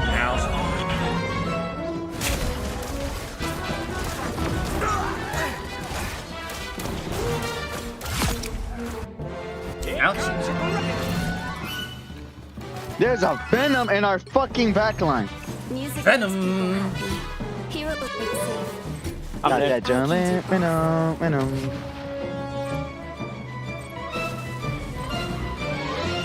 That's it. Time to bring out the Jeff. Okay, guys. Oh god, not Jeff. Strong together. I'm hurt. Thanks so much. I appreciate you.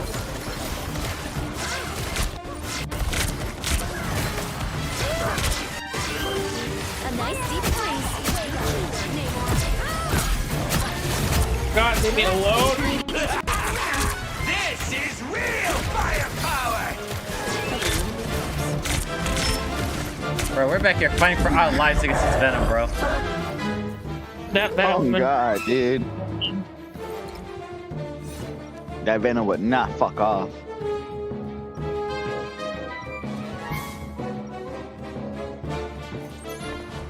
It's easier being a superhero when you have the fame part figured out.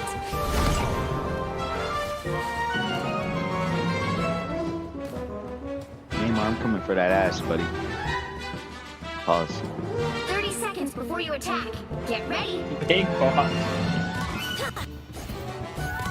The world famous Luna Snow. I remember you from a long time. Oh my god, you're right.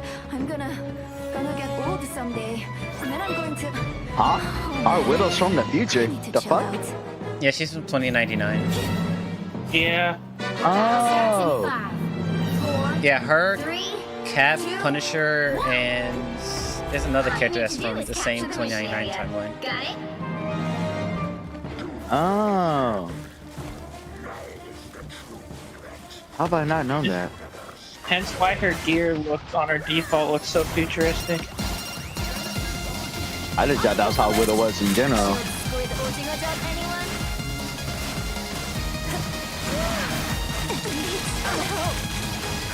Any more one shot? Oh my god. So this Venom is causing problems. We are undefeatable! Well. Oh god. Capture the missionary! Oh my fucking shit. You know what? Come here, Venom. Fuck you. Okay. Okay. I'm getting tired of your shit. Namor, I am sick of your shit. Bring your ass here. Come here, Namor. I'm sick of your shit, dog. Bro, I had to solo off that Venom. I got so tired of him. Nah, I probably should have done all my gosh. I am ready to put on a show! Where you at? Somebody attack this fucking Namor. There's Rocket over there. Ow, ow, ow, ow. Oh, I'll get Rocket. What on earth has Namor done now? How did I miss that? How did I miss that?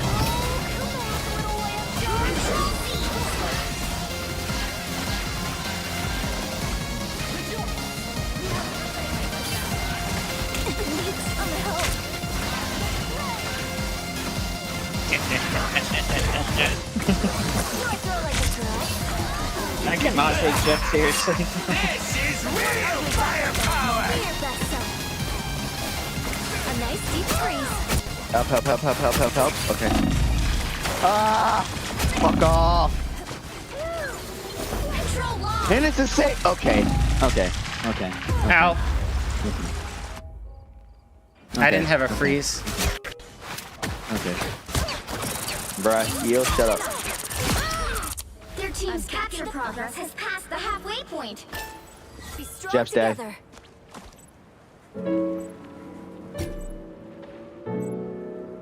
I can't handle that. I can't deal with that shit.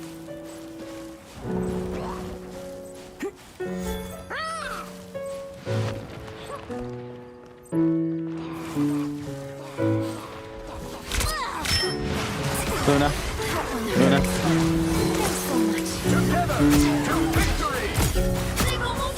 We are undefeatable.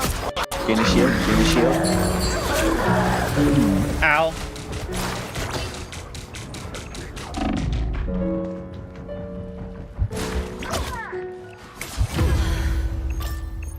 How did Phoenix die? You can fly! That's crazy, right? Oh, Jeff shot at her. Okay, never mind. That makes more sense. Fuck out of here. How was that all, guys? God I damn it, didn't see it. I ulted the 2 tanks off the point, and I threw them off. Oh, nice. Oh, nice. I'll be ship-shape in no time. You know, fuck it. I'm gonna just keep working on Jeff to get him to Lord. Guys, we need help on point.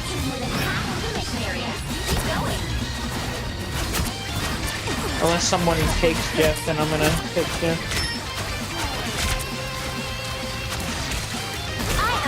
Namor is camping in the tower. Kill the Jeff. Someone get the Jeff. Mantis now. Just attack the healer at this point. Just attack the healers at this point. So I'm trying to fucking do. Guys, I'm getting attacked by Hulk and Venom this whole time. Dude, Namor is just camping in the tower. Like, no one's seeing him. I'm getting attacked by Hulk and Venom at the same time. Namor keeps camping up there in the tower? Yeah. Oh god. Venom, what are you doing? Venom, get on the point! Venom, get on the point! Oh, fuck off.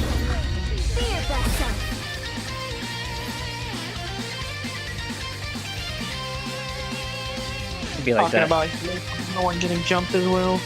It do be like that. Wait, has our fucking first our face popped her all once? Oh. Our Phoenix? Nope.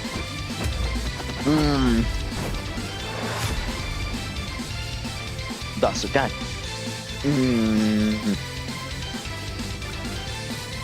My Ultron's almost at night. Oh damn.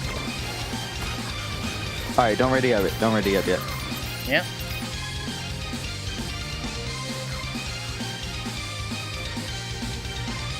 Achievements. Cool. Behold, dark child. Damn, I ain't got no missions available. Holy shit. Oh. Damn. Plane. Cool. Storm's nameplate. Plane. Damn, I didn't realize I had so much shit to plane. What the fuck?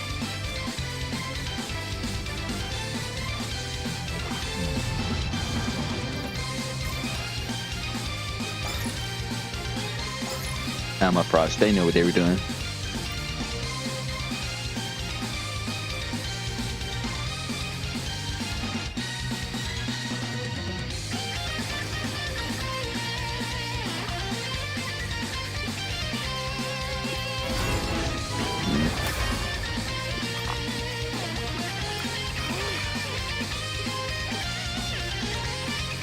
Damn, all of the fucking missions are done. Shit. Except for the meme. Okay, I can get these.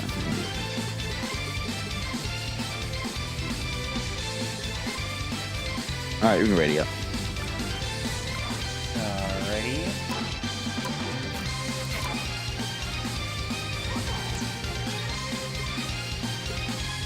might have to get the... Oh, as much as I don't like MJ, I might have to get the freaking clutch accessory for Spidey, so I'll have everything Spider-Man related. Fucking Spider-Man nerd. Damn! Oh, shit. Yeah, fuck you. It was true. Damn. He said fuck you is crazy. Alright, should I be my best healer then? Yes. Absolutely. Nameless Nut? No. Or Spider? Ooh. Ooh. Let's go. Like it. I need it for YouTube content, so let me be. YouTube content. Let's get it. Ironically, I don't do Rivals content on YouTube for some reason. I don't know why. I don't do a lot of gaming content that much anymore. I need to.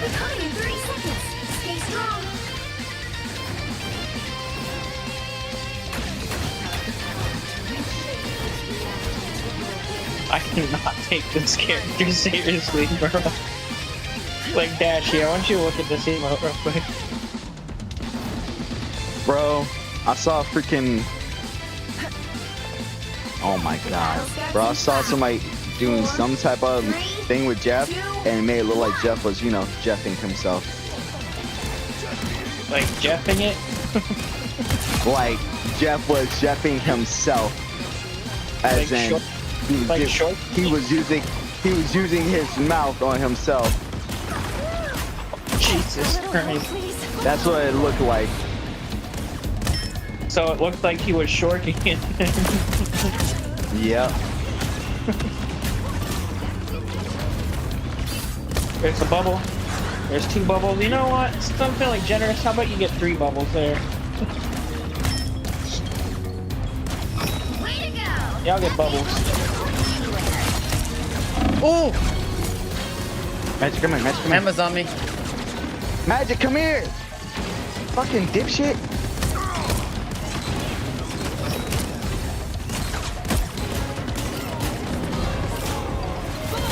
I'm waiting for Blade to come out. August 8th, by the way, guys. August 8th is when he comes out. Hell yeah. Shit.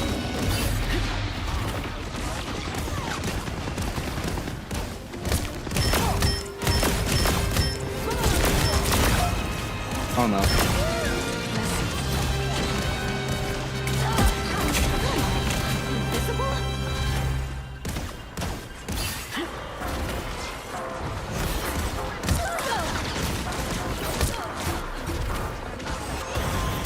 Oh god. Get him, Jeff. Get him, Jeff. Get him, Jeff. Damn it, I didn't get anyone.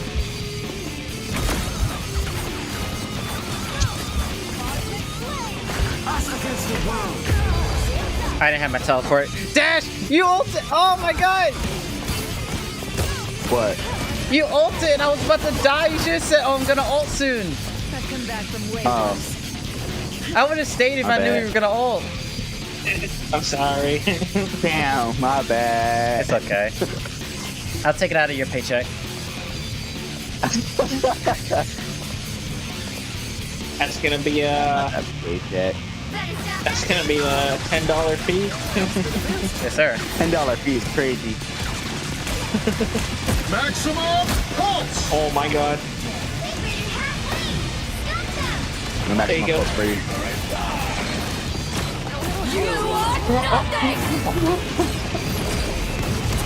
This Gene really wanted me dead. Holy shit. Oh my god. This Gene really wanted me dead. Holy shit. Yeah, this Gene's on my dick right now. Oh no, not anymore. Okay, there will be instances where it will be a good thing, but now it's not the time. God damn it.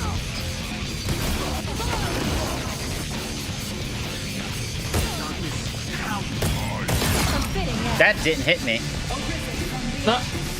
Let's go! I did the thing! I did the thing! Let's go. I pushed them off! Let's go. I did it. Yeah.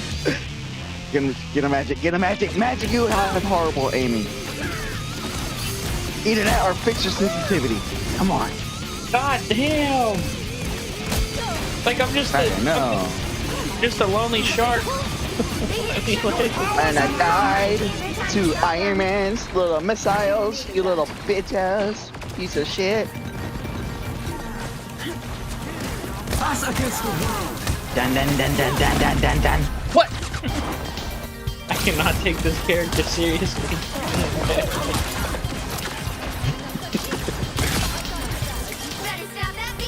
I say let's fall back a little bit. We got all the time in the world.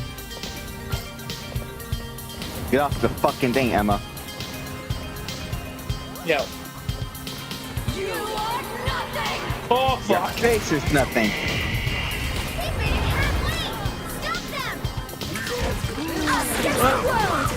Maximum pulse! Wait.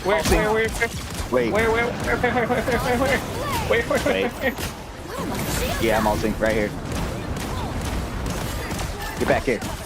Yeah. I can feel your pain. God damn. Yeah, see? Punisher, get back here. I mean, you're dead.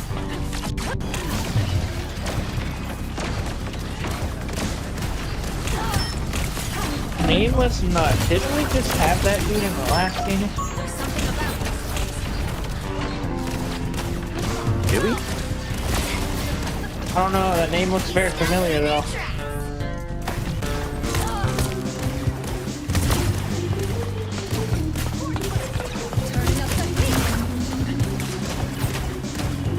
Emma was weak. Emma was weak. Phoenix burst.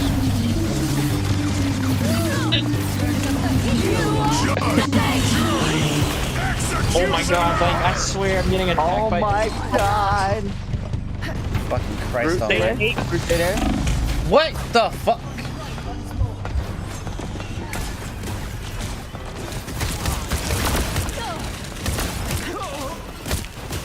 That was a very nice jump.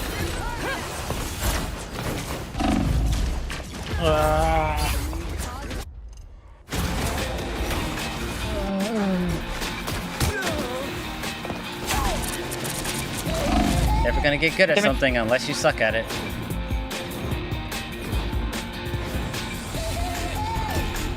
Fuck you, G! Oh, I almost used my ult too. Thank God I died before it came out. Scarlet? Scarlet? You killed no one, Scarlet. You got this guy. You got this guy. Come up. Take another bubble. Shit, I meant to take another bubble. Alright. Are we on the plane? Alright, they on the plane. There. Okay, so my guy got on the plane. I'm good, man. I got so ulted by them so much. I'm waiting for my team. Well, I need everybody to regroup. Because I'm getting ready to pop my ult. Alright. Emma's after me. Oh my god.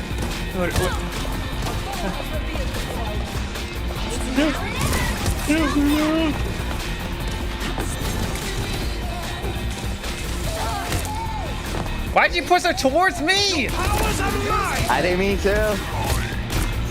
Us against the world! Oh.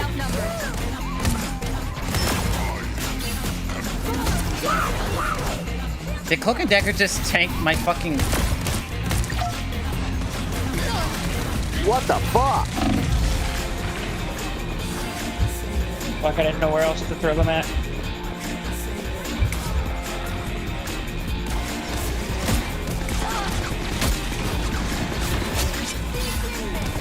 It's like, when I first got on, I was like, let me see if I can get Black Panther sprayed, because I'm kind of close to getting it sprayed.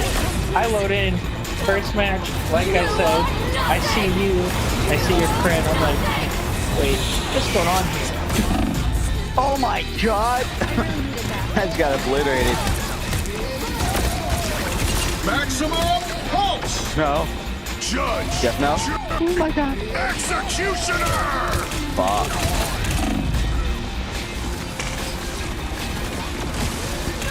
Oh my god, this fucking Punisher, bro. I can't wait till this game is over. I can't. No. There it is.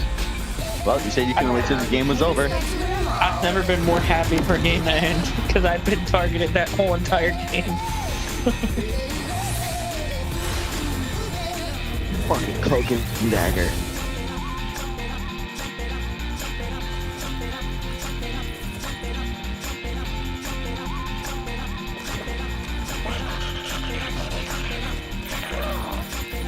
I don't know, I got this.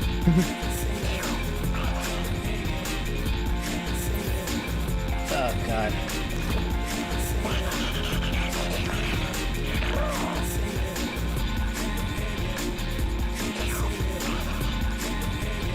Okay, let me see. So I need about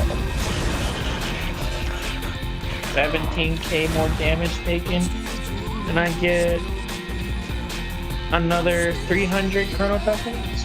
The right heroes could make all the difference.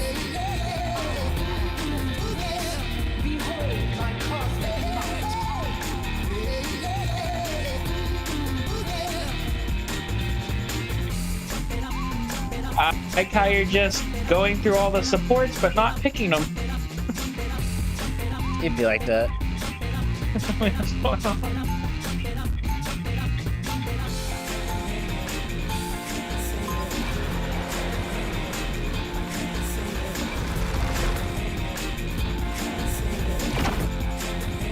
Happy thoughts, everyone. If we stay focused, we've got this. They'll be coming in 30 seconds. Stay strong.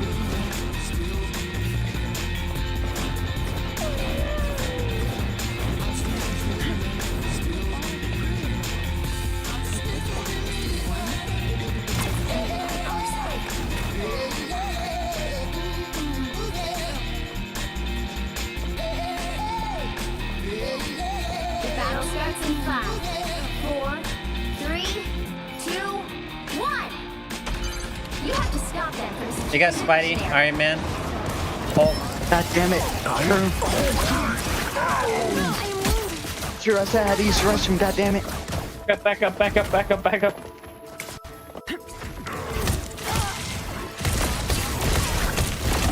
I have no idea what this dude is saying.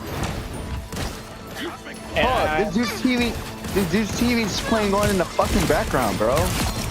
Shut up. Why is your TV playing on in the background? I do that, but like, I'm so used to having the audio through my TV. But that shit was loud as hell, though. Oh yeah. Need help? Wait, how? Spidey and Venom on point. Not for long.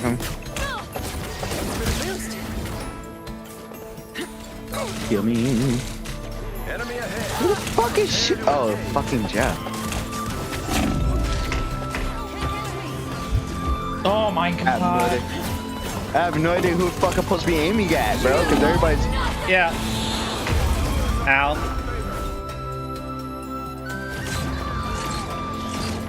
Feeling good. I am Phoenix! Arisen from the ashes. Bro, I was trying...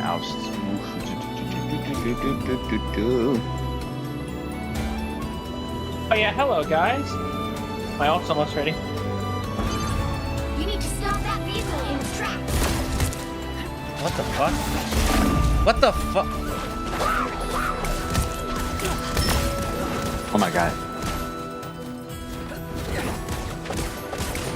Stop that vehicle.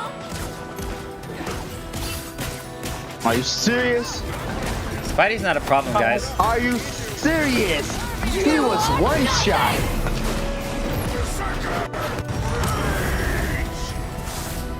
Oh my god, Iron Man, that is the worst aim I've ever seen. Either that or you were too fucking far away from them. Her cloak and dagger lord was like really easy to get. I might go for that next after Jeff. Well, yeah, because she has hold on aiming. That'll be my 7th Lord if I get her to them the Lord.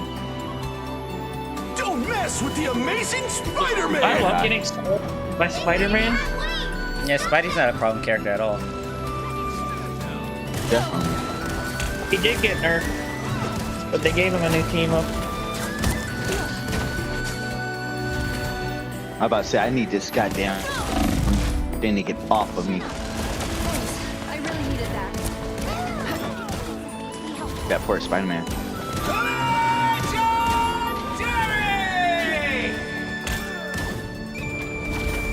You're welcome, Dashy. I saved you from that ult. Yeah, I'm about to save y'all from this bitch right here. No!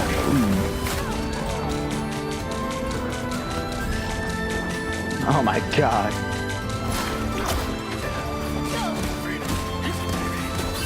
Tremble before blast! You are nothing! Your face is nothing. Oh my god! Yeah! Got hit by that. Yeah, you got hit by the ult, but I still gave y'all that overshield that protected y'all a little bit.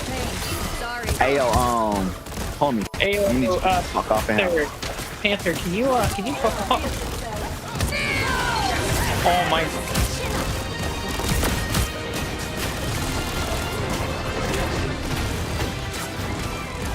Oh, Spider-Man's one shot. I don't know where he went at. Oh no, I killed him. But yeah, whenever I'm playing with y'all, I'm just gonna go Jeff, because he's so close to Lord, I might as well just get him the Lord before I work on some other characters for it and shit. I really do want a meta when Spidey and Black Panther are meta, just so people can stop bitching about how bad these characters are. It's like, alright, you want to see a meta where they're good? Alright, go ahead. Watch how fun the game is for everybody else. Okay, compared to Season 0 Spider-Man or like Season 1 Spider-Man, they did some work on him. They nerfed him. They nerfed him hard. Yeah, and he's still a fundamentally bad and toxic character.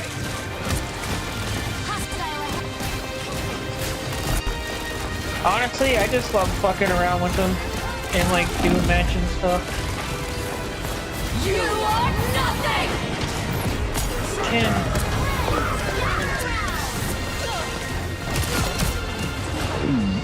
Sorry, Dashy. Spit me out. Thank you. You good, you good, you good, you good. Why don't you spit me out? Get out of here. Oh, hey, Jack. Pulse charge, fire! Oh, shit. Oh, my God. It's fine.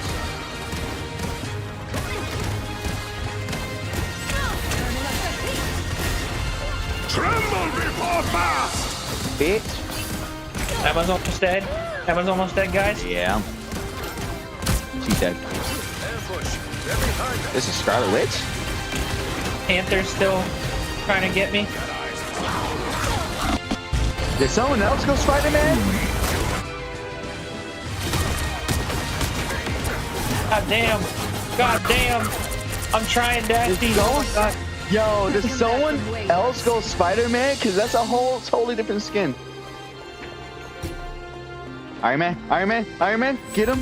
Get him, Iron Man, get him, Iron Man. They were one shot, buddy. They were one shot. Oh, that poor Wolverine.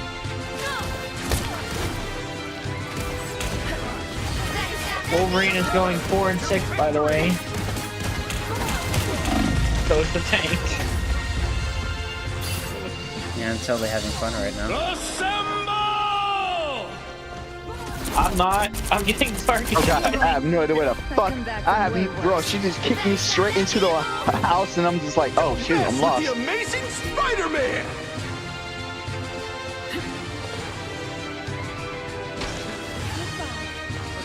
All right, Spidey, let's get him. Oh, Scarlet Witch. Now or never! Stop them!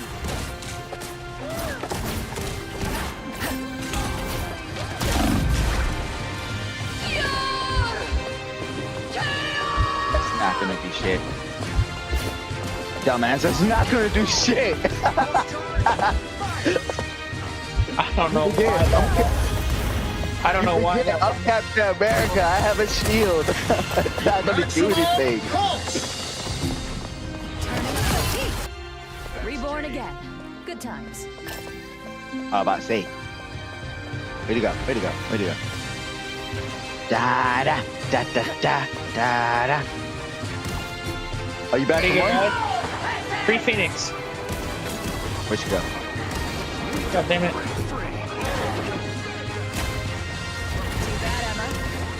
I'm low-key about to die. Scarlet! Wifey! You gotta die, homie. Yo, Scarlet, I'm getting my revenge, though. I will get my revenge. Iron Man, shoot at them! Iron Man, shoot! I feel like I would probably play a better Iron Man than this dude.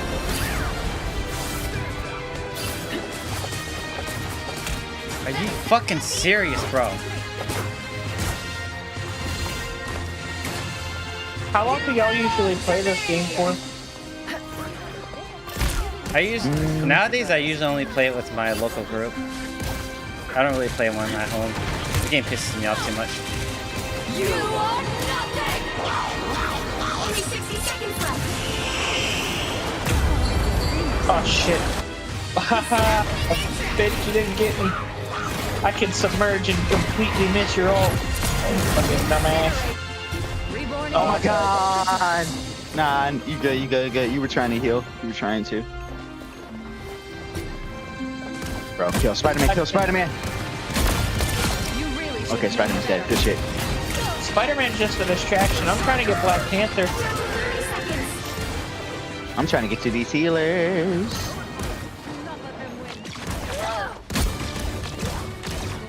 Oh, word. Iron Man's one. Psychic shift. Good shit. Spider-Man's coming for y'all. Yep.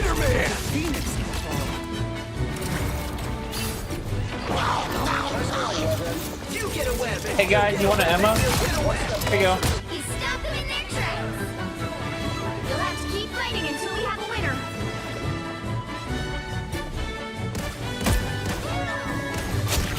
Help, help, help, help.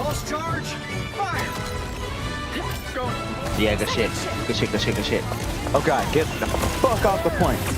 Good shit. Let's go. Let's go. Nice work. I got you, let's go.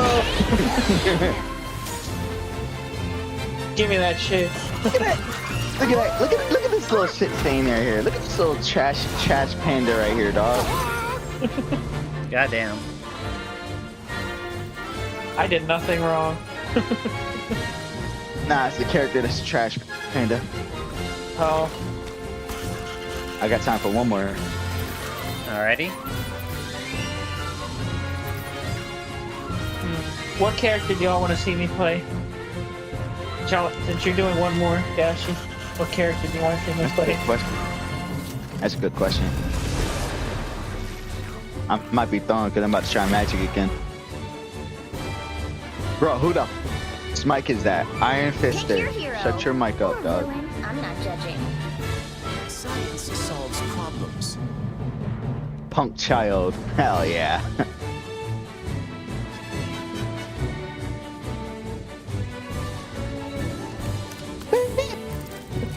Child. Healer? Your face is a healer. That was me asking for healers. I know. I know. God damn it.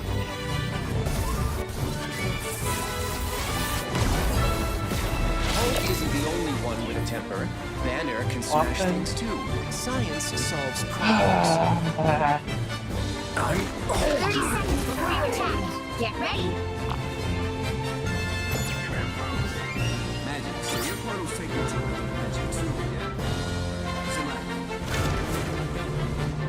Like, I'm trying to get the spray for Black Panther, but guess that's not happening.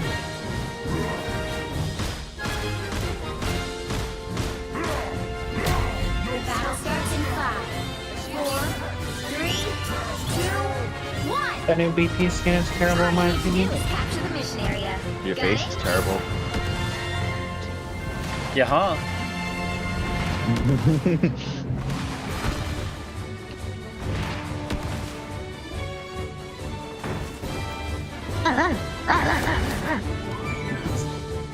I'm convinced that Jeff is part dog. And he most definitely acts like one. Did you hear the dialogue? Did you hear the dialogue between Emma and Jeff whenever Jeff dies? Yeah. Oh god. No, my baby! You'll pay for that.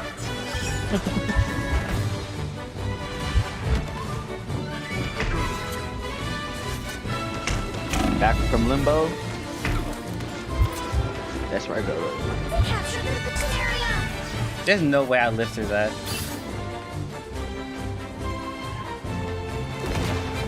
So I'd say in probably like a week or so, I'll probably get the Spider-Man skin. Hopefully.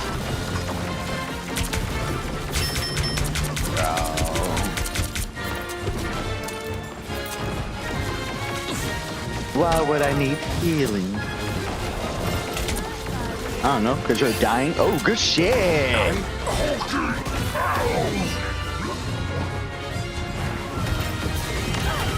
Good shit! Okay, Hella, chill. But don't chill. Chill. Let me just not doubt that Fernwood person ever again. They told me to switch, now I definitely need to stay healer. I'm sorry. I just came out of nowhere and smack the fuck out of that Scarlet Witch. Can anyone else see that?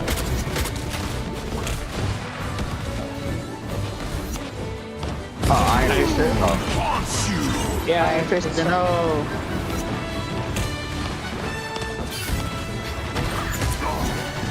Okay, so I have 4 characters left that I play, Dashy, that I need to get the lore. And Jeff is one of them. So I have Jeff, I have Cloak and Dagger, I have Iron Man, I have Mr. Fantastic.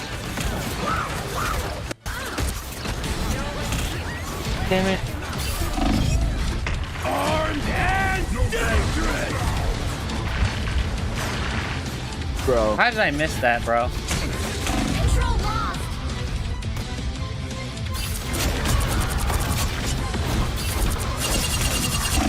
I have yet to kill anyone, dude. Well, I killed 2 people, that's it. I'm so good as a Scarlet Witch player. Oh shit.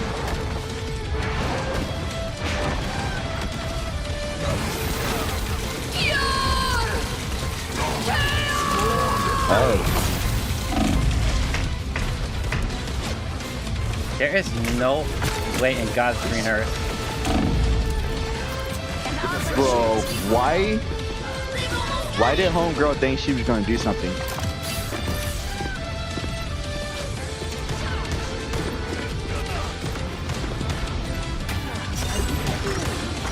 Oh god. Oh god.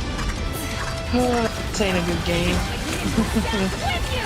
Is this y'all's last game, I'm guessing? Bruh. Yeah. But yeah, I just now fixed my fucking ult just now. I just need to get Jeff Lord and then I can just chill because... Oh my god. I really hate this map. It's just not a good map. He's part of me that science solves problems.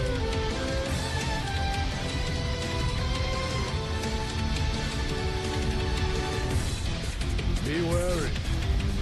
Alas. 30 seconds before you attack. Get ready. Beyond our shores. Come to Krakoa. Okay, so I need like 8,000. We could use your sword. That's the thing, Magneto. You reduce me to a weapon and make everything about your war. What could matter more? Bro, I like these melee cancels. Let's circle back after we defeat Doom and the battle starts in 5, 4, 3, 2, 1. All you need to do is capture the mission area. Why am I solo healing? Cause why not? Y'all Y'all pick, I flex. Shut the fuck up. Oh god.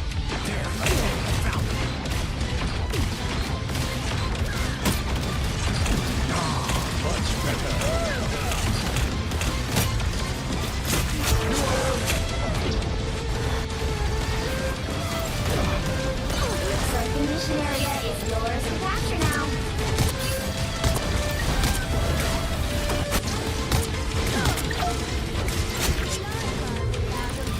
Heals, heals, heals. Spider, down low. Shit. I'm sorry. That was the. I don't even know what happened. I was trying to look for you. I was trying for heals. I was down low. I was literally right under you. My ass is blind. What happened to a squirrel? The moon haunts you. Be removed so easily. Control lost.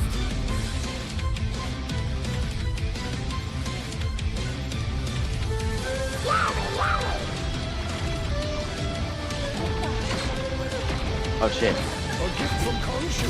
Oh, damn it. Armed and dangerous. It goes through my shield? That's fucking wild, dude. This is a way to go as our last game. Since when can Bucky's ultimate go through shields?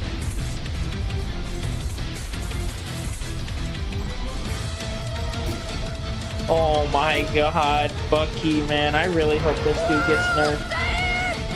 They keep Bucky buffing should this have little been got asshole. fucking nerfed. He's so annoying. Plus, like, his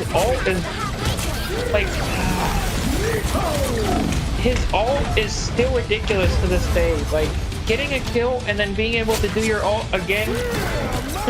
Like, come on. It's like the second I get there, they're automatically on my ass, dude. Well, it's because Loki literally covers everything, so you can't really go anywhere.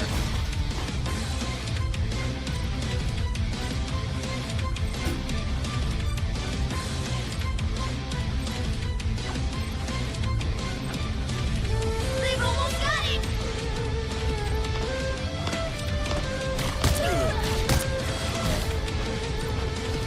Wow.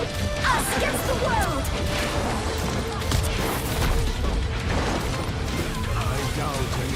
Right.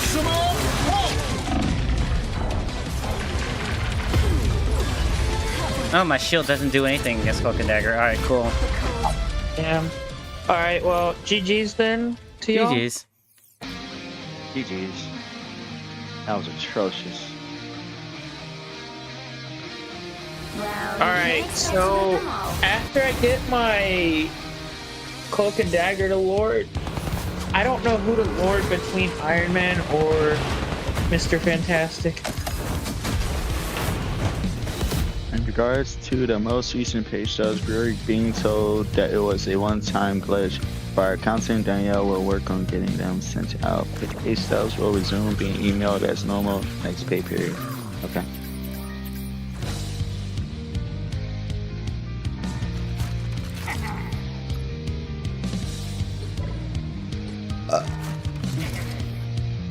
Damn.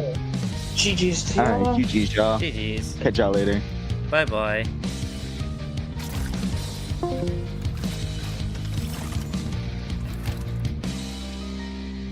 Alrighty, I'm gonna take a quick break myself. Probably take a bathroom break, maybe order some food, and then when we come back, we're gonna be playing some Cuphead. So I will be right back.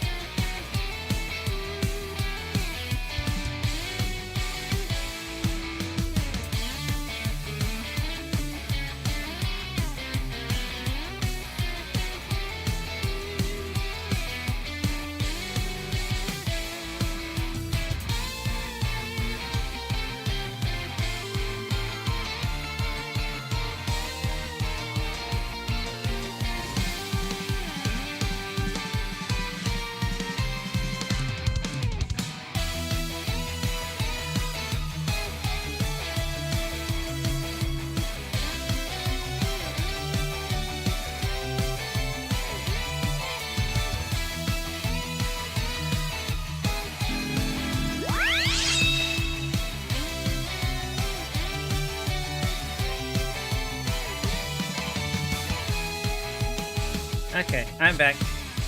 So before we get into Cuphead, I just ordered some food. So while we wait for that, let's react to another video. So since we just got done with Marvel Rivals, I want to see what a pro player has to say about Marvel Rivals Season 2. So this pro player goes by the name of Flats. He used to be an Overwatch player and moved to Marvel Rivals, and I frequently watch his content. He pretty much always has like nuanced responses to like things going on in the hero shooter world. So I more often than not aren't confrontational to things that he says about the genre and about certain characters and stuff. So let's see what he has to say about Marvel Rivals Season 2 and 2.5. Since we just got done playing Marvel Rivals, let's do a quick little reaction. That way, probably we could do 2 reactions because my food's not here yet. So we'll probably look at 1 or 2 videos while I'm eating. And then once I'm done eating, then we'll go to Cuphead, if that's okay with everyone. Okay.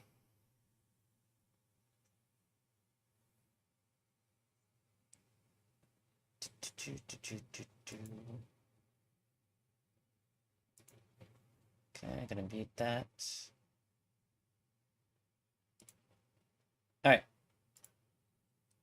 So Season 2 and 2.5. What does Flats have to say about this?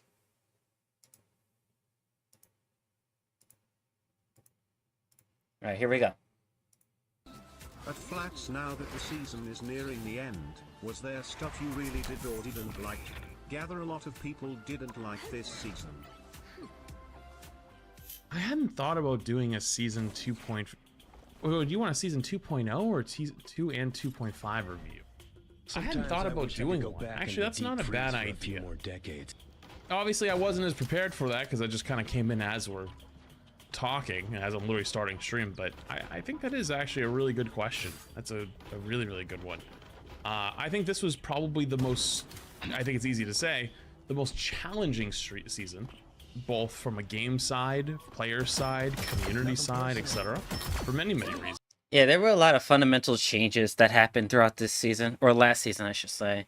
Like the way that the meta worked, certain characters, like how they worked, characters in terms of strength. The maps changed a lot, especially in the ranked queue, because I'm pretty sure like a couple of them are missing now from ranked. So to make space for like the new maps coming in the incoming seasons. So a lot of things has changed since 2 and 2.5. I'd say season 2 started off pretty poorly, actually.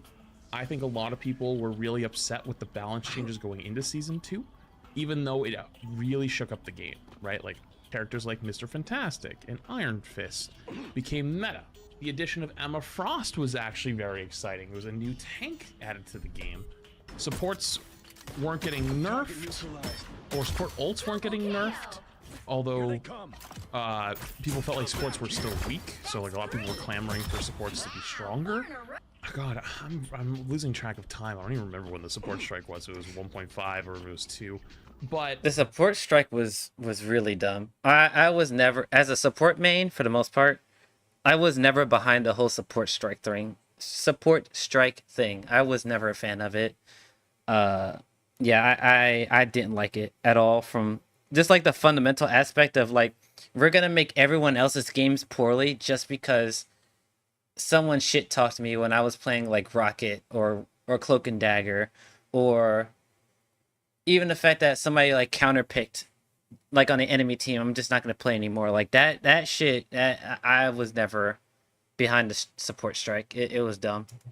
Overall, though, I think a lot of people were a little bit down on the game going into season 2, and on top of that, the Steam numbers, which everyone loves looking at for many reasons, also kind of reflected that, and it didn't bring as much hype as previous seasons.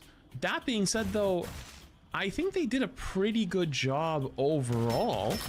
They completely shook up the game. They shook up the meta. So season 2.0 going in, I think they did a good job shaking up the meta. But you know, I'm not really sure if I'm ready to stand on this yet, but I have this weird sneaking suspicion that we're getting to a point where people don't like metas being shifted up as much. Got one. And by I mean people who are more casual to the game. The people that are more casual to the game don't have as much time to grind it, and so like if they put in time on, say, I don't know, Storm, right, and they climb to plat and they really only play a little bit of Storm, then Storm like gets nerfed into the ground, then they don't have anything that they play otherwise, that's Storm, and then they feel like they're terrible at the game, and then they don't have this like time to put in and learn something else yet, and everyone else is getting better as it goes, so they're already like starting way behind. Because like when you start a new game as an entire like player base, everyone starts at 0. Some people have like a slight advantage from mechanical skill or game sense, right? But overall everyone's kind of starting at the bottom and like moving up, but over time that skill floor comes up and up and up, and so people feel like they're drowning and they're like not catching up. So I don't even think that's the case. I just think people don't like toxic characters being played at all. Like for me, I don't like Spidey players like at all, because I think he's fundamentally a toxic character, just innately in the way that they designed him. Like it doesn't matter like if he one-shots support characters or not. I just think he's he's poorly designed, and the fact that like in terms of counterplay against him is fundamentally flawed. And then also, it doesn't matter what the numbers are on him. The fact that, first of all, he's a small character. Second of all, he basically has unlimited mobility. And third of all, like the fact that Spideys are incentivized to go against supports always and never anyone else makes the support lineup just really shitty to play against. Like Spideys don't ever have to go against anyone else. Like as even if they don't kill a support, the fact that they're already doing their job, and I don't like that. Like they don't have to do anything. They just by their presence, they fundamentally shake up the backline. It just them being there. I think that turns a lot of people off. Not saying like that's Rival's fault though. That's just like maybe a gaming thing in general. Regardless though, I think season 2 was obviously the time where everyone started to lose the honeymoon effect, right? I kind of beat it. I was more like season 1.5 is when I was kind of like, yeah, I think it's kind of gone. So I was actually early to the train, which is funny. I've talked about this before. There was like a post a while back. My mods linked it to me, and it was like people like screenshotting every like YouTuber's like is Rivals dying videos, and like I got nothing on there, and I'm like I was so early, I got nothing on it.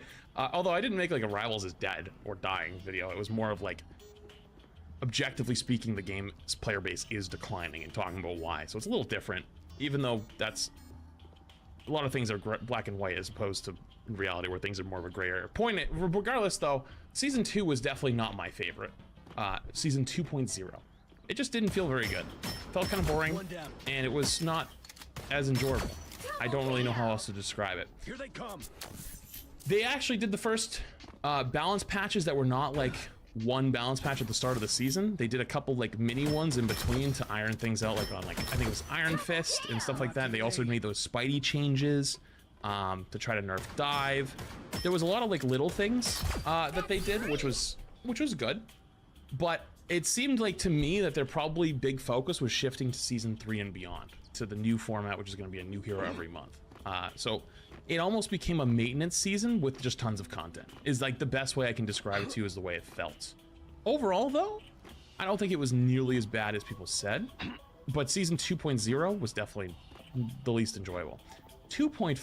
It's ironic that I think 2.0 is probably where I played the game the most, which is kind of funny how that works. I think my food's here. I'll be right back.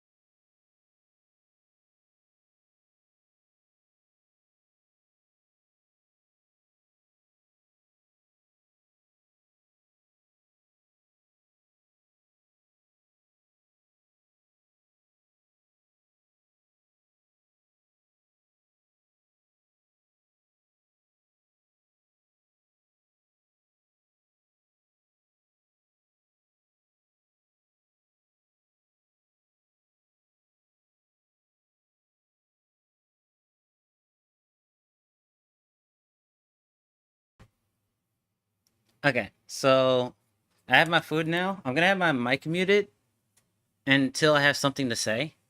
Just so I'm not like opening bags and stuffing your guys' ear. So 5, however, maybe I'm actually a little different than the masses. I think they did a pretty good job with balance. If you watched any MRC and the tournament stuff, there was a lot of really good comps that were played. There was not a lot of mirrors, and if there was mirrors, they typically figured out like why those mirrors were happening and either tried to ban them out or just had like different play styles, right? And as you got closer to like the best teams, they just had very different styles. Some teams ran res comp, some teams ran full Punisher like comps, some teams like to protect Magneto, some teams like to protect Emma. Obviously some characters were much stronger than others. Typically Mag and Emma were like the perma ban, perma save. But things like Groot, which used to be like a perma ban, no longer was a perma ban, but wasn't perma played, but was kept in check by Wolverine. Strange made a big return. Captain America, even though nerfed, was still played a ton. Venom got played a bunch. All the supports pretty much got played, except even actually Rocket even got played a little bit, not really. But Rocket's much better in like a rank setting than in like in a tournament setting. And even on the ladder, it very rarely felt like anything was unplayable or like you're losing the game that person picked something. Other than maybe like in really high level play like Scarlet Witch without like the Strange team up might be like a, why are we running this? You know? But my least favorite part of Season 2.5 was Ultron.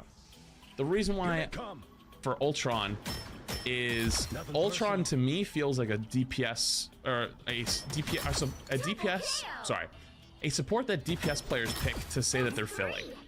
He's kind of boring to play with and to play against. And at least early in Season 2.0, or sorry, 2.5, teams were either playing Ultron or avoiding him like the plague. And the reason for that was a lot of games were actually determined by who had the better Ultron player. all right, so I'm eating, so hopefully you guys don't actually hear that. But I will say this about Ultron.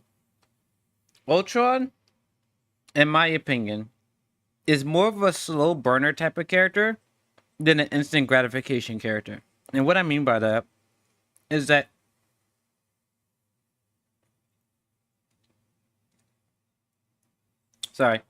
you only see the value in Ultron when, number one, you know how to take corners and know how to apply pressure from long range.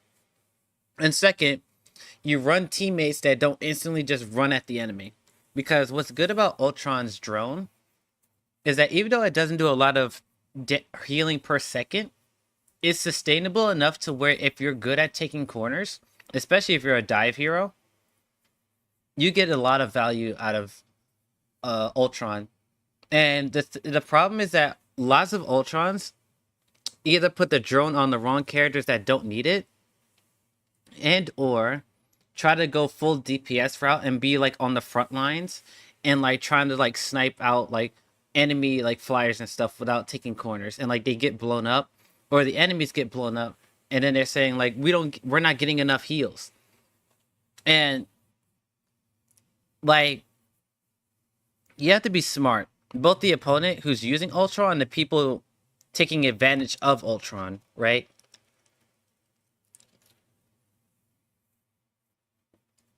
And so I think Ultron is more like Mantis, where you don't get direct value immediately as you play them. You kind of like slow burn it, and it kind of evolves over the course of the fight. And I think what people expected Ultron to be is like a Luna type character, where his drone would supply a little bit of healing, and then he can heal himself by like shooting at the enemy, like what Luna does with like her primary heals and does damage. So I think that's probably the biggest thing why people don't like Ultron right off the bat, is because he's not a instant gratification support like Luna, Rocket, even Adam with his soul bond, and like the fact that like he can do headshots and get his healing quicker. It's like those types of supports are instant gratification. Click a button, instant health automatically. I've done my job, right? Whereas Ultron's healing is not burst related.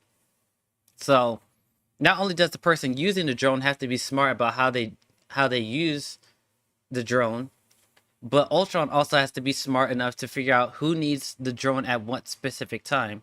And a lot of Ultron players just put the drone down on any person that they see.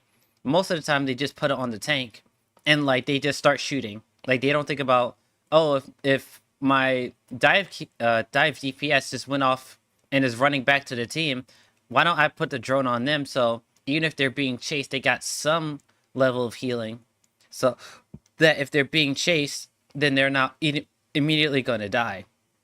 And it's like, I just don't think most Ultrons are smart, in my personal opinion. Not because Ultron was oppressive or insane, but because if you had one team that had a competent Ultron and another team that had a shit Ultron, if your Ultron was good at the game, you just win because you are now playing 5v6. And lots of players, myself included, do not like playing in matchups where it comes down to one player's 1v1. If anything, we actually ban that quite often. Hela in Season 0. That's what we did with Hela Season 0. When Wolverine was strong towards the end of Season 0 / Season 1, if it like came down to who had the better Wolverine player, we just banned that, right? Ultron also forced triple support comps. Ultron is just like he doesn't heal very much. His ult is used as an offensive ult most of the time. It's very rarely used as a defensive ult. It just feels, I don't know, like it's a good, like I like that they tried it, if that makes sense. Like it was something better than, you know, this support does a circle of healing. I think that a lot of like the average player, like healer player, not support player, healer player wants to play heals. Just Ultron just didn't stick with them, you know? Some Ultron was MRI, which is fun to see. No, I agree.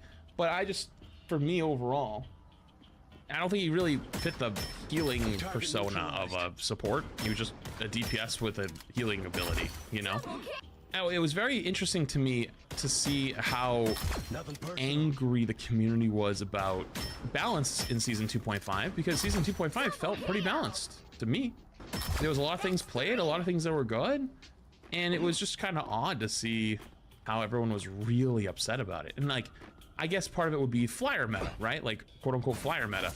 But as the season went on, we kind of learned that it really wasn't flyer meta. And like, yeah, flyers were strong, but they weren't like they weren't that much stronger than they were previously. In like those metal ranks, they were strong because people can't play Hela and aim on Hela, but you can hit Iron Man shots easily, right? Or storm shots are huge. That was always the case before, and then Die ended up still being good, which, by the way, hey, not to be that guy, but if you go look at my old tier list, I remember telling you guys, the one thing I will say is BP ended up being better than all of us thought, myself included. That being said, though, I remember back then I was like, hey, don't believe the dive merchants. The dive merchants are selling you bullshit. Regardless, though, I think this was the first season for a lot of people that they started to look at the game very differently. And I would say in not good ways. Got one. I'm cautiously optimistic for Season 3 and beyond. Because I think that with the going to a hero every season is crazy. In a good way. Because there could be an argument to be made that it's likely that DPS is the most played role. And DPS didn't get a hero in Season 2.0 or 2.5, right? Support and tank did with Vanguard. Got one. And don't get me wrong, they need it more. However, though, are they the most played? I don't know, support could be, but I don't think tank is. But with the new format where you're getting more and more heroes consistently, I think there's gonna be more stuff for everyone. Because it really, I'll tell you from my old Overwatch experience, you would get a new tank or new support once a year. And it typically happens in December. And you go an entire year without getting something for your role, and most players only play one role. Got one. They can flex on other stuff, but like, if they're getting good at it, like they typically stay to one role. They stay to tank, then they learn like Mag and Strange and Cap and Venom, and they learn those heroes, right? But they stay within one role because it's easier to stay within one role and learn. So if you're not getting any new content, it kind of gets dry. And also the esport tournament, I think went pretty well. The only thing is, I would say, is their marketing was a little lackluster. The marketing was a little lackluster for it, and hopefully that changes in the future. Because like, dude, it's a $3 million tournament, and I didn't see much at all other than like They gave drops to streamers to stream it, which was a good thing because it encouraged a lot of people to stream the matches, myself included. And then I think there was like sponsored streams for people that were outside of the scene. Overwatch player base is conditioned to switch better. Rivals player base does not switch in GM+. Oh, that's a funny one. Because I'm gonna be honest with you, the only reason why people don't swap constantly in Rivals is because they don't know what the counter swap is. Remember? Honestly, kind of based. I mean, even for me, like, I don't know all the counter picks. Honestly, I don't even think there's like many to like hard counter picks in Rivals. Like, there's like, I think the only one I can think of right now is probably like Star-Lord into Magneto, or I would say another hard counter is probably like Namor into Black Panther or Namor into Spidey. But outside of those, I can't really think of like any like hard counter. Maybe like Emma into Thing. Emma like breaks Thing down pretty significantly. Man, I can't really think of anyone else, really. Maybe Phoenix into Rocket now that her ult is in the game. So maybe, but like many like hard counters to me doesn't really exist. It's kind of like soft counters where it's like they're better characters against other characters, but like if you're good enough, it doesn't matter, right? Whereas if I'm a Spidey player and there's like a Namor with like a Gamma Squid, it's like not much you can do until the squids are dealt with. So, you know. If you don't remember, there was a chart that came out when Overwatch 2 launched. It was awful, but it basically was like the starting point where people were like, oh, they're playing X hero, let me swap and I win. That does exist for Rivals already. But it's not well known and it's not like super like necessary. You can win without it. Overwatch was conditioned to not, you just lose. And it's true, actually. It was true, at least for a long time. I think that balance-wise, Rivals is in a much better spot than people give it credit for. I think people get really upset over balance in this game, even though they don't even understand why they're upset. Whether they grab a streamer's opinion, or because they're in their one game something happened, or they read someone else's take, or whatever it might be. Mr. Flat said, so it must be true. But when I say something, the reason why I can say it is because I can back it up with either my like logic behind it or at least explain my reasoning. But if somebody else out there parrots the opinion, they don't understand the nuance behind it, and almost like a game of telephone, it can get muddied and it becomes shit. And when it becomes shit, it turns a lot of people off because like now they're just arguing to argue, you know? And you can have a good discussion about it and like we can disagree, right? Like you might say like let's say you think Rocket's really strong. We can go back and forth on why we think it's strong or not strong, but like we both have we might have a strong base to be pulling off of. If someone else doesn't have that strong base, they're kind of just like trying to force their opinion through, and then like, oh, like I know it's right because I heard it from this person. It's like, yeah, but it might not be right in the context they're using, right? Or they take an opinion from 2 years ago out of context. That actually happens a lot too, which is unfortunate. Regardless though, season 2 was pretty rough. It was pretty boring in a lot of places. The season dragged on really long, and I've said it once, I'll say it again. When a game is really bored, that's when you will see the most drama. And this season was full of it all over. Now, bro, spitting. There was so much drama in season 2. It's actually insane. I'm honestly really scared for season 3 and beyond because now that we've seen how far Marvel Rivals players are willing to go to be toxic to each other and go after each other over the smallest things,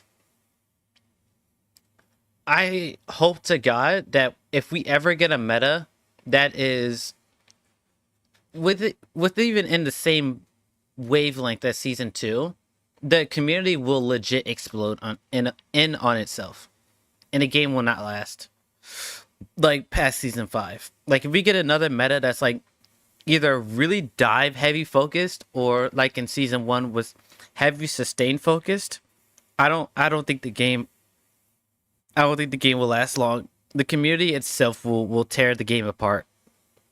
And it's not going to be the developer's fault in most cases. It's going to be the player base for either not adapting or going way too far with criticisms and how they deal with it. Like the community itself is going to tear the game apart. Over the place from start to finish, except at the very start and except at the mid-season, which is where the contents came in. I hope season 3, I think it is going to be much better. I think season 3.5 has a potential to even be better because of the content cycle and pace.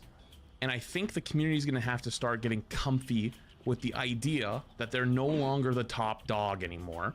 And a lot of the people that go around running to other games and telling them that their game is dead, Rivals is better, people that used to go do it to Overwatch people who used to do it to Apex or Valorant or whatever, are gonna have to realize we all win and lose some smile. Penny was terrible in season 0. I'm sorry, dude. I don't know what to tell you. Anyways, sorry. Point is though, you're gonna have to get comfy with that. And I think a lot of people are gonna have to get comfy with the idea that they're playing Rivals because they like Rivals. They're not playing Rivals because they hate another game or hate other games. That is going to be a necessary starting point to the future, if that makes sense. I don't know if that makes sense to you, but hopefully it does. Regardless, if I had to rate it, season 0 was by far the best. Season 1 was pretty good. Season 1.5 was eh. Season 2.0 was pretty bad. Season 2.5 was much better, but nothing insane. And then here we are at the end of 2.5. End of 2.5 right now is kind of boring. There's not a whole lot happening, but I'm cautiously optimistic for season 3, which starts on the 11th, which is in like 3 or 4 days from now. So, yeah. There you go. I think that's. Am I forgetting anything major from this season 2.0 and 2.5 chat? Because this was on the fly. The only reason I did this is because somebody asked. The team fight tactics. Okay, that was actually kind of gas. I liked it.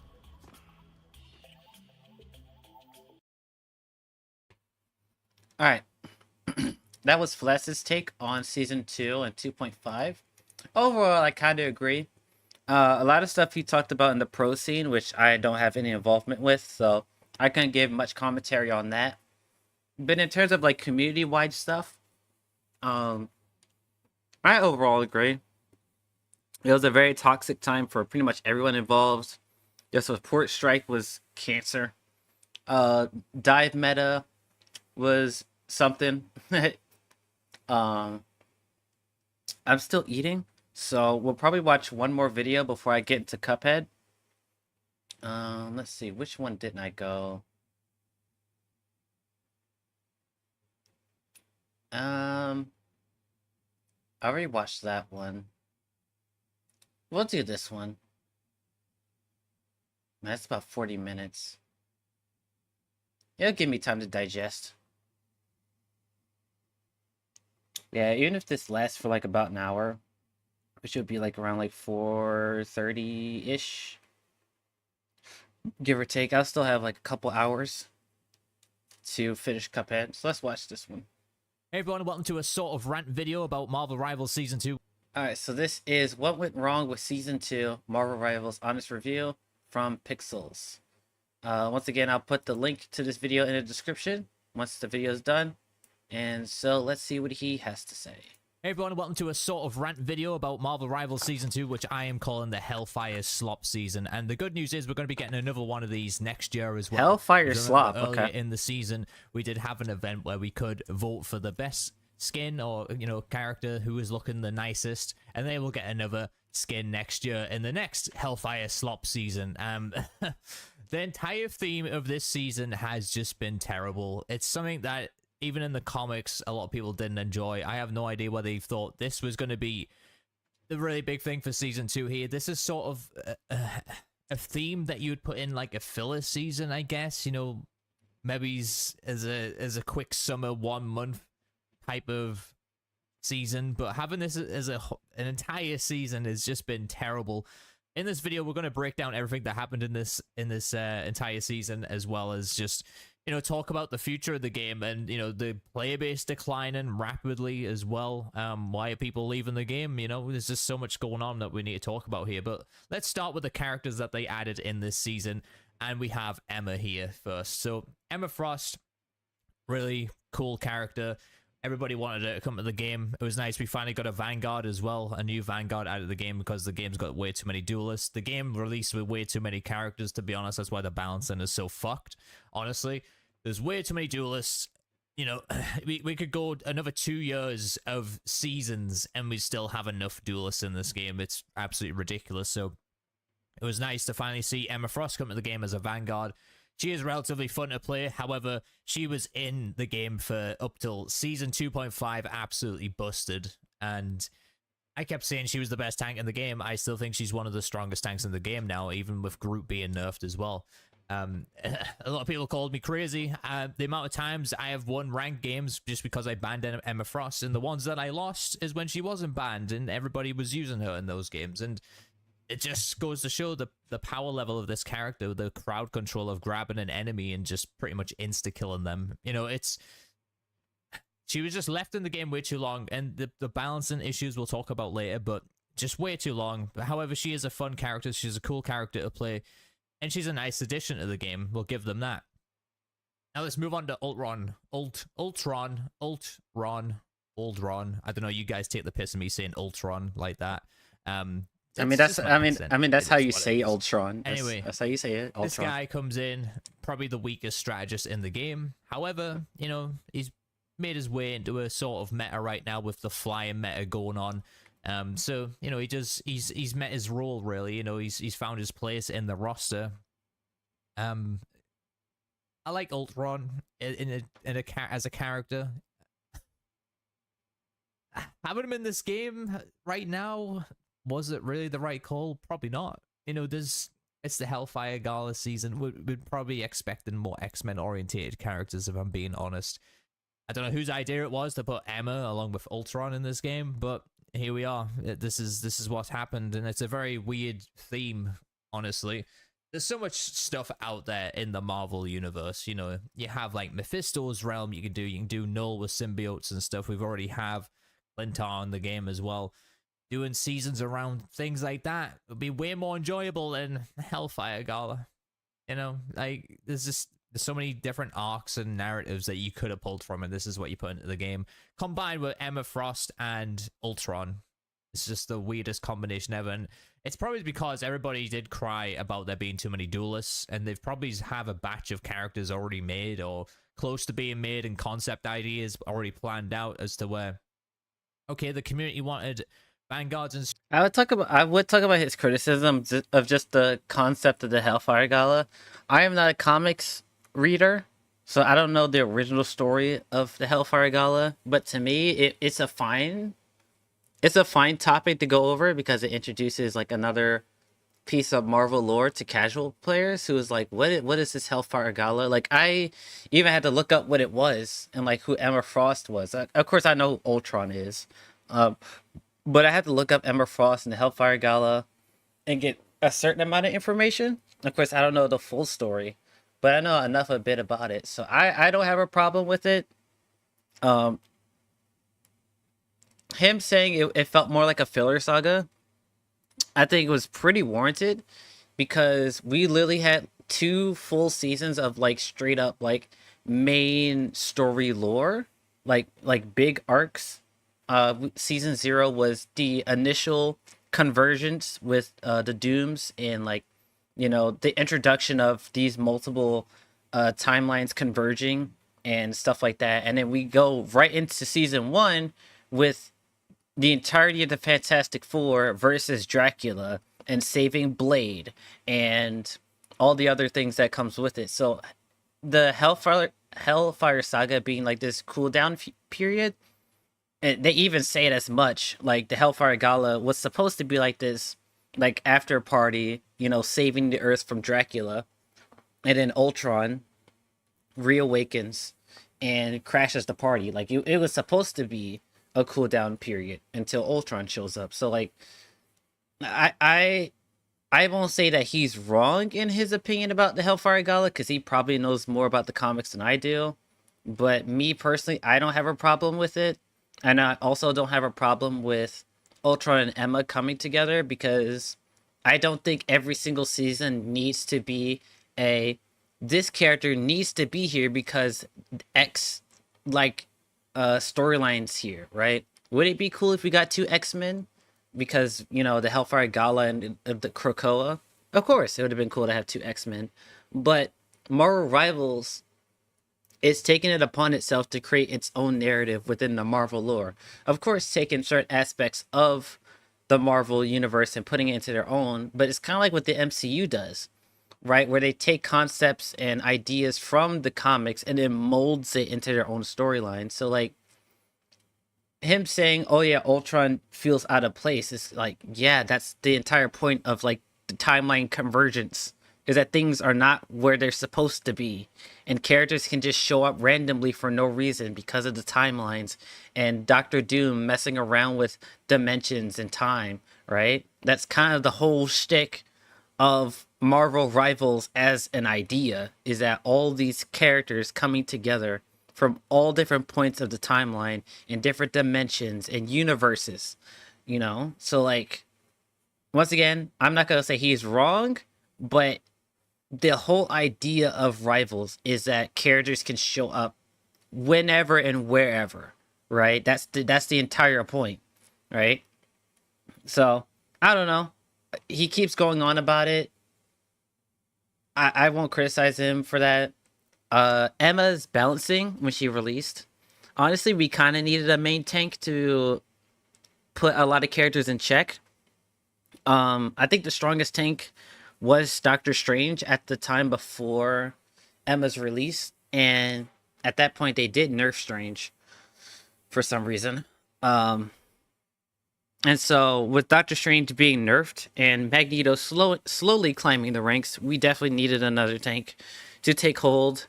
And then eventually people learned how to play Groot, and so the tank role actually got a lot better than what it was before in previous seasons, or the previous season. Yeah, because I would say probably like season 0 to like 1, the tank strength was relatively the same, and then 1.5 is where the tank role started gaining a little bit more steam. So yeah, me personally, I would rather a character come out a tad bit overpowered than underpowered. And the reason why is because if you look at the season 1,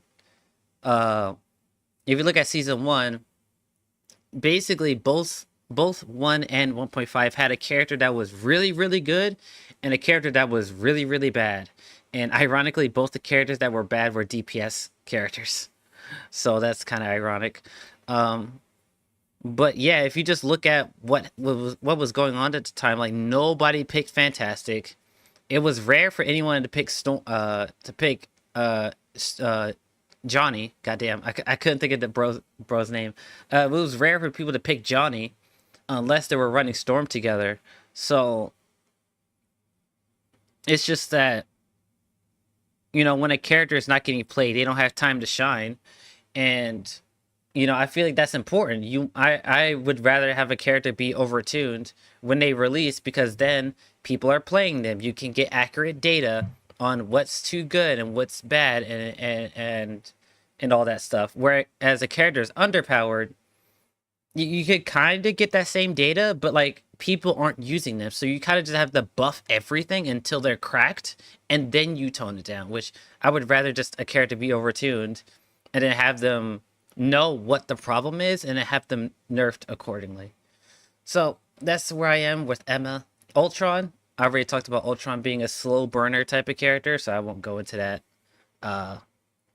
Well, this is probably going to be a different video, but anyway, Ultron is a slow burner type of support, not a instant gratification burst support like Rocket, Luna. He's kind of like that Mantis role where, like, her support is more gradual than instant, right? Her ultimate is not as strong. Her healing's not as strong, but they're good enough where if you, as the person getting the support from Mantis, if you play well, it'll actually help you out in the long run.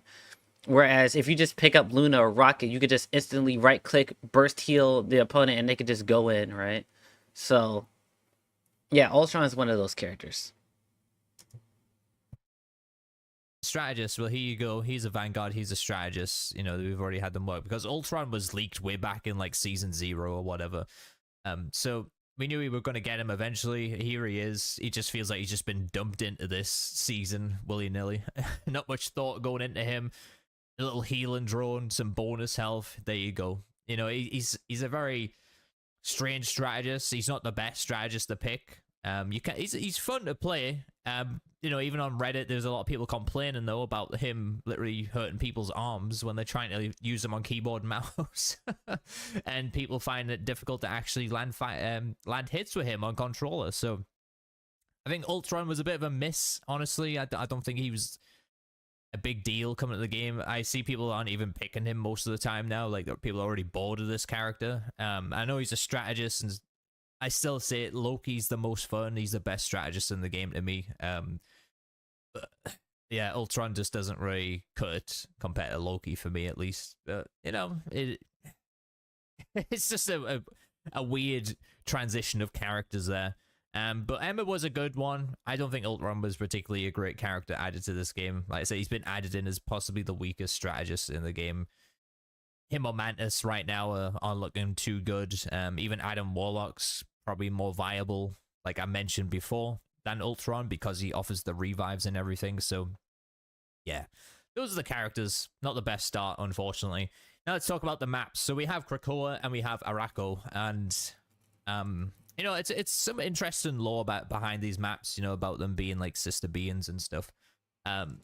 Krakoa, I'm not a big fan of Domination, but it's easily the best Domination map in the game for me. I find it really enjoyable playing Domination on that map, at least. And not, like I said, I'm not a big fan of that game mode. Anything's better than Wakanda Domination. So, you know, Krakoa, you know, it's a nice looking map. They did a good job with that one. Now, Araco, it's more my type of gameplay, you know, doing the payload stuff and all that stuff. The design of the map, it's so bad. Like the layout, it looks a lot like the Hydra base map as well. Looks like some reused assets, not gonna lie. But you're looking at the way to set up on defense. It's very attack orientated map, honestly, because the attackers can always seem to get the better ground, the higher ground against the defenders, mainly going through the portals, flanking that way and all that stuff. And it just progresses even further through the game and through the match. And once you get to the back end of the map as well, you know, that's probably like the best area when you're defending that last point. But overall, the map is just it's possibly the worst payload map in the game, honestly. But off the top of my head, I can't think of any worse ones. And payload's my bread and butter on this game. I really enjoy it. I just maybe Wakanda Convergence, you know, is probably just as bad as this map. Yeah, another one they hit the mark, missed the mark with. That's the weird common theme here, where Ultron and Araco second half of the season hasn't been great. Loads of people have literally stopped playing the game as well. Yeah, moving on. Let's talk about the events of season 2. Maps, I don't have a huge opinion on. I agree that I like Krakoa more than Araco. It definitely does feel more attack. I feel like I win more games when attacking on Araco than defending on Araco. I think I've only won like one single match defending on defense on Araco, and every other game that I've had to defend, I lost like significantly more. Krakoa is probably one of my more favorite maps. Maybe I could do a tier list on what I feel about each map, but I like all the base maps pretty much equally. If I had to put it anywhere, I would probably say Wakanda. Wakanda's maps are probably my favorite. And then next would be the Spidey Islands. and then next would be Asgard, and then the last is Hydra. Krakoa is probably in between like uh Wakanda and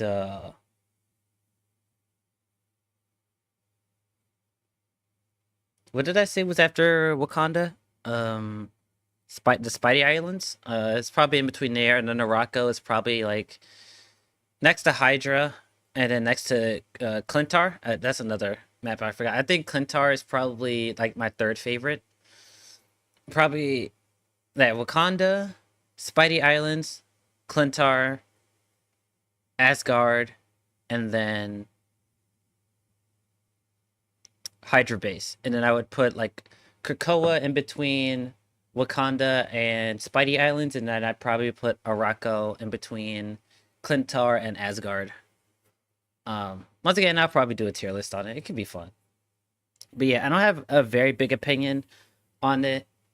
So yeah, I won't talk about this one too much because I think they're all good maps. I don't really have any big issues. The only issues I have with maps is when I'm a flyer, because most of them tend to rebuild or build, or when you destroy it, it doesn't build back. You know, so like when I'm a flyer, like when I was playing Phoenix earlier, like sometimes I was trying to escape, and sometimes corners would be like hard to take because like I knew the building was gonna rebuild, or it has very weird edges, and so when I would try to jump and fly out, I would get caught on the edge, and then I would just die. So like stuff like that can get annoying, but overall, I think the maps are pretty well designed, at least for me, as a casual player. I will say, Araco is way more confusing than other maps. I would say it's probably the most confusing one out of all of them so far. It took a long time for me to get used to Araco. We have the Cerebro database where we got a free Manta skin. You get a free Hawkeye outfit right now. That's still going on. These events are a bit weird. You know, you got to complete like 3 lines and that's it. Then your challenge is done, the page is done, and that's it. You move on to the next one. You got to wait for that to release. Now, as far as the skins go, they're all right. You know, I like the Mantis one, the Hawkeye one. Take it or leave it. Not really characters that I play. I play a little bit of Mantis here and there. But yeah, they're just easier events, I guess, to do things. You don't have to really force yourself or go out your way too much because you have all these different options of challenges you can do. So the Cerebro database event, it feels a little bit of a lazy event, to be honest, but you know, it's just for free skins, so you can't really complain too much, even though the free skins are pretty much you know, original outfits. Let's move on to the Wolverine patch event as well. Now, to be honest, this was a big win, getting the Wolverine patch outfit for free.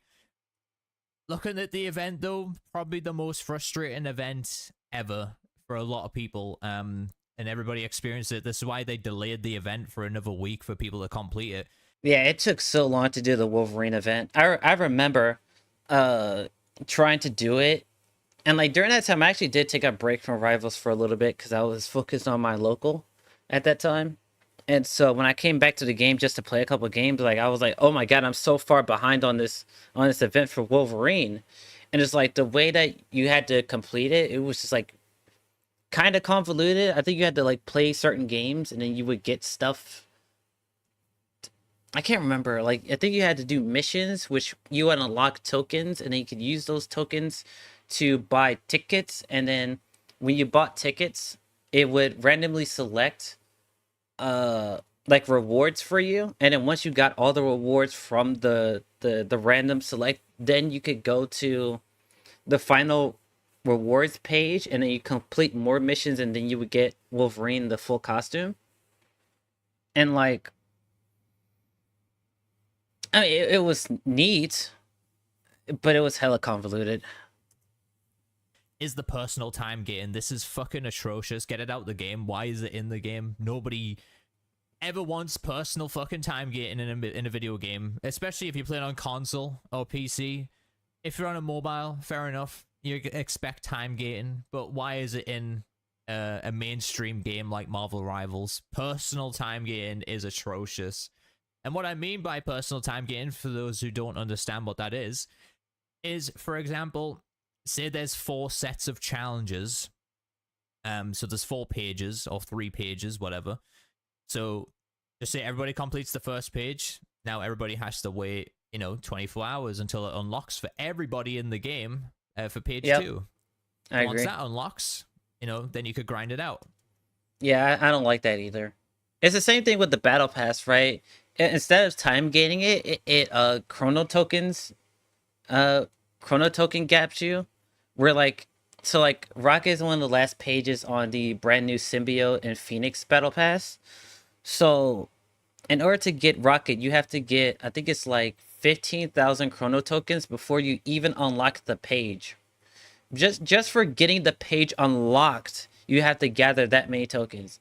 And I'm pretty sure it only applies to how much you have currently in your chrono token collection, right? It's not all inclusive. So like for me as a Rocket player, I have to hold on basically to all my chrono tokens until I can get to his page to unlock the stuff. I can't just slowly build my way up, even if I wanted to 15k. I have to just hold all my chrono tokens until I get to that page. And it's dumb. I just want to unlock the stuff from the battle pass that I want and then move on. However, if you miss it at all, if you didn't decide to keep up with everybody doing that, you will fall behind massively. And there's not a way for you to go onto the game and go, okay, I'm going to grind out all 4 pages right now because they're unlocked for everybody now. You can't do that. You've got to grind out 1 page, wait 24 hours or 12 hours, whatever. Grind out another page, wait, to the next day. Why? When the event is literally unlocked for everybody, over all the pages are finally unlocked to the public, everybody can complete them, they decided to put in personal time gating per page. No, don't do it. Don't. Why are you doing this? It's just nobody wants this in a game, and I figured out why they're doing this. Well, I have a theory, at least. Increase player retention. They don't care about playtime at all in this game. They don't give 2 shits how much you are playing Marvel Rivals for. They care about daily logins. That's it. Yeah, player retention. They're taking the mobile game metrics here of, we only care about players logging in daily. So, while that can make sense, I guess, you've seen people load up your game, you're like, oh man, we have so many concurrent players, keep coming back to Marvel Rivals. They're probably looking at those stats thinking they're doing really good. But they're probably not even paying attention to people's playtime that much. People hopping on, only doing a few quests and then getting off the game because, they can't grind for anything else unless they want to grind out for Lord. And Lord is another thing that's not really that great, to be honest. You get a little profile picture icon and you're like, oh, okay, that's it. You can't, I love playing Loki. He was my first ever Lord in the game. I really don't have a reason to play him in quick match, at least. I don't really play him in ranked either because I'm, I mean Mr. Fantastic, but I want to play a character sometimes and I'm just like, what's the point? Even though I have fun, yeah, I suppose that could be the point. But I would like something a little bit extra to keep playing that character. And I'm not the only one voicing this opinion about loading in the game. It's a big issue. Nobody really cares about loading characters too much, and even if you do max out the character, there's no real reason to go back to playing them, so you move on to somebody else that you may not enjoy much of playing in anyway. It's like every time we need a strategist now, I go and play Cloak and Dagger or Invisible Woman. I don't really like playing those characters that much, but I feel like I'm just wasting my time if I'm going to be playing Loki instead of those, I want to feel like I'm progressing most of the time. And this is such a weird criticism because I don't know what he's talking about. Or I don't know where he's going with it. Does he want more Lord rewards? Like, what do you want them to do? Because, let's just say, they did what you asked and added a skin to it. Then you're going to be like, well, what's the point if I just get a lousy skin?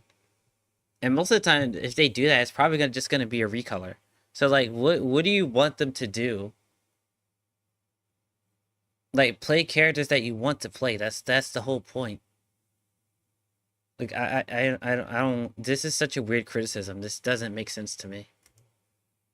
That's a big problem with this game is you spend a lot of hours playing it and you don't feel like you're progressing massively on a lot of stuff. But, you know, when there's a bunch of events going on right now, it can be relatively fun. You know, you got your cerebral... Well, yeah, that's what the events are for. Like, maybe it's just me as a fighting game player where, like, there's no such thing as Lord icons or, like, player retention, like, things for characters. Like, to me, just the avenue of getting better with my skills as a player is enough to keep me playing a character. Like, I don't need, like, icons or skins in order to do that. If I like a character, I'm going to keep playing the character until they're not fun anymore and then move on. Like, I don't need something to keep playing a character. Like, I don't know if this guy's ever played a fighting game before, but, like, playing games that don't have that type of thing and just learning to love the character on its own merits is, like, the fun part.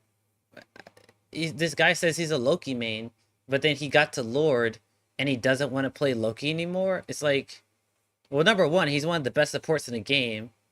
So why wouldn't you play Loki? Especially in ranked. He said he doesn't even play Loki in ranked anymore, which is fucking crazy to me. So, like, what the fuck is this criticism? Okay. This one I don't get. It's going on. The combat chest event's going on right now. Let's not talk about Ultron's Battle Protocol Matrix just yet. And yeah, those are the events going on, and you can currently earn some skins and stuff for free. And while some of them are nice, we now have this new thing called emojis in the game, and they're kind of flooding those into the game quite a lot to kind of fluff up a little bit more of content, thinking we're going to be earning more stuff. And maybe for Lorden, if we're going to go any further than Lorden, maybe we can get some emojis or something if people would even give two shits about that. It's just weird content, to be honest, coming into the game that nobody really asked for, nobody really cares about, and it's sad because I feel like, you know, they've got everything down on this game, you know, apart from balancing and characters and just design-wise, you know, they've got everything looking good. Some of the decision making right now is massively questionable. You know, there's things they really need to like dial it in on, lock in on that particular thing, and they're currently not doing that. But yeah, that was the time gating problem with the Wolverine patch event. We also had the Scarlet Witch outfit. Was that time gated? I think it was. You had to complete 3 games a day for a free outfit. So you had to log in like 3 or 4 days or whatever to get the Scarlet Witch outfit. I think, I really can't remember. But yeah, the time gating on the Wolverine patch skin was possibly the worst thing that I've ever experienced in this game. Just personal time gating was fucking stupid. Yeah. And then we have the combat chest. So the combat chest, and just including the battle pass in general here, they're all time gated too. So yeah, I don't like only upgrade those or unlock new levels on those from chrono tokens coming on and doing your challenges that are there. That's it. You can't sit and just actually play the fucking game to grind out a battle pass or this combat chest. You know, you've got to wait till there's challenges available. Something else I fucking hate in games like this. It's a free-to-play game. You look at the models on other games though, First Ascendant, Fortnite. You know, those that do like battle passes. That's just off the top of my head, and I don't know. I never bought a battle pass in Overwatch, so I don't know how that fucking works. But those you could at least grind XP so you could complete it relatively faster. You know. This, on the other hand, you've got a maximum amount of chrono tokens you can earn a day. And you just feel like, oh, well, that's it. And, you know, I'm not a big comp player. And people probably play this game. And the thing about this, too, is that they've actually removed daily missions from Rivals, which is a good and a bad thing, because now you don't have to log in every single day to play. You can... like they said in their dev blog, you can log in, grind the game for like a full 24 hours, do all the missions, and then not log in for another week, right? If you want to. And that might affect player numbers. It's just that I agree you should be able to earn chrono tokens just from playing the game, and the only way, and the sad part is that you can only do it through these missions is kind of a travesty. So I agree with him on that. I just think that the battle pass just needs to be all pages need to be unlocked for the battle pass, and you get to unlock whatever you want. If they did that but increase the prices of the individual items like per chrono tokens, like I would be fine with that. Just allow me to unlock whatever I want to. Right? Even on the old battle passes you can't do that. Cuz like on I think it was like season 0, there was that Hella skin. Like well no, I don't think season 0 had that. I think it was season 1 and beyond. Season 1 had the what skin was it?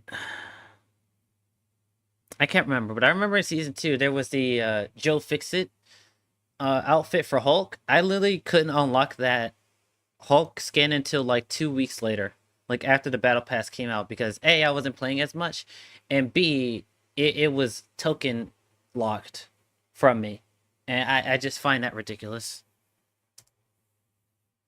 Game for a competitive feel. It doesn't matter if you're playing comp or quick match now.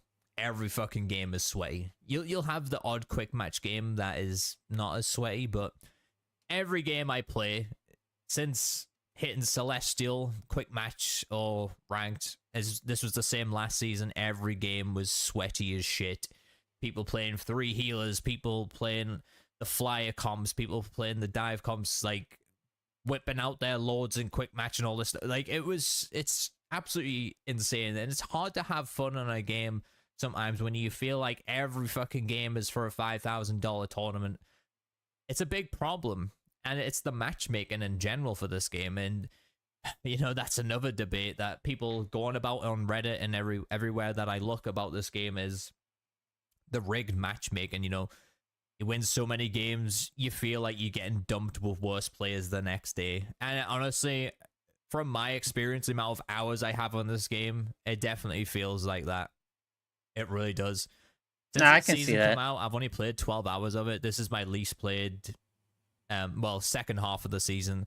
The first half of the season is probably my most played of this game, but yeah, the second half, I've barely really been interested in playing this particular season. I'm just so done with the theme.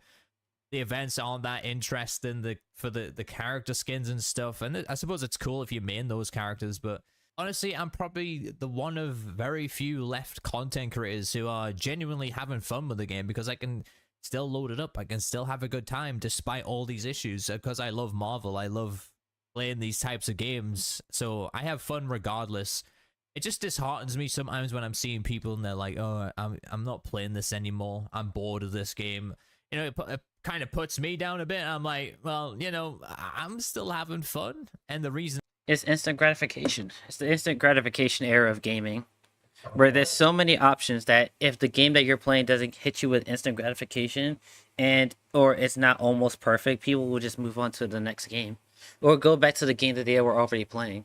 Like, you just have to accept that, right? When people come on here and do videos like this, and they're like, I would play this game more, but it doesn't have the player base. I'm just sitting here like, what do you want? Like, that's just the era we live in, dude. Not everyone is stuck to their same 3 to 5 games, and that's all they do. Like, there's plenty of other options for other players to engage with.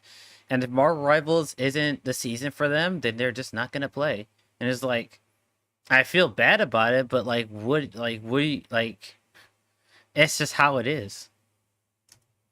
and I'm having fun is winning or losing is it's Marvel. Like, that's it really. I couldn't give 2 shits about the balancing half the time because I just want to play my favorite characters and have a good experience. And right now that's not possible because of the balancing, really. You know, people, like I said, the matchmaking is killing the vibe of this game of just having pure fucking sweat lords almost every game. And I just want to chill back with my controller, relax, and, you know, shoot some people. But instead, I've got people jumping on my screen for 1 frame as Spider-Man, trying to pull people off a map and one-shot them. And same goes with Black Panther, trying to do wombo combos with him.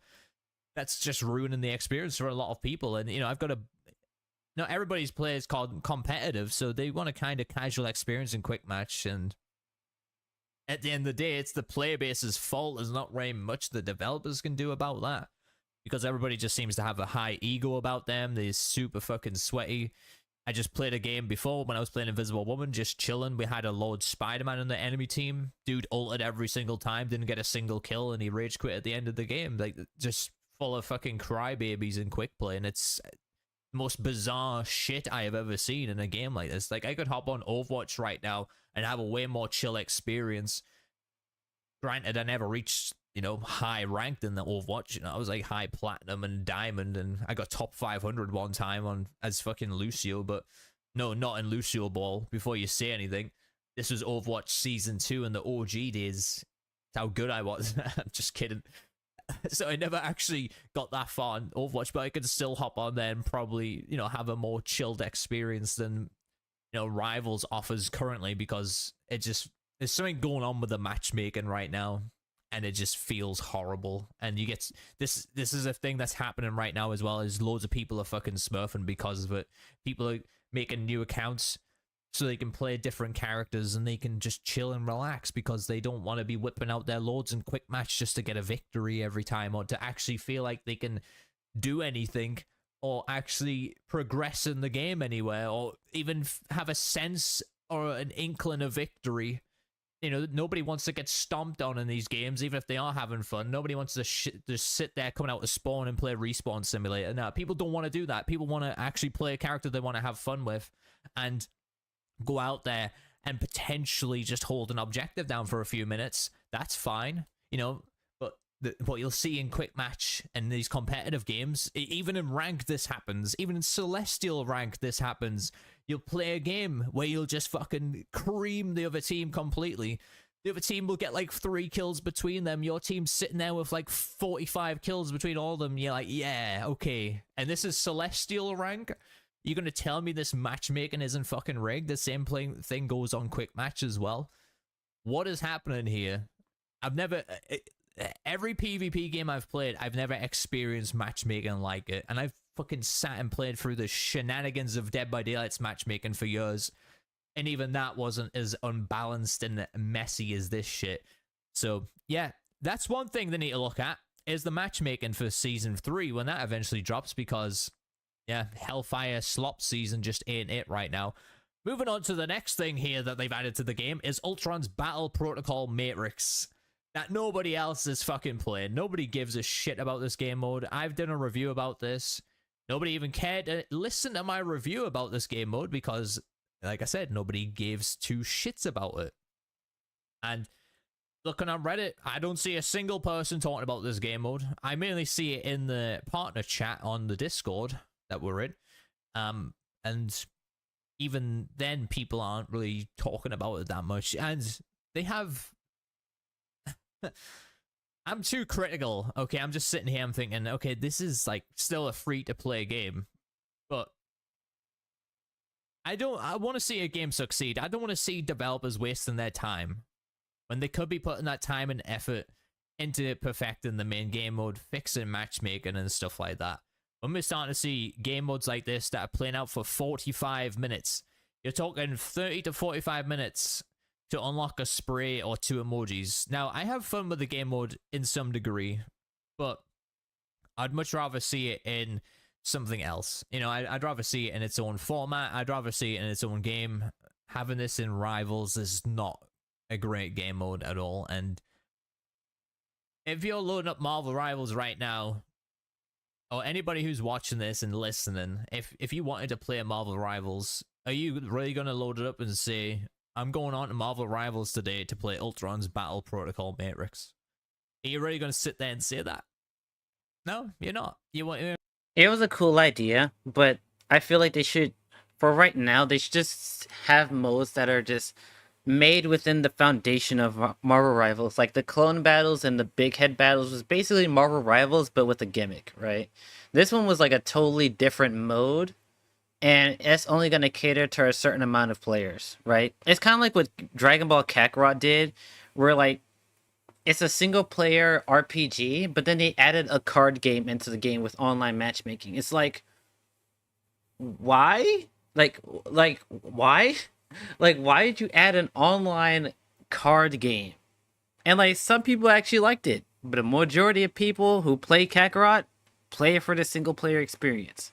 So I just think that going forward, they should just stick to Marvel Rivals, but with a gimmick, right? Until it gets to the point where people are like, okay, we need something else to shake it up dramatically, right? But I think this mode was a really good start. So I won't criticize the mode too much. And it's not a mode for me. I played it like once or twice. And I was like, it was okay. It was fine. But it's just not a mode for me. And so I'm not going to say it's a terrible mode. It's not something for me, you know? You're going Marvel Rivals, you want to play the team game. Or maybe you want to do some team deathmatch. Or maybe you want to do some free-for-all. That's fine. But this... No.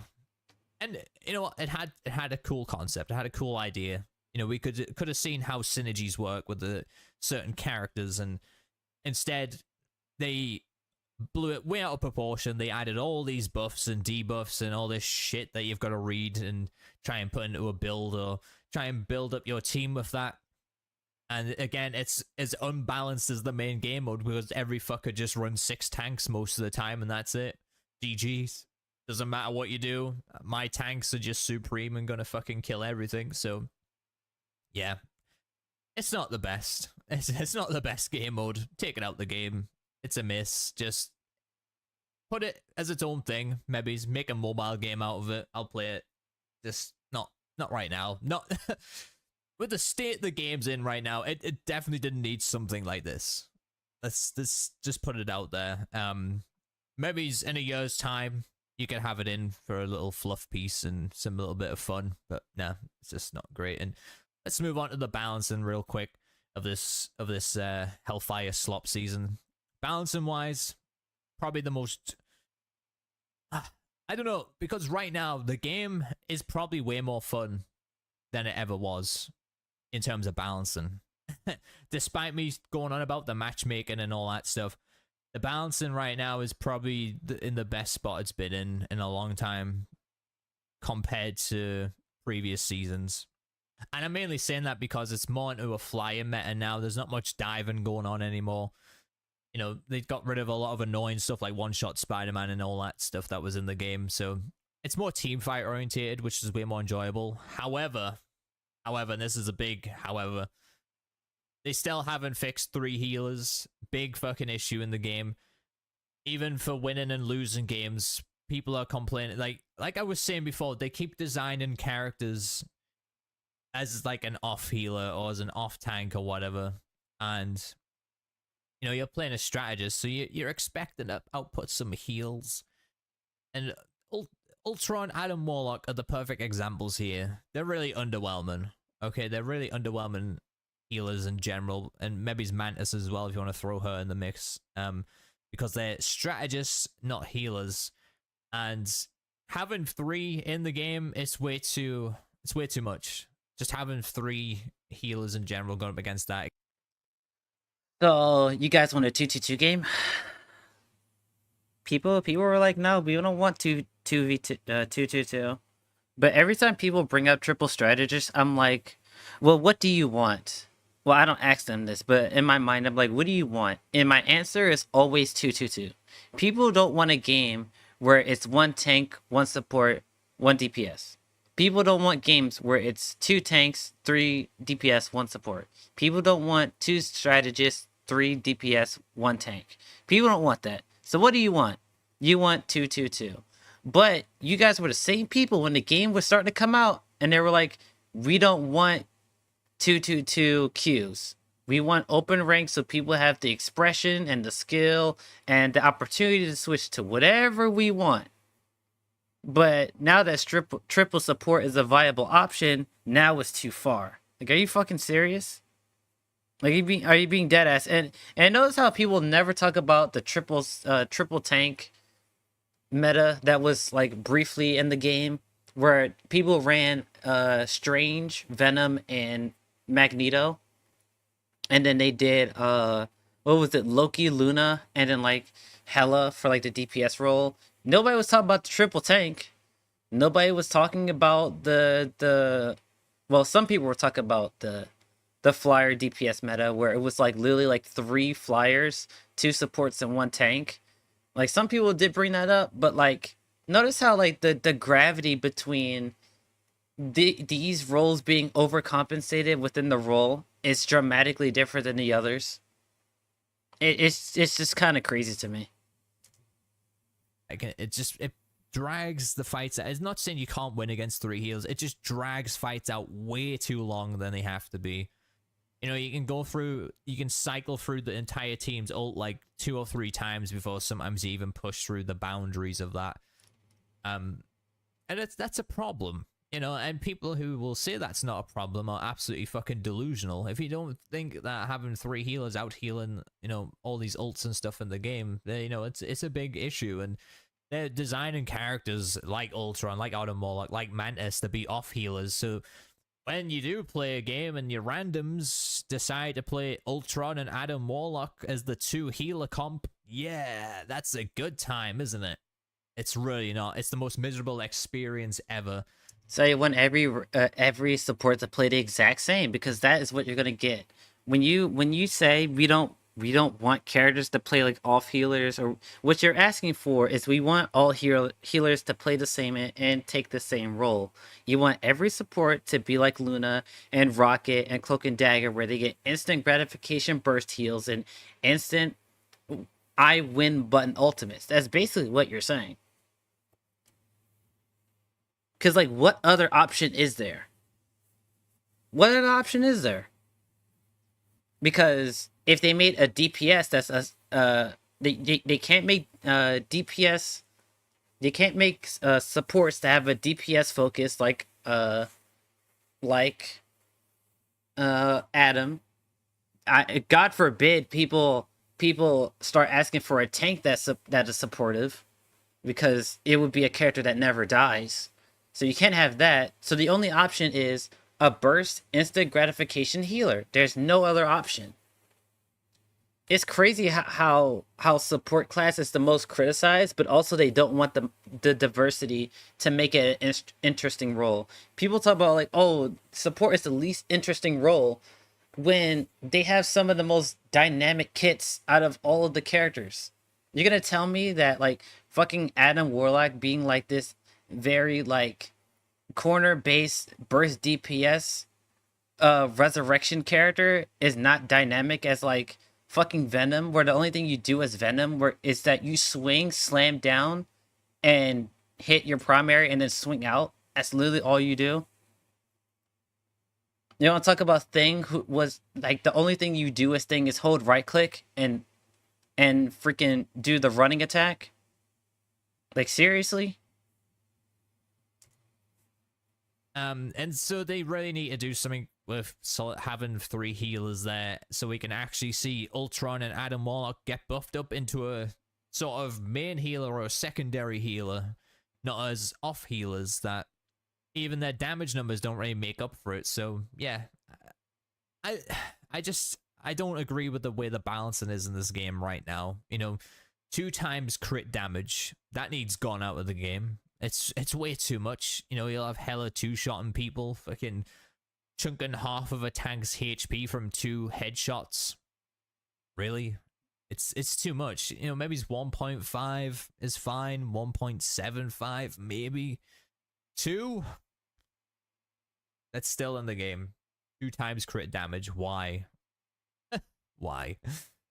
So yeah, balancing wise, despite everything I've just said, it's way more fun than it used to be, because they just got rid of a lot of annoying shit. However, I will never forgive them for what they've done to Thor in this game, because whatever the fuck that is, I don't want to be a part of it. As someone who loaded Thor, absolutely killed that guy's playstyle, turned him into a... So, you're not okay with them basically turning Thor into a fat DPS, but it's not okay for supports to not be burst healing supports? So it's okay for other roles to have other identities, but support is not allowed to have identities outside of burst healing. Okay. a range tank, and he's every time I come up against a Thor now, I'm like, oh look, it's this guy, and I beat the shit out of him with Invisible Woman or something. Like, he is absolutely pathetic the way he's in the game right now. Whoever's balanced in this game, it feels like they don't actually play the game or notice what's going on. I swear they're just looking at metrics or something, or damage numbers or anything like that. If that even was the case, though, Thor had a pretty high win rate last season for his pick rate, and everybody was calling him the worst tank in the game last season. Clearly absolutely clueless, because he was like one of the highest tanks, like the highest win rate tanks in the game, despite having even a pretty high pick rate. So that's impressive. But they decided to change him and make him just fucking horrible to play. Like, he's so clunky now. I don't know how to explain it, but having loaded Thor and played him since the beta, he just doesn't feel right. Everything that I do, it's like, it feels like I'm counteracting my play style, and it's just, it doesn't feel right at all. And I don't click with the character anymore, so I don't enjoy him. But balancing wise, this season, despite it being better, it's still bad, and it needs a big improvement. And this is going to be a problem going forward, because the game's already got way too many duelists in the game, and you know, now we're going to be moving into a new map and a new character every month in this game. Every 4 weeks, we're going to have a new character and a new map. I don't think that's going to work out in the long term. Maybe they want to buff up to a certain amount of characters in the roster and then go, okay, we're done now. We're just going to be adding this and that. You know, we're going to do a battle pass this season with some new maps, and that's it. So I don't know how long the 1 month stuff is going to last for. I can probably see it lasting until the end of this year maximum, and then they're going to change their minds because they're going to realize how fucked the balancing is, because it's already fucked with too many characters in the game. Not to mention the team ups and all that stuff that goes along with adding new characters. So yeah, just kind of imagine what kind of convoluted mess we're going to be fucking stuck with in a few months' time of this game. And now let's talk about the skins, and I want to highlight something real quick, okay? And I might be wrong here. I try to look back and just see things, and it's not a really big deal, but, you know, they brought out this customization option, okay, where they were going to add recolors for skins and stuff. I don't feel like many people bought them because they haven't been doing any more since then, and it's been, you know, since the start of season 2, really, since they did this, and they haven't added any more customizable outfits, and we're only getting 2 outfits a week right now. I think they need to rethink their outfit scheduling and stuff on how they're going to drop things, because dropping 2 a week right now isn't the best idea, especially when you've just had this customization thing brought to the game and you haven't even done anything with that. Daily resets, maybe, I don't know. Like, do things like that, because I'm not saying add a skin daily, but you know, there's certain skins that have just came back, the 616 skins from the first season and stuff. You know, they've just brought them back. But you know, maybe they should do that as a refresher as well. I don't know, just adding 2 skins a week right now just feels horrible for this, because the amount of MCU skins, comic book skins that you can add to this game, we're getting so many original outfits now, and it's kind of whack, to be honest. The original outfits are, some of them are fun, but some of them are just piss poor. They really are. There's a the legendary Groot outfit that's a comic one, has literally the worst MVP I've ever seen. It's so short, it lasts like 2 seconds, and you're like, wow, that's it. So yeah, just looking back, and my intel could be wrong here, because I try to look back. I don't have much opinions on skins. I think overall they're pretty decent, pretty good. And so I'm only going to pay for the ones that I like, and don't pay for the ones I don't like. So, yeah. For all the skins and everything that they've brought out in Season 2. I don't think they've dropped... I think they only dropped 1 MCU outfit, which was the Thunderbolts outfit, right? For Winter Soldier. I'm pretty sure that's it. And up till now, we're not far away from getting Season 3, by the way. We're about 4 weeks away from that. There's only 4 weeks left of this season. We've only had 1 MCU outfit. And say what you like about people who enjoy the MCU over enjoying comic books and whatnot. That's what people are the most familiar with Marvel, is the MCU. Not everybody reads the comics. I don't read the comics. I've read some comics, but I don't read them. You know, I'm more familiar with the old school Spider-Man, X-Men cartoons, old Marvel games and stuff like that. That's okay. I was kind of gonna bring up him talking about the gala topic, the gala theme, and saying like in the books, maybe the Hellfire Gala comic books are the ones that he's familiar with, but like it's weird that like once again it's a multi-universal, multi-timeline theme for rivals in general, so they can do whatever they want and it would fit within the theme because that's the kind of game they've built up to now, and the fact that they want to add in new interesting characters from all across Marvel into this game. That's the point. So they can do whatever they want.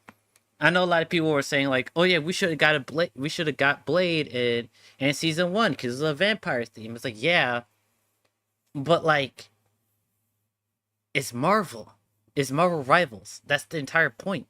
Is that they can combine different aspects of Marvel, even if it's not the one that like you think it should be. It's like they can do that because that's the universe they've set up.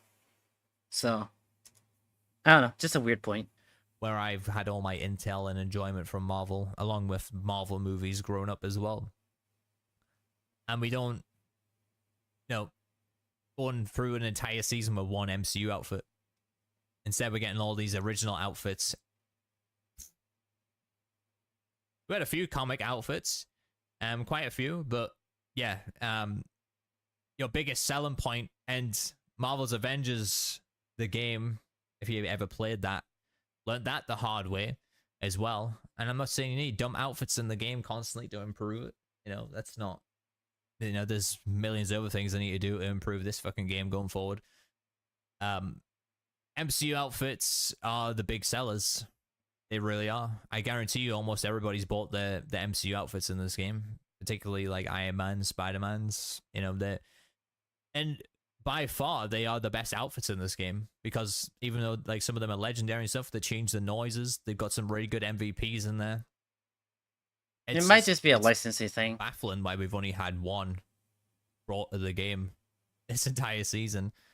Last season we got a lot more, although to be fair, we did, I think, last season maybe we only got one as well, which was the Captain America one. I actually can't remember. But yeah. Why we've only had like one MCU skin? They need to start putting them in the game. They're the big sellers. It's what people ask for the most from Marvel's Avengers, and it took them so fucking long to actually start putting those MCU skins in that a lot of people just left the game and stopped playing it because I'm sorry, no. People didn't leave the Marvel Avengers game because there weren't MCU skins. That game was just a bad game. No, this point, no. I'm gonna 100% disagree with that. Marvel's Avengers was just a bad game. It had nothing to do with the skins, right? And even then, the base roster designs weren't that great anyway. So, like, that wasn't again, the skins don't change gameplay or anything like that, so I'm not saying that's ultimately the reason why, but a lot of people are interested in seeing those outfits and seeing them brought to the game. Maybe it's earnable for free as well. We've had free comic ones, why not free MCU outfits as well that we can earn and do events around that? It's just, it's season 2. It's early days for Marvel Rivals. I was expecting something so much better, and I hope this is a season they're going to learn from their mistakes with massively. Season 3 is just around the corner, only 4 weeks away, give or take a few days. Will it be a big improvement? I really don't know. But there's rumors that it's going to be Null and Symbiotes. That's probably infinitely, better than this fucking Hellfire slop season that we've just had. And on that note, after everything that I've broken down about the season and everything that we've just gone through, I'm giving this one a 3 out of 10. And the reason it's getting a 3 out of 10, despite me just shitting on it a lot, and if 3 out of 10 is generous, is because of Emma Frost and the free Wolverine patch skin. That's the only reason why this is getting a 3 out of 10. Otherwise, it would be a lot lower than that. And yeah, maybe I'm being too critical. I don't give a shit. I'm giving you my opinion about it. It is easily the worst theme and character combination they could have ever done. It really is. They could have been even an entire event inside of nowhere. They could have done an event in there that would have just been infinitely better than this. And they could have added fucking Howard the Duck as a playable character and it would have been better than this shit. I don't know. It's Howard the Duck over so many... Emma Frost and Ultron. Fan favorite characters? Are you serious, brother?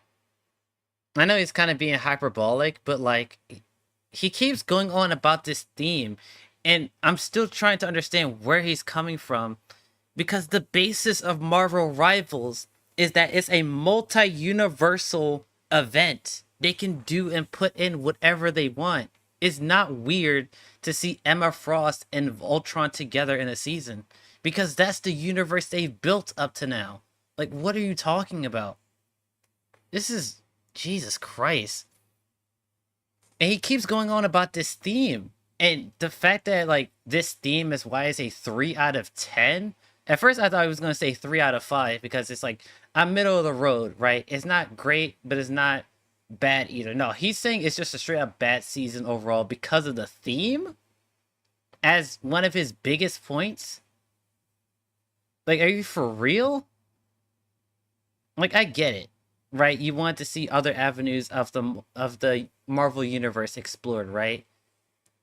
Like, they have plans for this stuff in the future, right? They probably already had it planned out even before Season 0 came out. But they've set up this universe as this is our multi-universal game where we can combine things together that normally wouldn't be the case because we have the ability to do so. And they've already acknowledged that character-wise, they basically have the entire Marvel catalog behind them by Marvel Studios themselves, or Marvel Comics, or whoever owns Marvel, right? They have their backing, and they're like, we can create whatever characters we want. And I assume that they can create whatever story they want as well. So, like, they literally set up a universe where they can do whatever they want, however they want it, because it's a multi-universal dimensional event. Like, why is it weird to see Ultron and Emma in the same season? Like, why is that fundamentally an issue? You could say, oh yeah, these aren't characters that I would personally have chosen, right? That's different than saying it's a bad choice. Like, are you serious? Interesting. The events were so interesting. Like, last season, I gave last season like a 7 out of 10. I was probably way too harsh on that because looking at last season, it is miles above season 2, and the game should be improving going forward. And unfortunately, it's just going backwards right now, and I'm very sad about it because I was hoping this game would have went somewhere. I'm not going to say that this game's going to die. That's just there's no chance in hell that this game will die just because it's Marvel. Marvel are always pulling the players. There'll be still people playing this game for the fun. I'm sorry, no, Avengers failed. Sorry. Just because it's Marvel doesn't mean it's going to have a player base. Because the Avengers game failed. That failed tremendously. Marvel Infinite failed tremendously.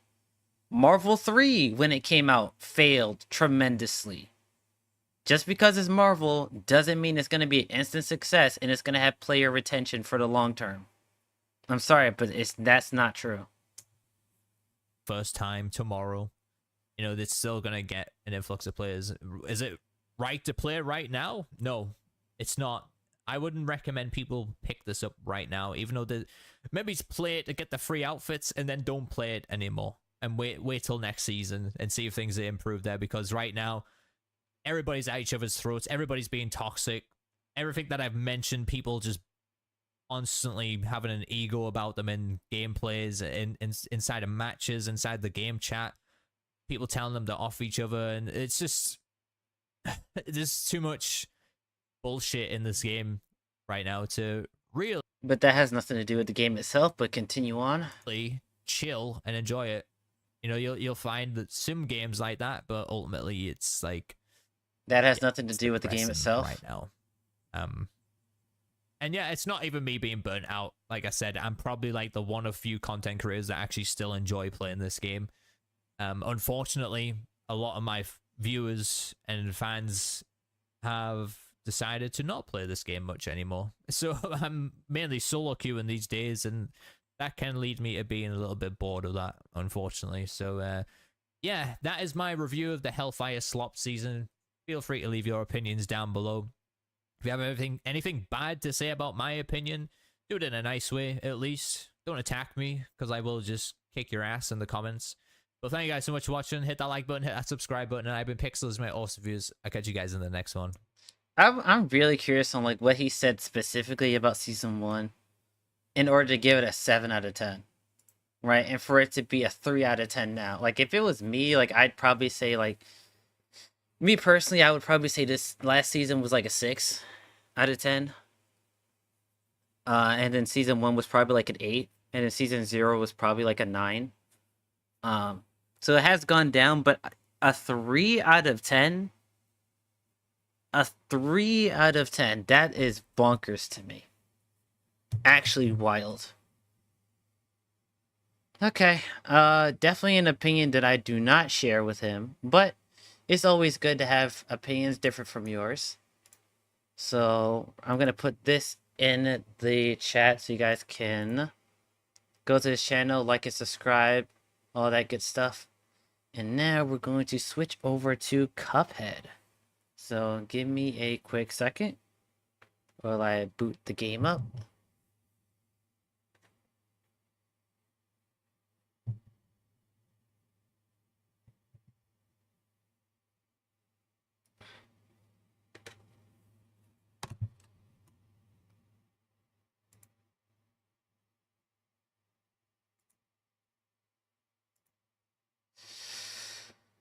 Ugh. Definitely not an opinion I share with him.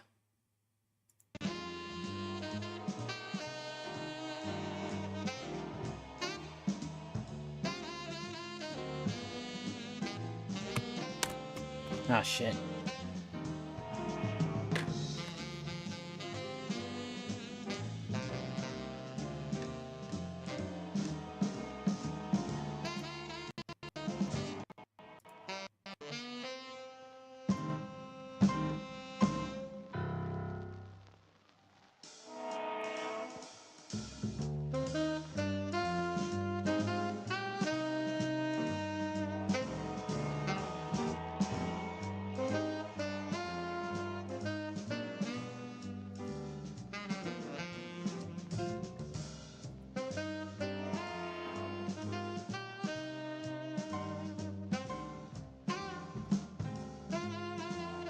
Alright, hopefully I can finish Cuphead today. I think I've only got like a couple more bosses to do, and then I will have actually beaten the game. So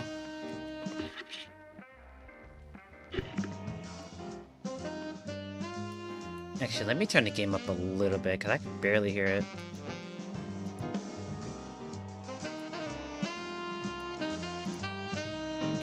Alright.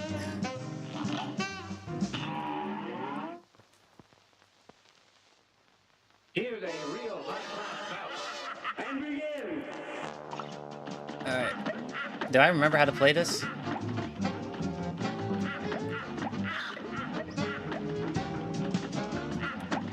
Okay. That's how you switch weapons?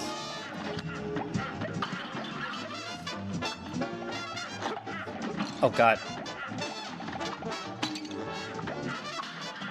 Oh shit. As the thing about Cuphead, you do not want to take breaks from this game.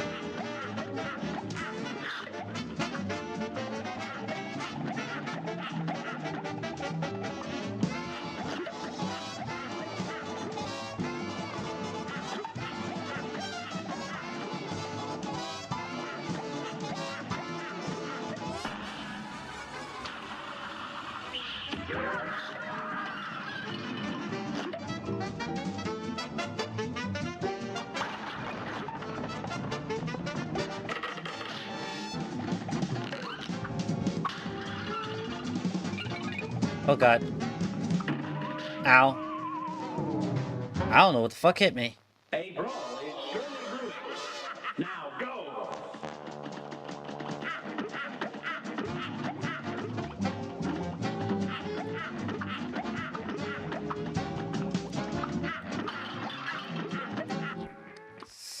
I'm gonna hate this boss fight, aren't I? I don't remember it being this hard.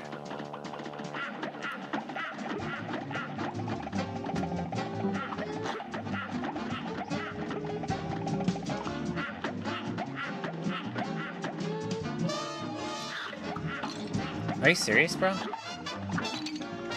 Oh my god. This match will get red hot. Now go!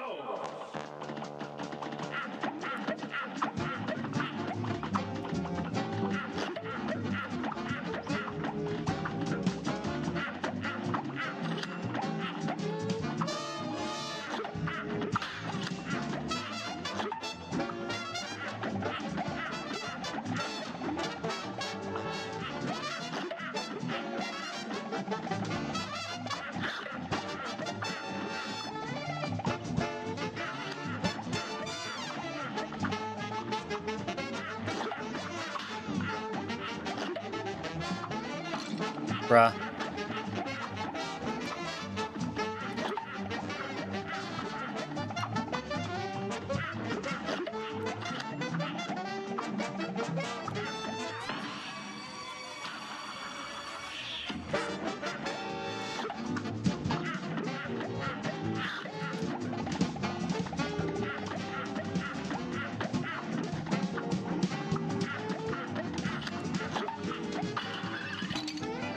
Oh my god, I don't remember it being this hard.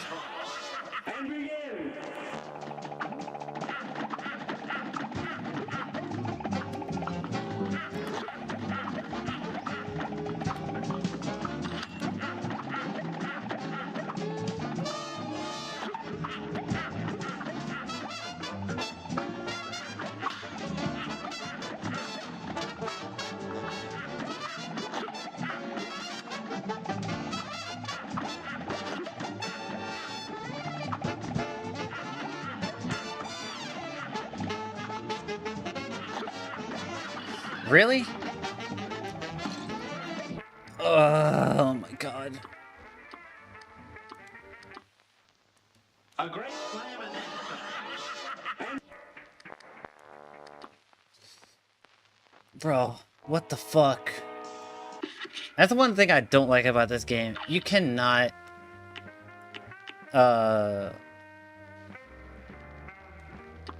You can't take breaks from this game. You can't do it. At least not for me, you can't do it.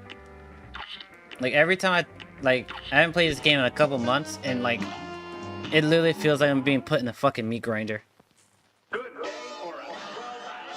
I don't think this game was made to take breaks from.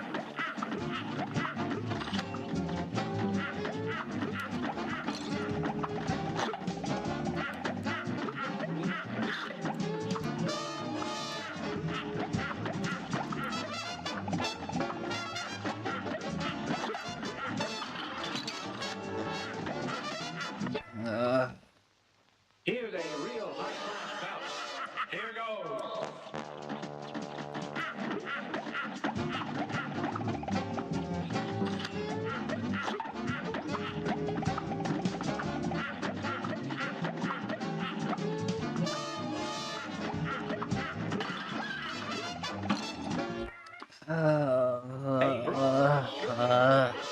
You're up. A brawl is surely brewing. Jesus Christ, this game's gonna piss me off.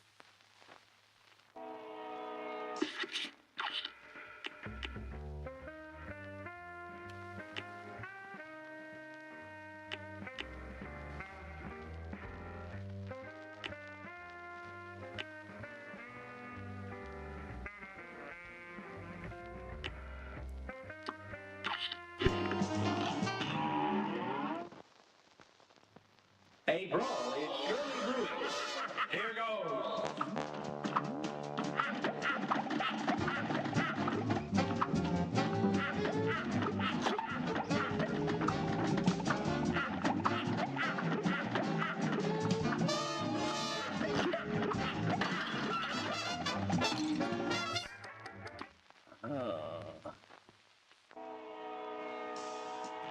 That's one thing I hate about this fucking game.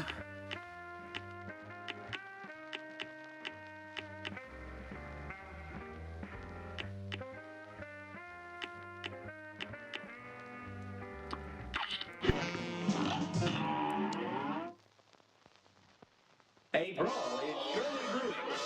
Now go!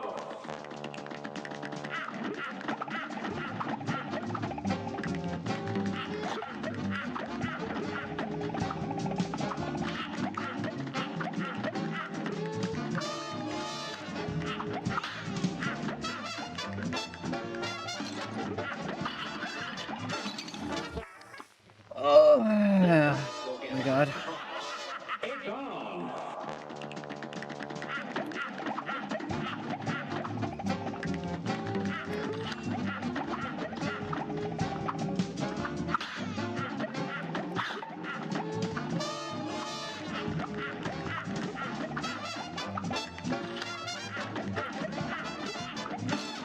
Fuck you, game.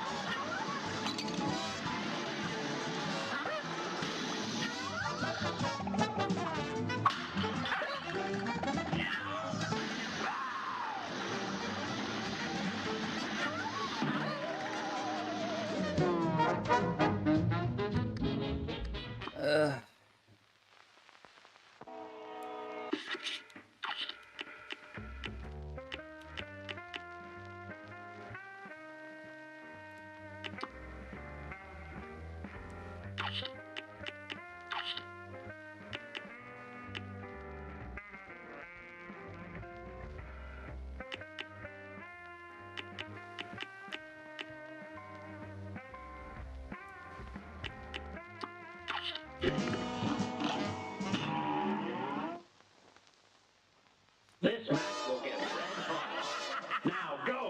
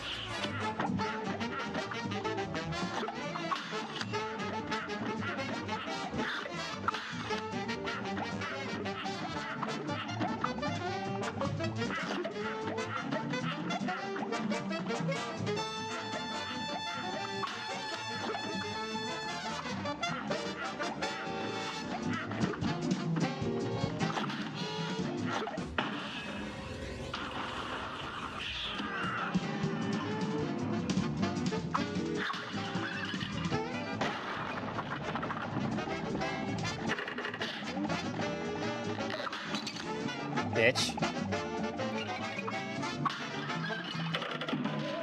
Bro, what the fuck? A great slam and then some. You're up!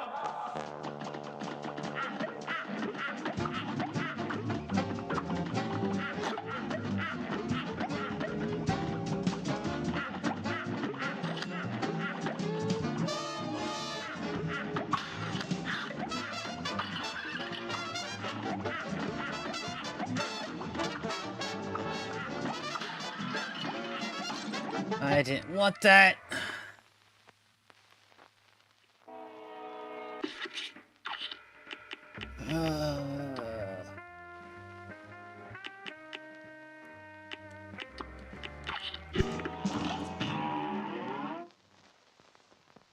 This match will get red hot. Here goes.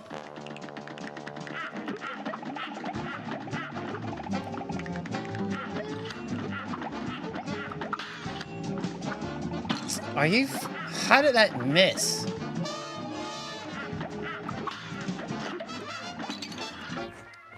Oh, this game's pissing me off already. I should have just beat the game like months ago when I was still fresh on it. Because now it feels like I can't do anything. Like my muscle memory for this game is like evaporated.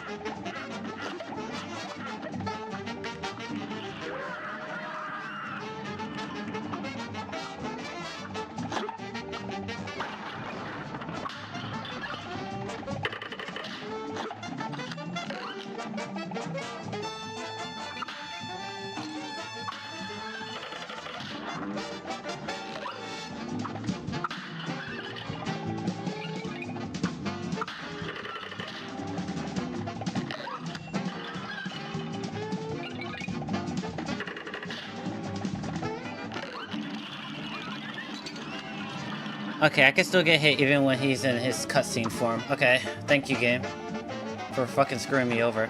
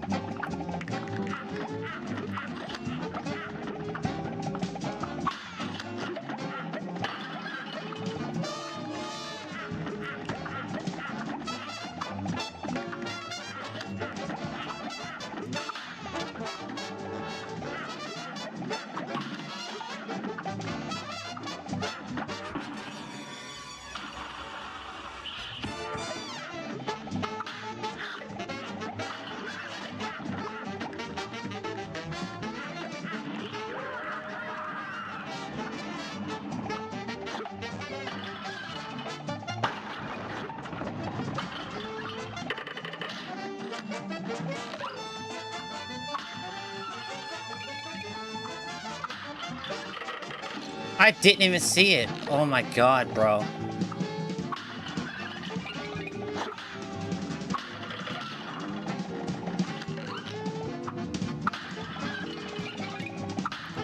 What the f-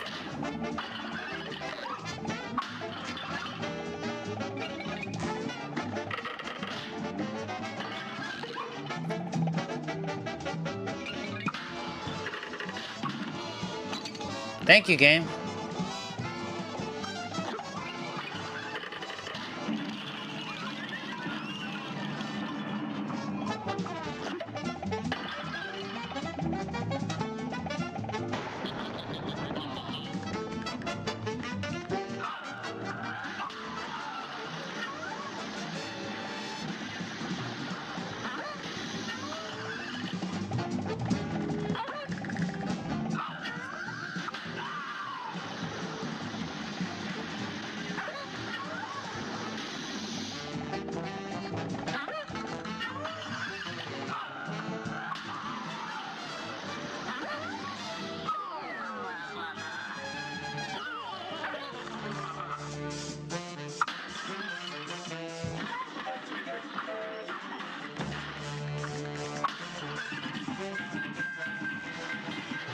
Okay.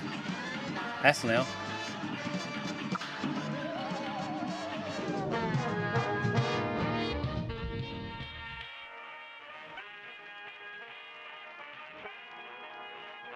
Okay. Alright, game.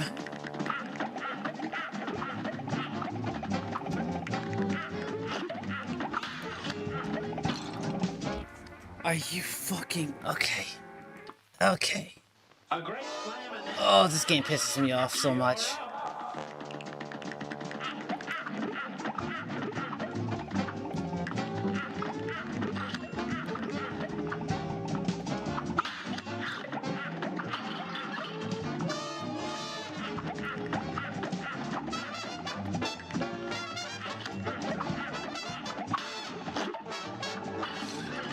How? How? I shot it twice. Are you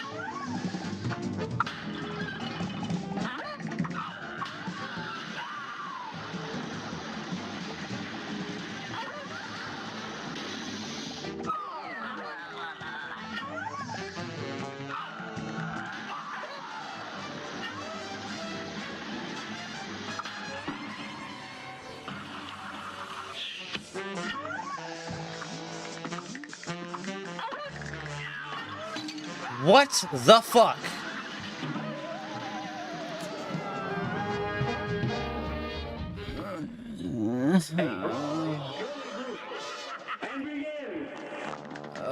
Automatic parry. They're so good, but so ass.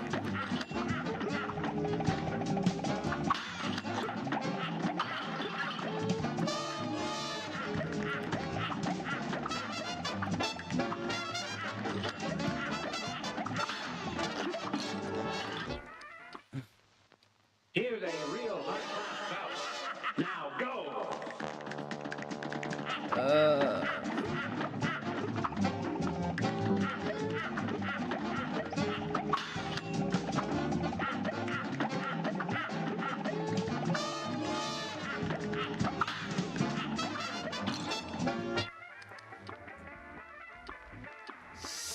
I'm about to quit already. Here's a real hard bout. You're up.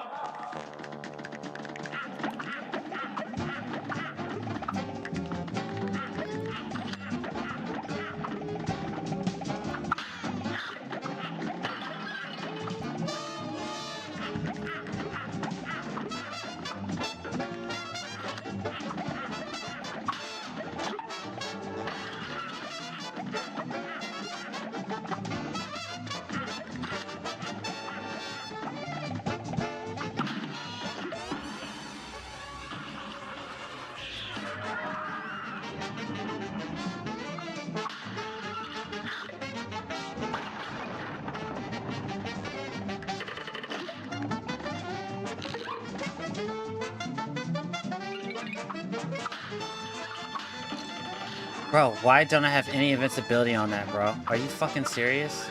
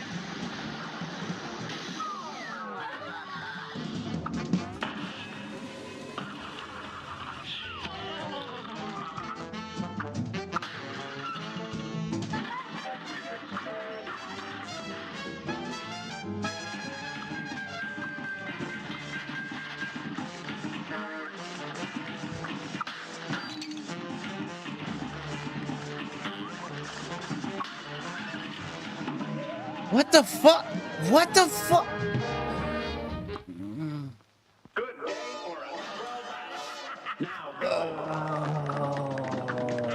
This game does it like no other.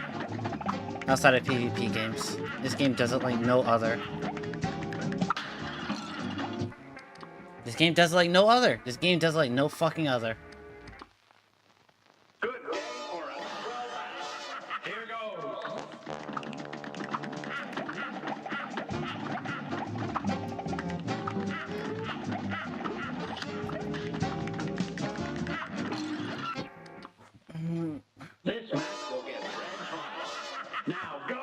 I'm about to quit already. I don't want to do this shit anymore.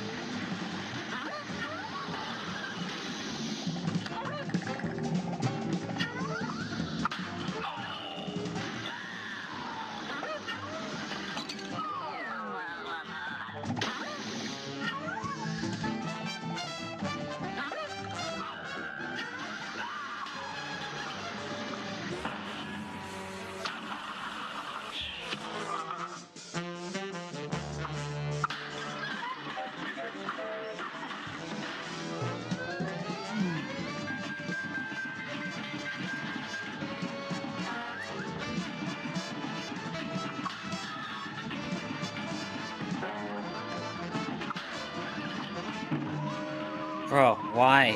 Why? Bro, why? Tell me why. Tell me why. Tell me why. Why?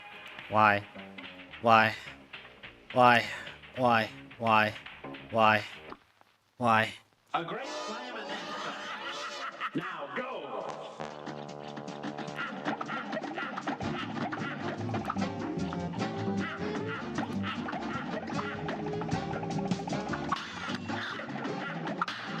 Why?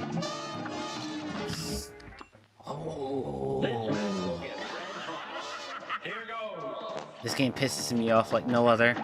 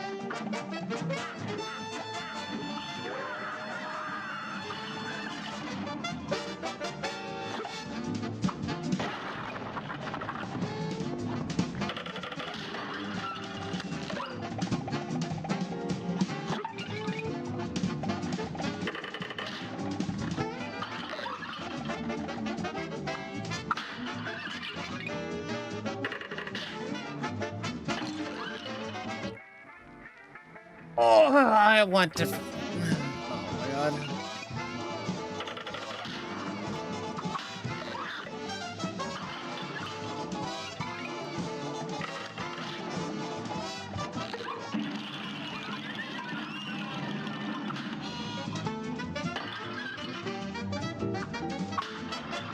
This game does it like no other.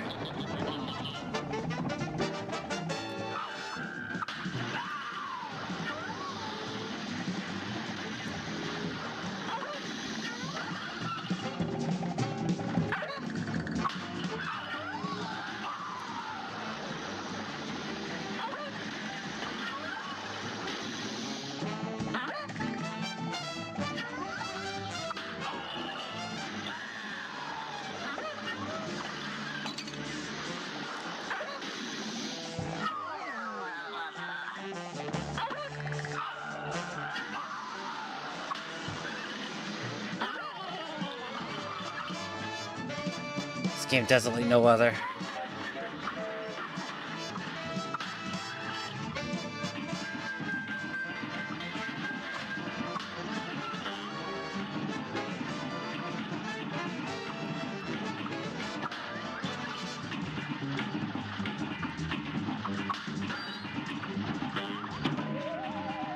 Yeah, it comes off screen when I can't see anything.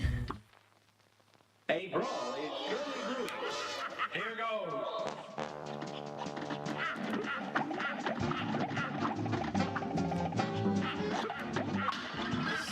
goes. Fuck you, game.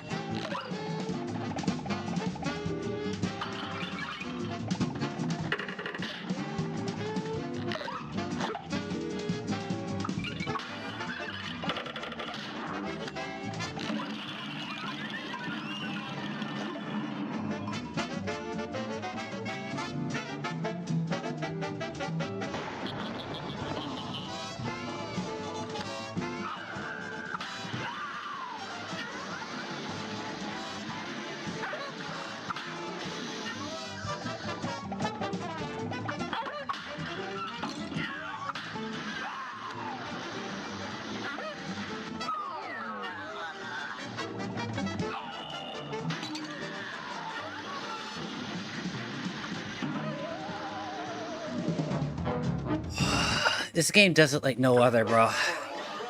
This game does it like no other.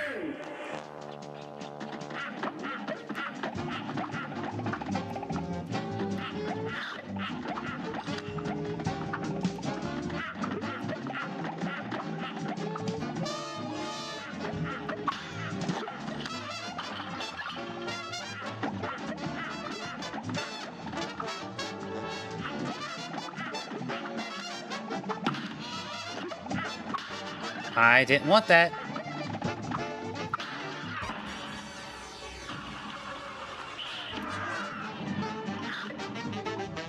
It worked out.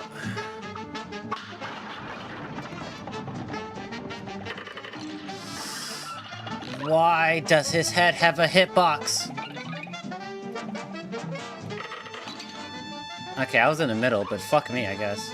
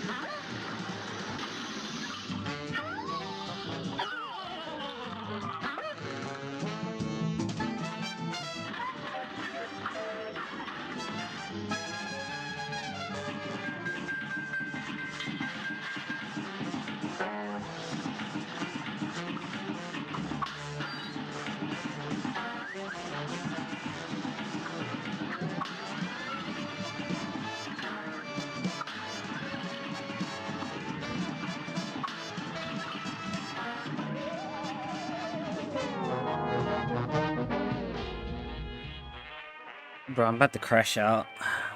I'm about to crash out, bro. I'm about to crash out.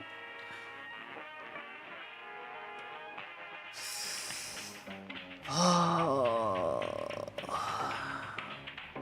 I'm about to crash out.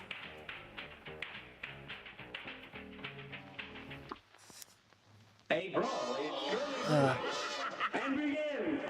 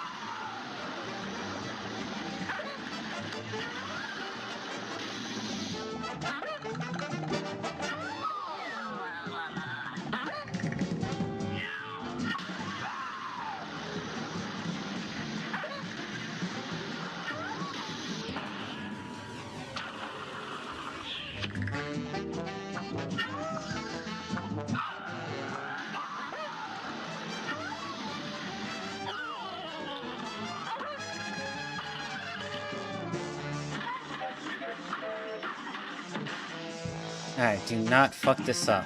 Do not fuck this up.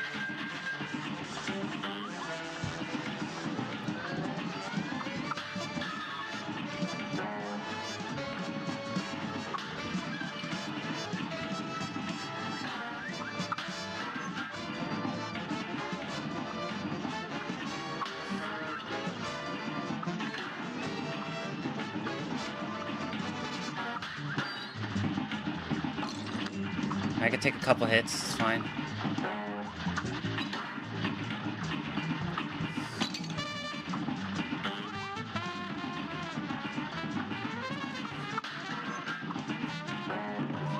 Bro, are you fucking...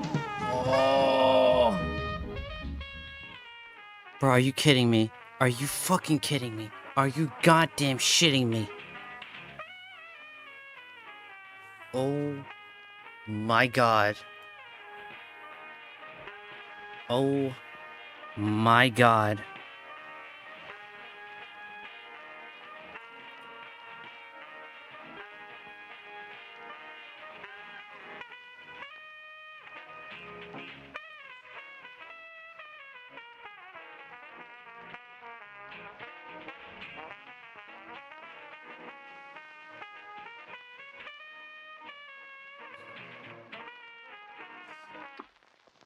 Here's a real high-class bout. Now go!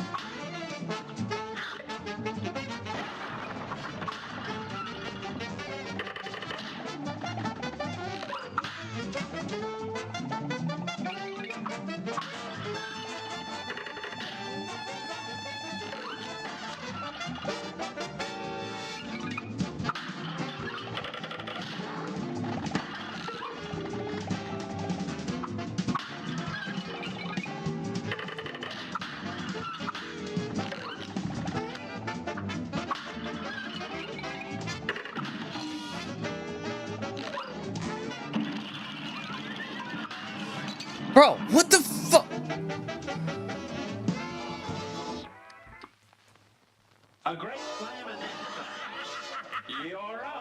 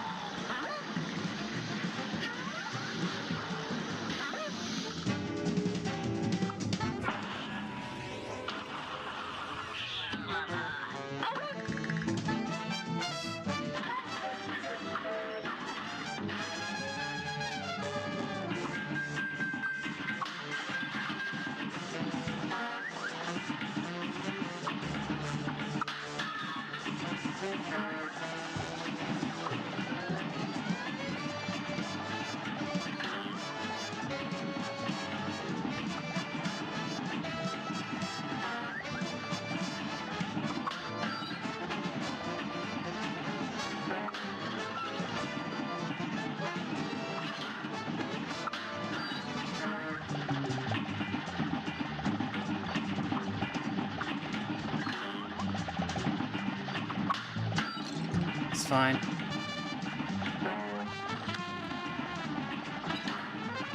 It's fine.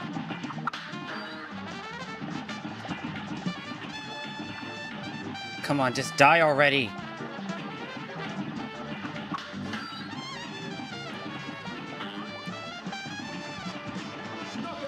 There we go. God damn. The first boss after not playing this game for months. Jesus Christ.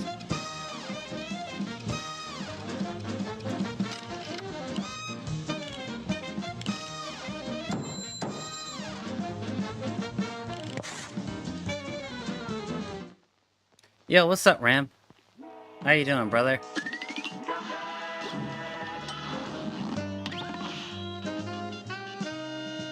Alright. Is that everybody here?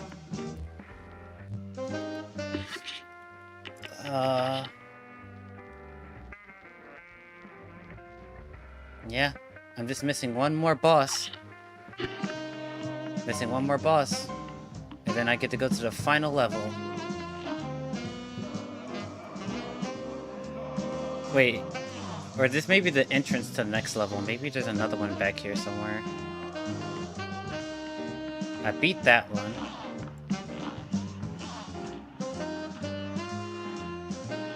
Okay, I beat that one. Am I missing one? You're doing... How am I? Other than this game pissing me off, I'm doing okay.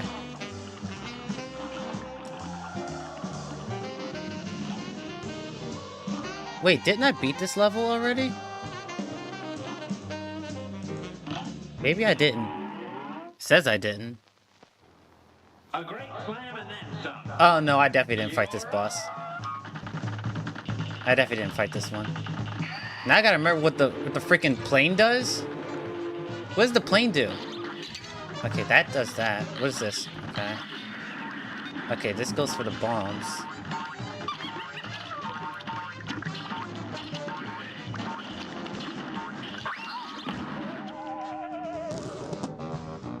Jesus, now I gotta remember what the freaking plane does.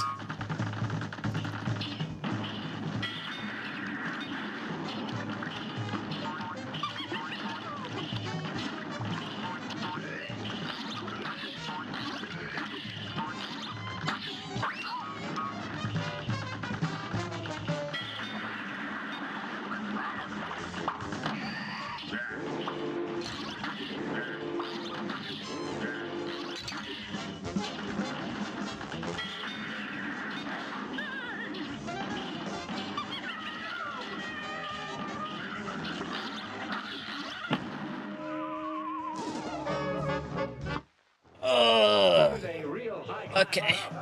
Now go.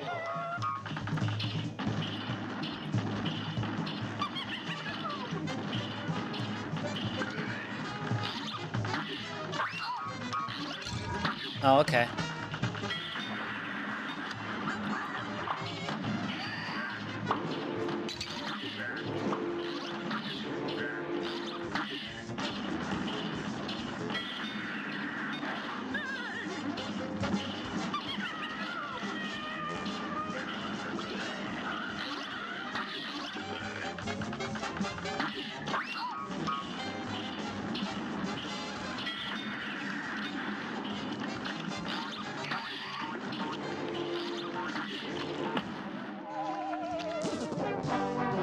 Oh. Right, the plane doesn't have any upgrades. This match will get red hot. And begin.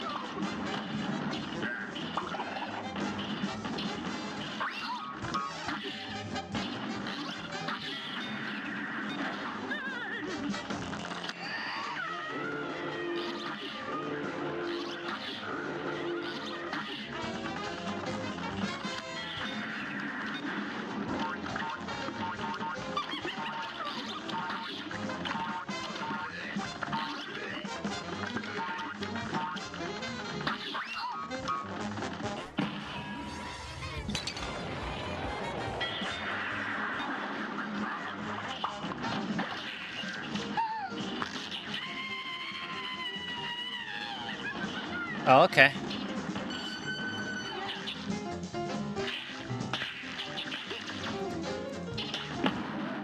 Okay, sure, why not? I don't, you know. I don't know what's going on. I'm just praying to God.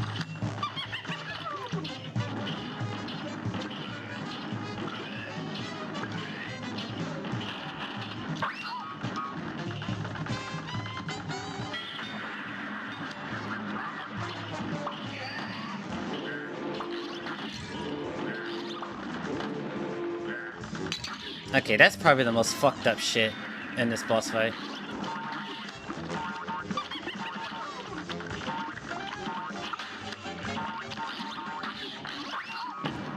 Bro, that was so fuck, bro.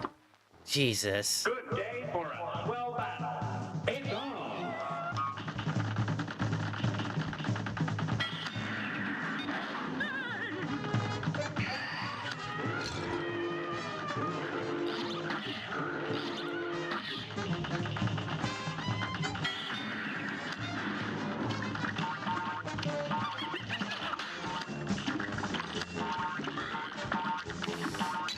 Wow.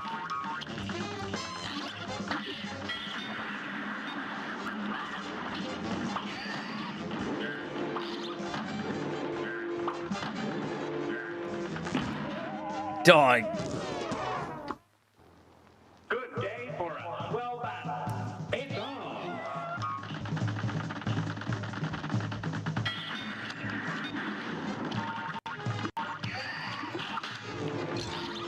Dude, that is so fucked up, bro. What the fuck?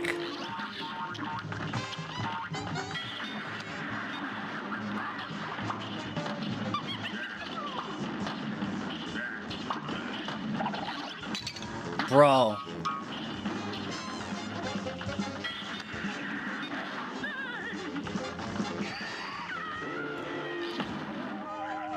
Dog, are you... Jesus. Good day for a swell battle. Here goes.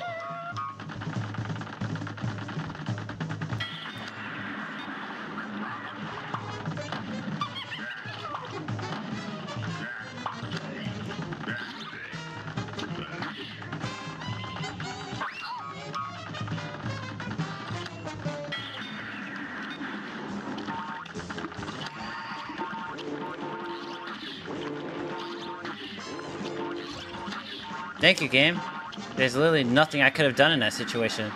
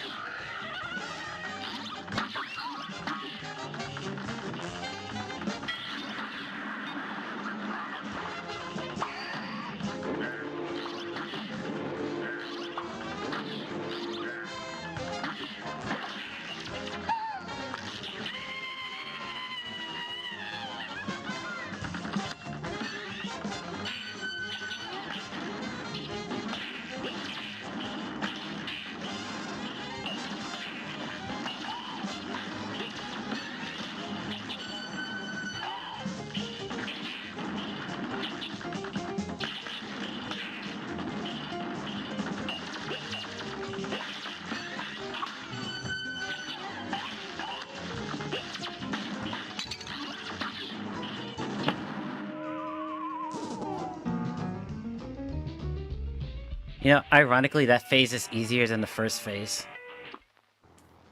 How fucked up is that?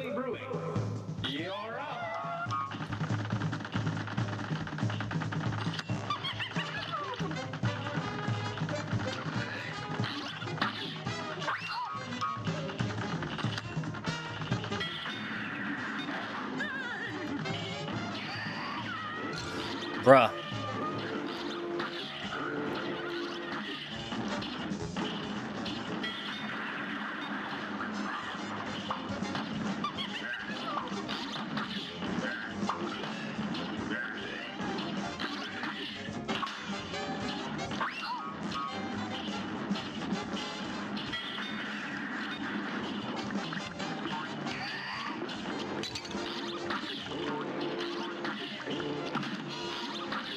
That is probably the most fucked up thing about this boss fight so far.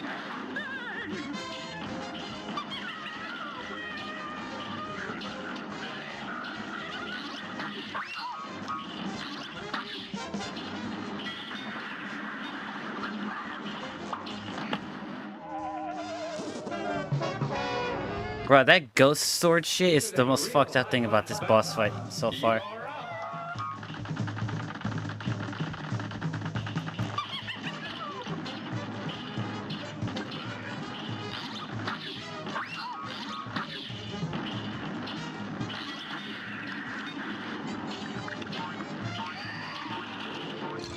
Like, what do you do? Like...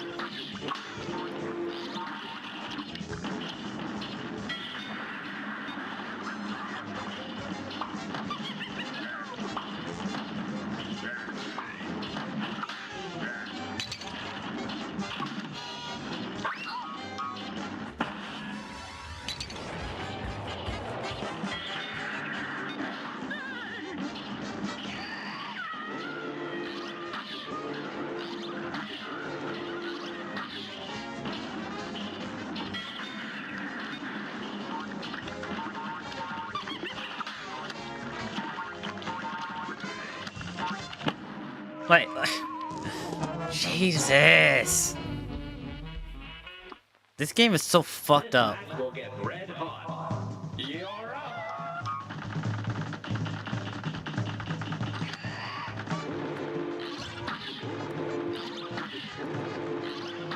This game is so fucked up beyond belief.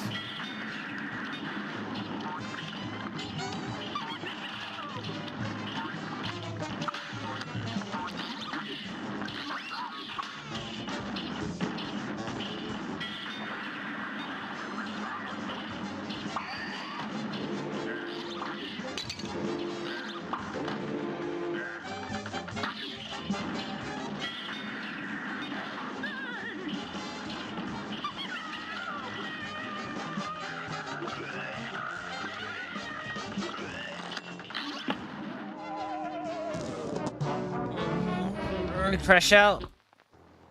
Here's a real high-class bout. Here goes.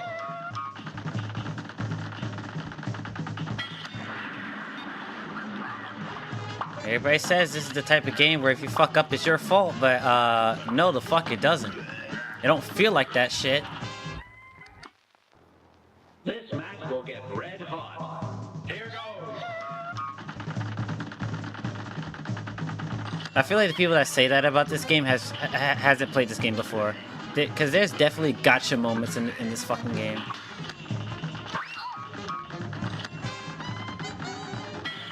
Pretty much every boss outside of from World 2 onwards has a gotcha moment, and even some bosses in World 1 has gotcha moments.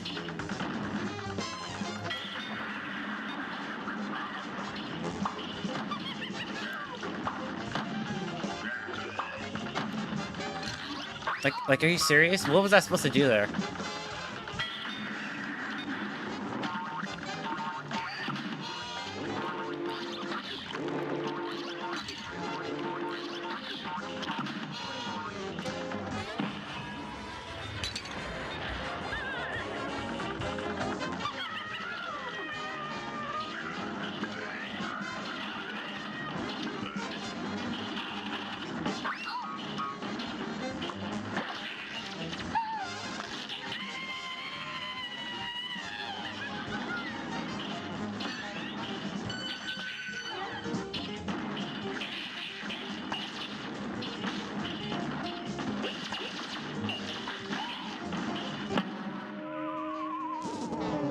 You're saying that? No. I'm sorry, no. With the amount of gotcha moments these boss fights get, especially from World 2 onward, no. No. Like, I would say like 80% of the time in each boss fight, that's true, but there's a good 20% of the time where the game will just get you, and you just have to take the hit.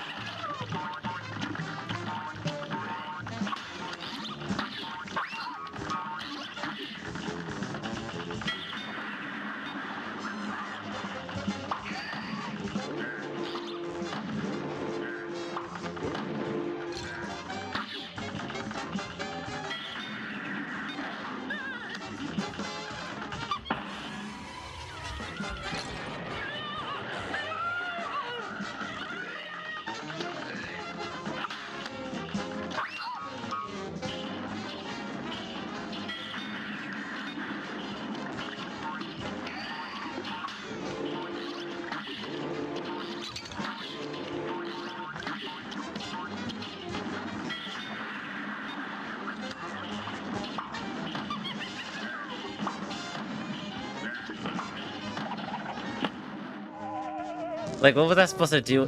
What was I supposed to do about that? I was literally sandwiched between the shark and the spike ball. I couldn't do anything. It's like shit like that. Good day for us. Well battled. I was like, oh, I was supposed to turn to the small plane in like the span of like 2 frames in order to get out of that. Like, are you fucking serious?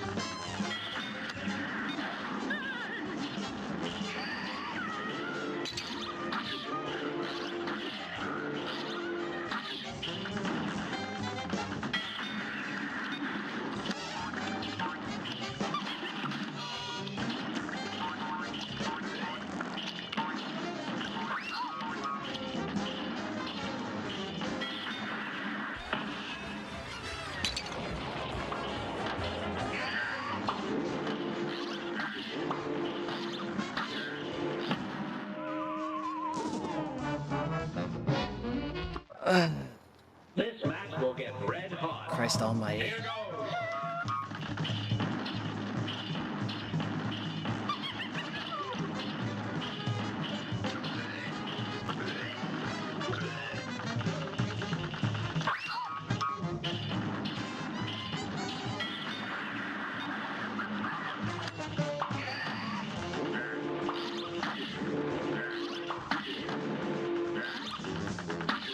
I got lucky.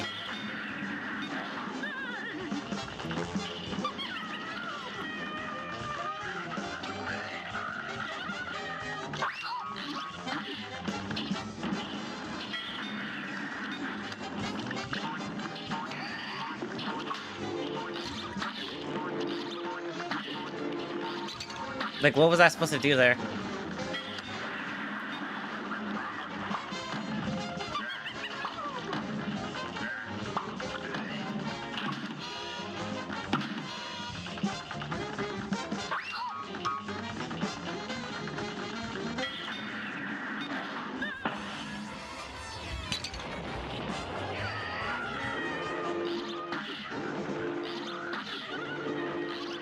That thing, that ghost shit is the most fucked up thing about this fight so far.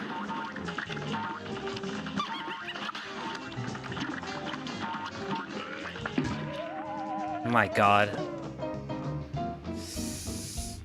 Oh my god.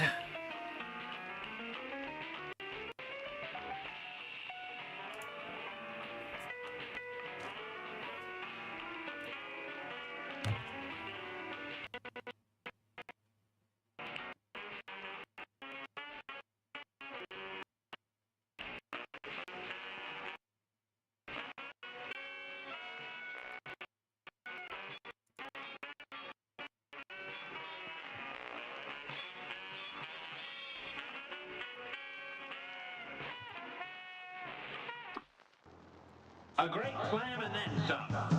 Now go.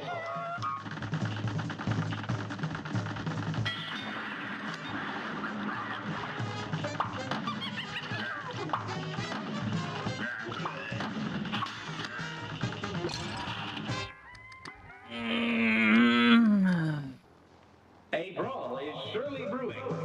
Now go.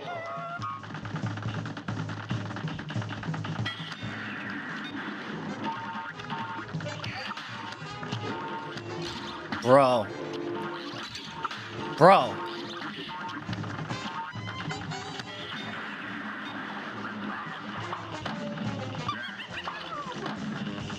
Actually, I wonder if you can parry that.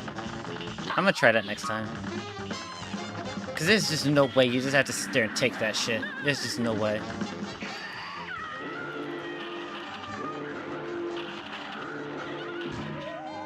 Nope, none of them have anything pink, so you can't parry it. You just have to sit there and fucking take it.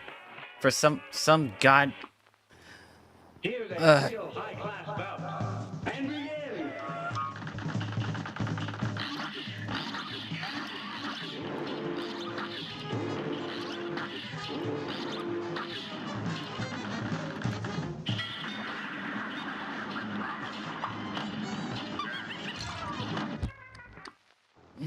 A brawl is surely brewing. Now go.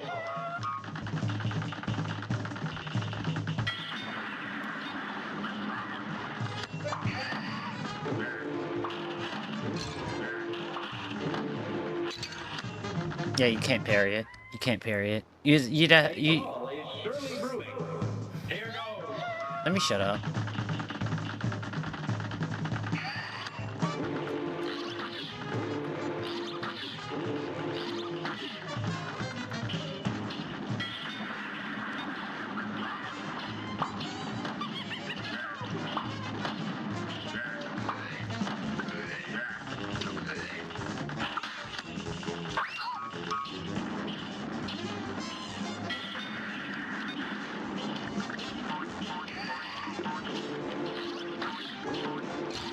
Brother.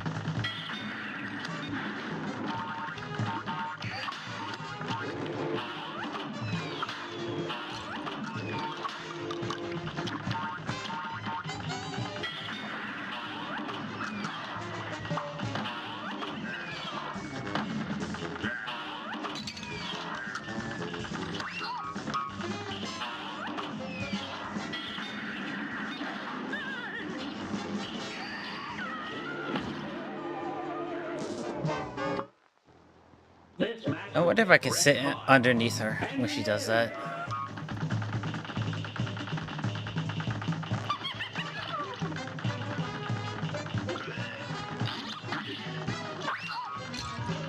That has a hitbox. Okay. This match will get red hot. You're up.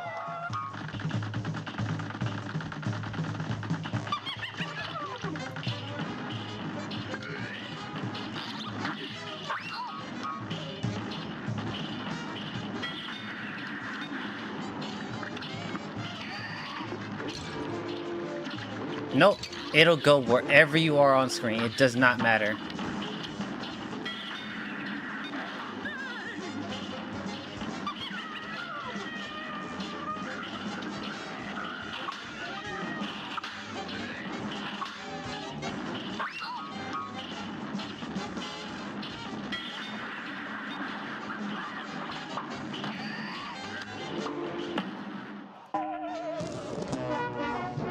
Great boss design right here. Great boss design. Great boss design.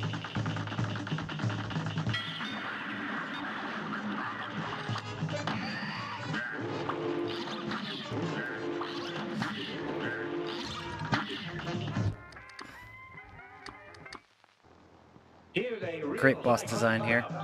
Now go.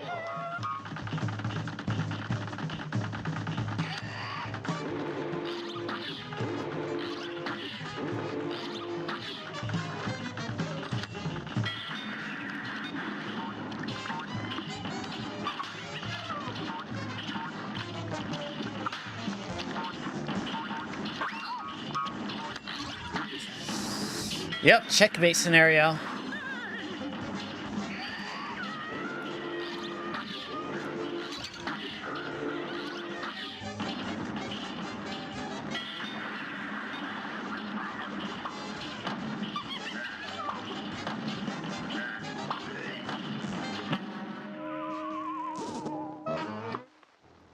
This match will get red hot. Now go.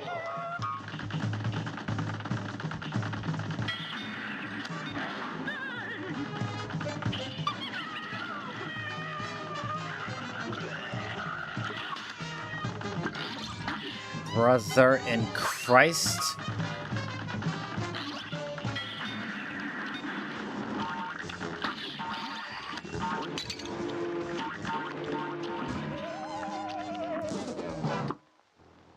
Good day for a swell battle. And begin.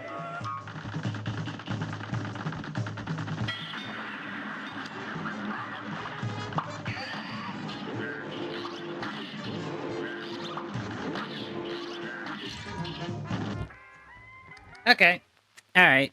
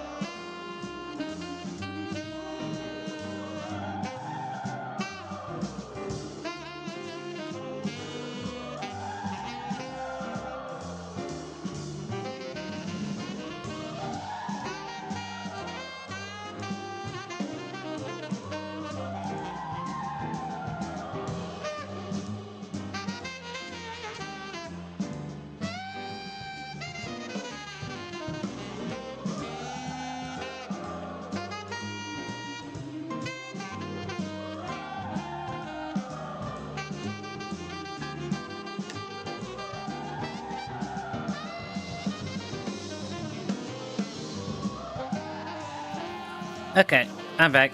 I'm gonna give this fight 3 more tries, and then if I can't beat it, then I'll just have to save it for next time. Cause I'm about 8 hours in, almost 8 hours in streaming, and I'm tired. And yeah, I can't go for like another 2 hours doing this shit. I can't do it. I can't do it. 3 more tries. And then next stream that I do, I'll probably be focused on Cuphead. That way we can finish the game.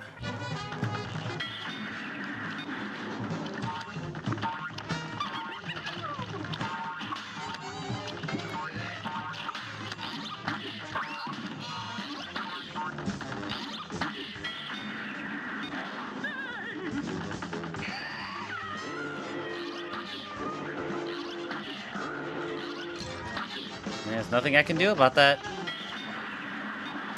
Love these gotcha moments. Then the DLC? Maybe. I'll think about it.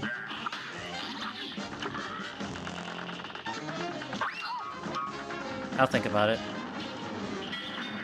But considering the fact it's taking me this long to even get this far in Cuphead, if I do the DLC, it's probably gonna I'm gonna have to like make it an all-day stream and then beat it in one go.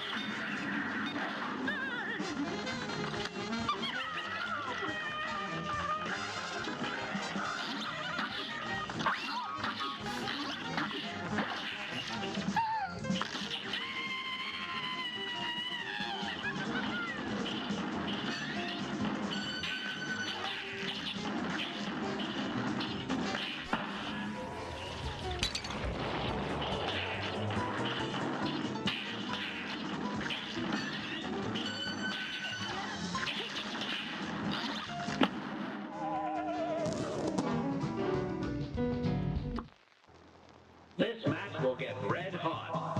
You're up. Some people have never beat Cuphead, let alone aisle 1 or 2. I'm doing good. Yeah, it's not like I just don't like the gotcha moments that this game has. That's it. Like I'm not angry that the bosses are hard, because I'm literally at the last world outside of the final boss. Like I expect things to be hard, but there's just so many scenarios in these later boss fights that like are just gotcha moments. Like you can't do anything, or if you can do something, it is so pin perfect that like no human being is like physically doing it consistently.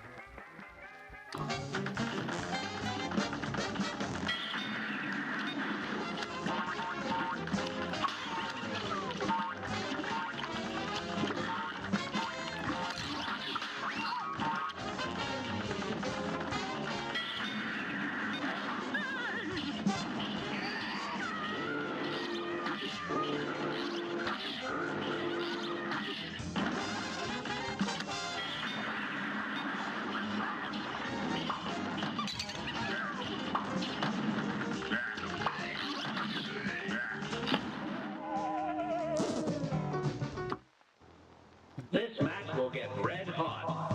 Now go.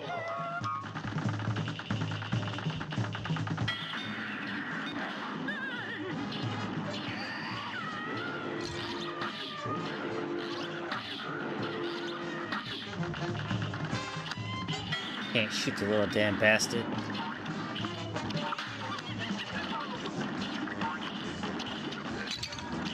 Really? Here's a real high-class bout. Here goes.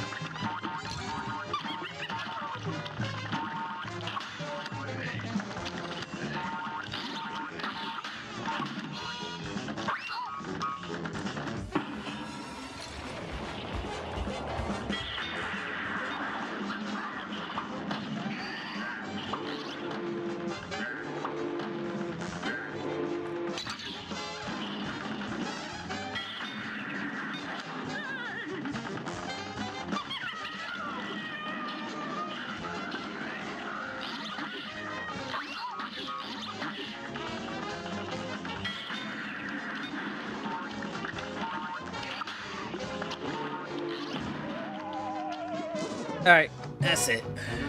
That's it. I'm done. Yeah, I'm done. Alright. I didn't mean to go all the way to the main menu. I didn't mean to go all the way to the main menu. But that's it for me. I'm tired. Been streaming for like 8 hours straight now. So we did a lot of stuff done. Got through several reaction videos. Played some Marvel Rivals with the boys. And beat, what, 2 boss fights in Cuphead? So now I'm on... Well, no, actually. Was it 2 or was it 1? I can't remember. Whatever I did. I don't remember. I'm tired. So yeah. Hopefully... I beat 1 boss fight. Okay. So, yeah. I'm cool with that. Next stream that I'm going to be doing is going to be Cuphead focused. So I can just finish the game. And... yeah, so hopefully... I'll be able to beat this game, and then we can move on to some of the other games that I have on my streaming list. So hopefully next time I stream, I can beat it, and we can be done with it, because I feel like I've been working on this, playing this game for like a year and a half, which is probably not the case, but it's been so long since I've started this playthrough, and like, I should have beaten this game like months ago. So... yeah, next stream, this is going to be focused on Cuphead, and whatever comes up next, we'll look into. But yeah, thanks for showing up. Appreciate y'all. I'm going to try and stream more often, but I've been going to my local and streaming there to help promote it. So, yeah, so I might not be streaming as much as I used to, but I'm not dead. I'm still alive and kicking. So, hopefully, I'll get to see you guys next time. That's it for me. Hope you guys have a wonderful evening, and I will see you guys next time. Sayonara.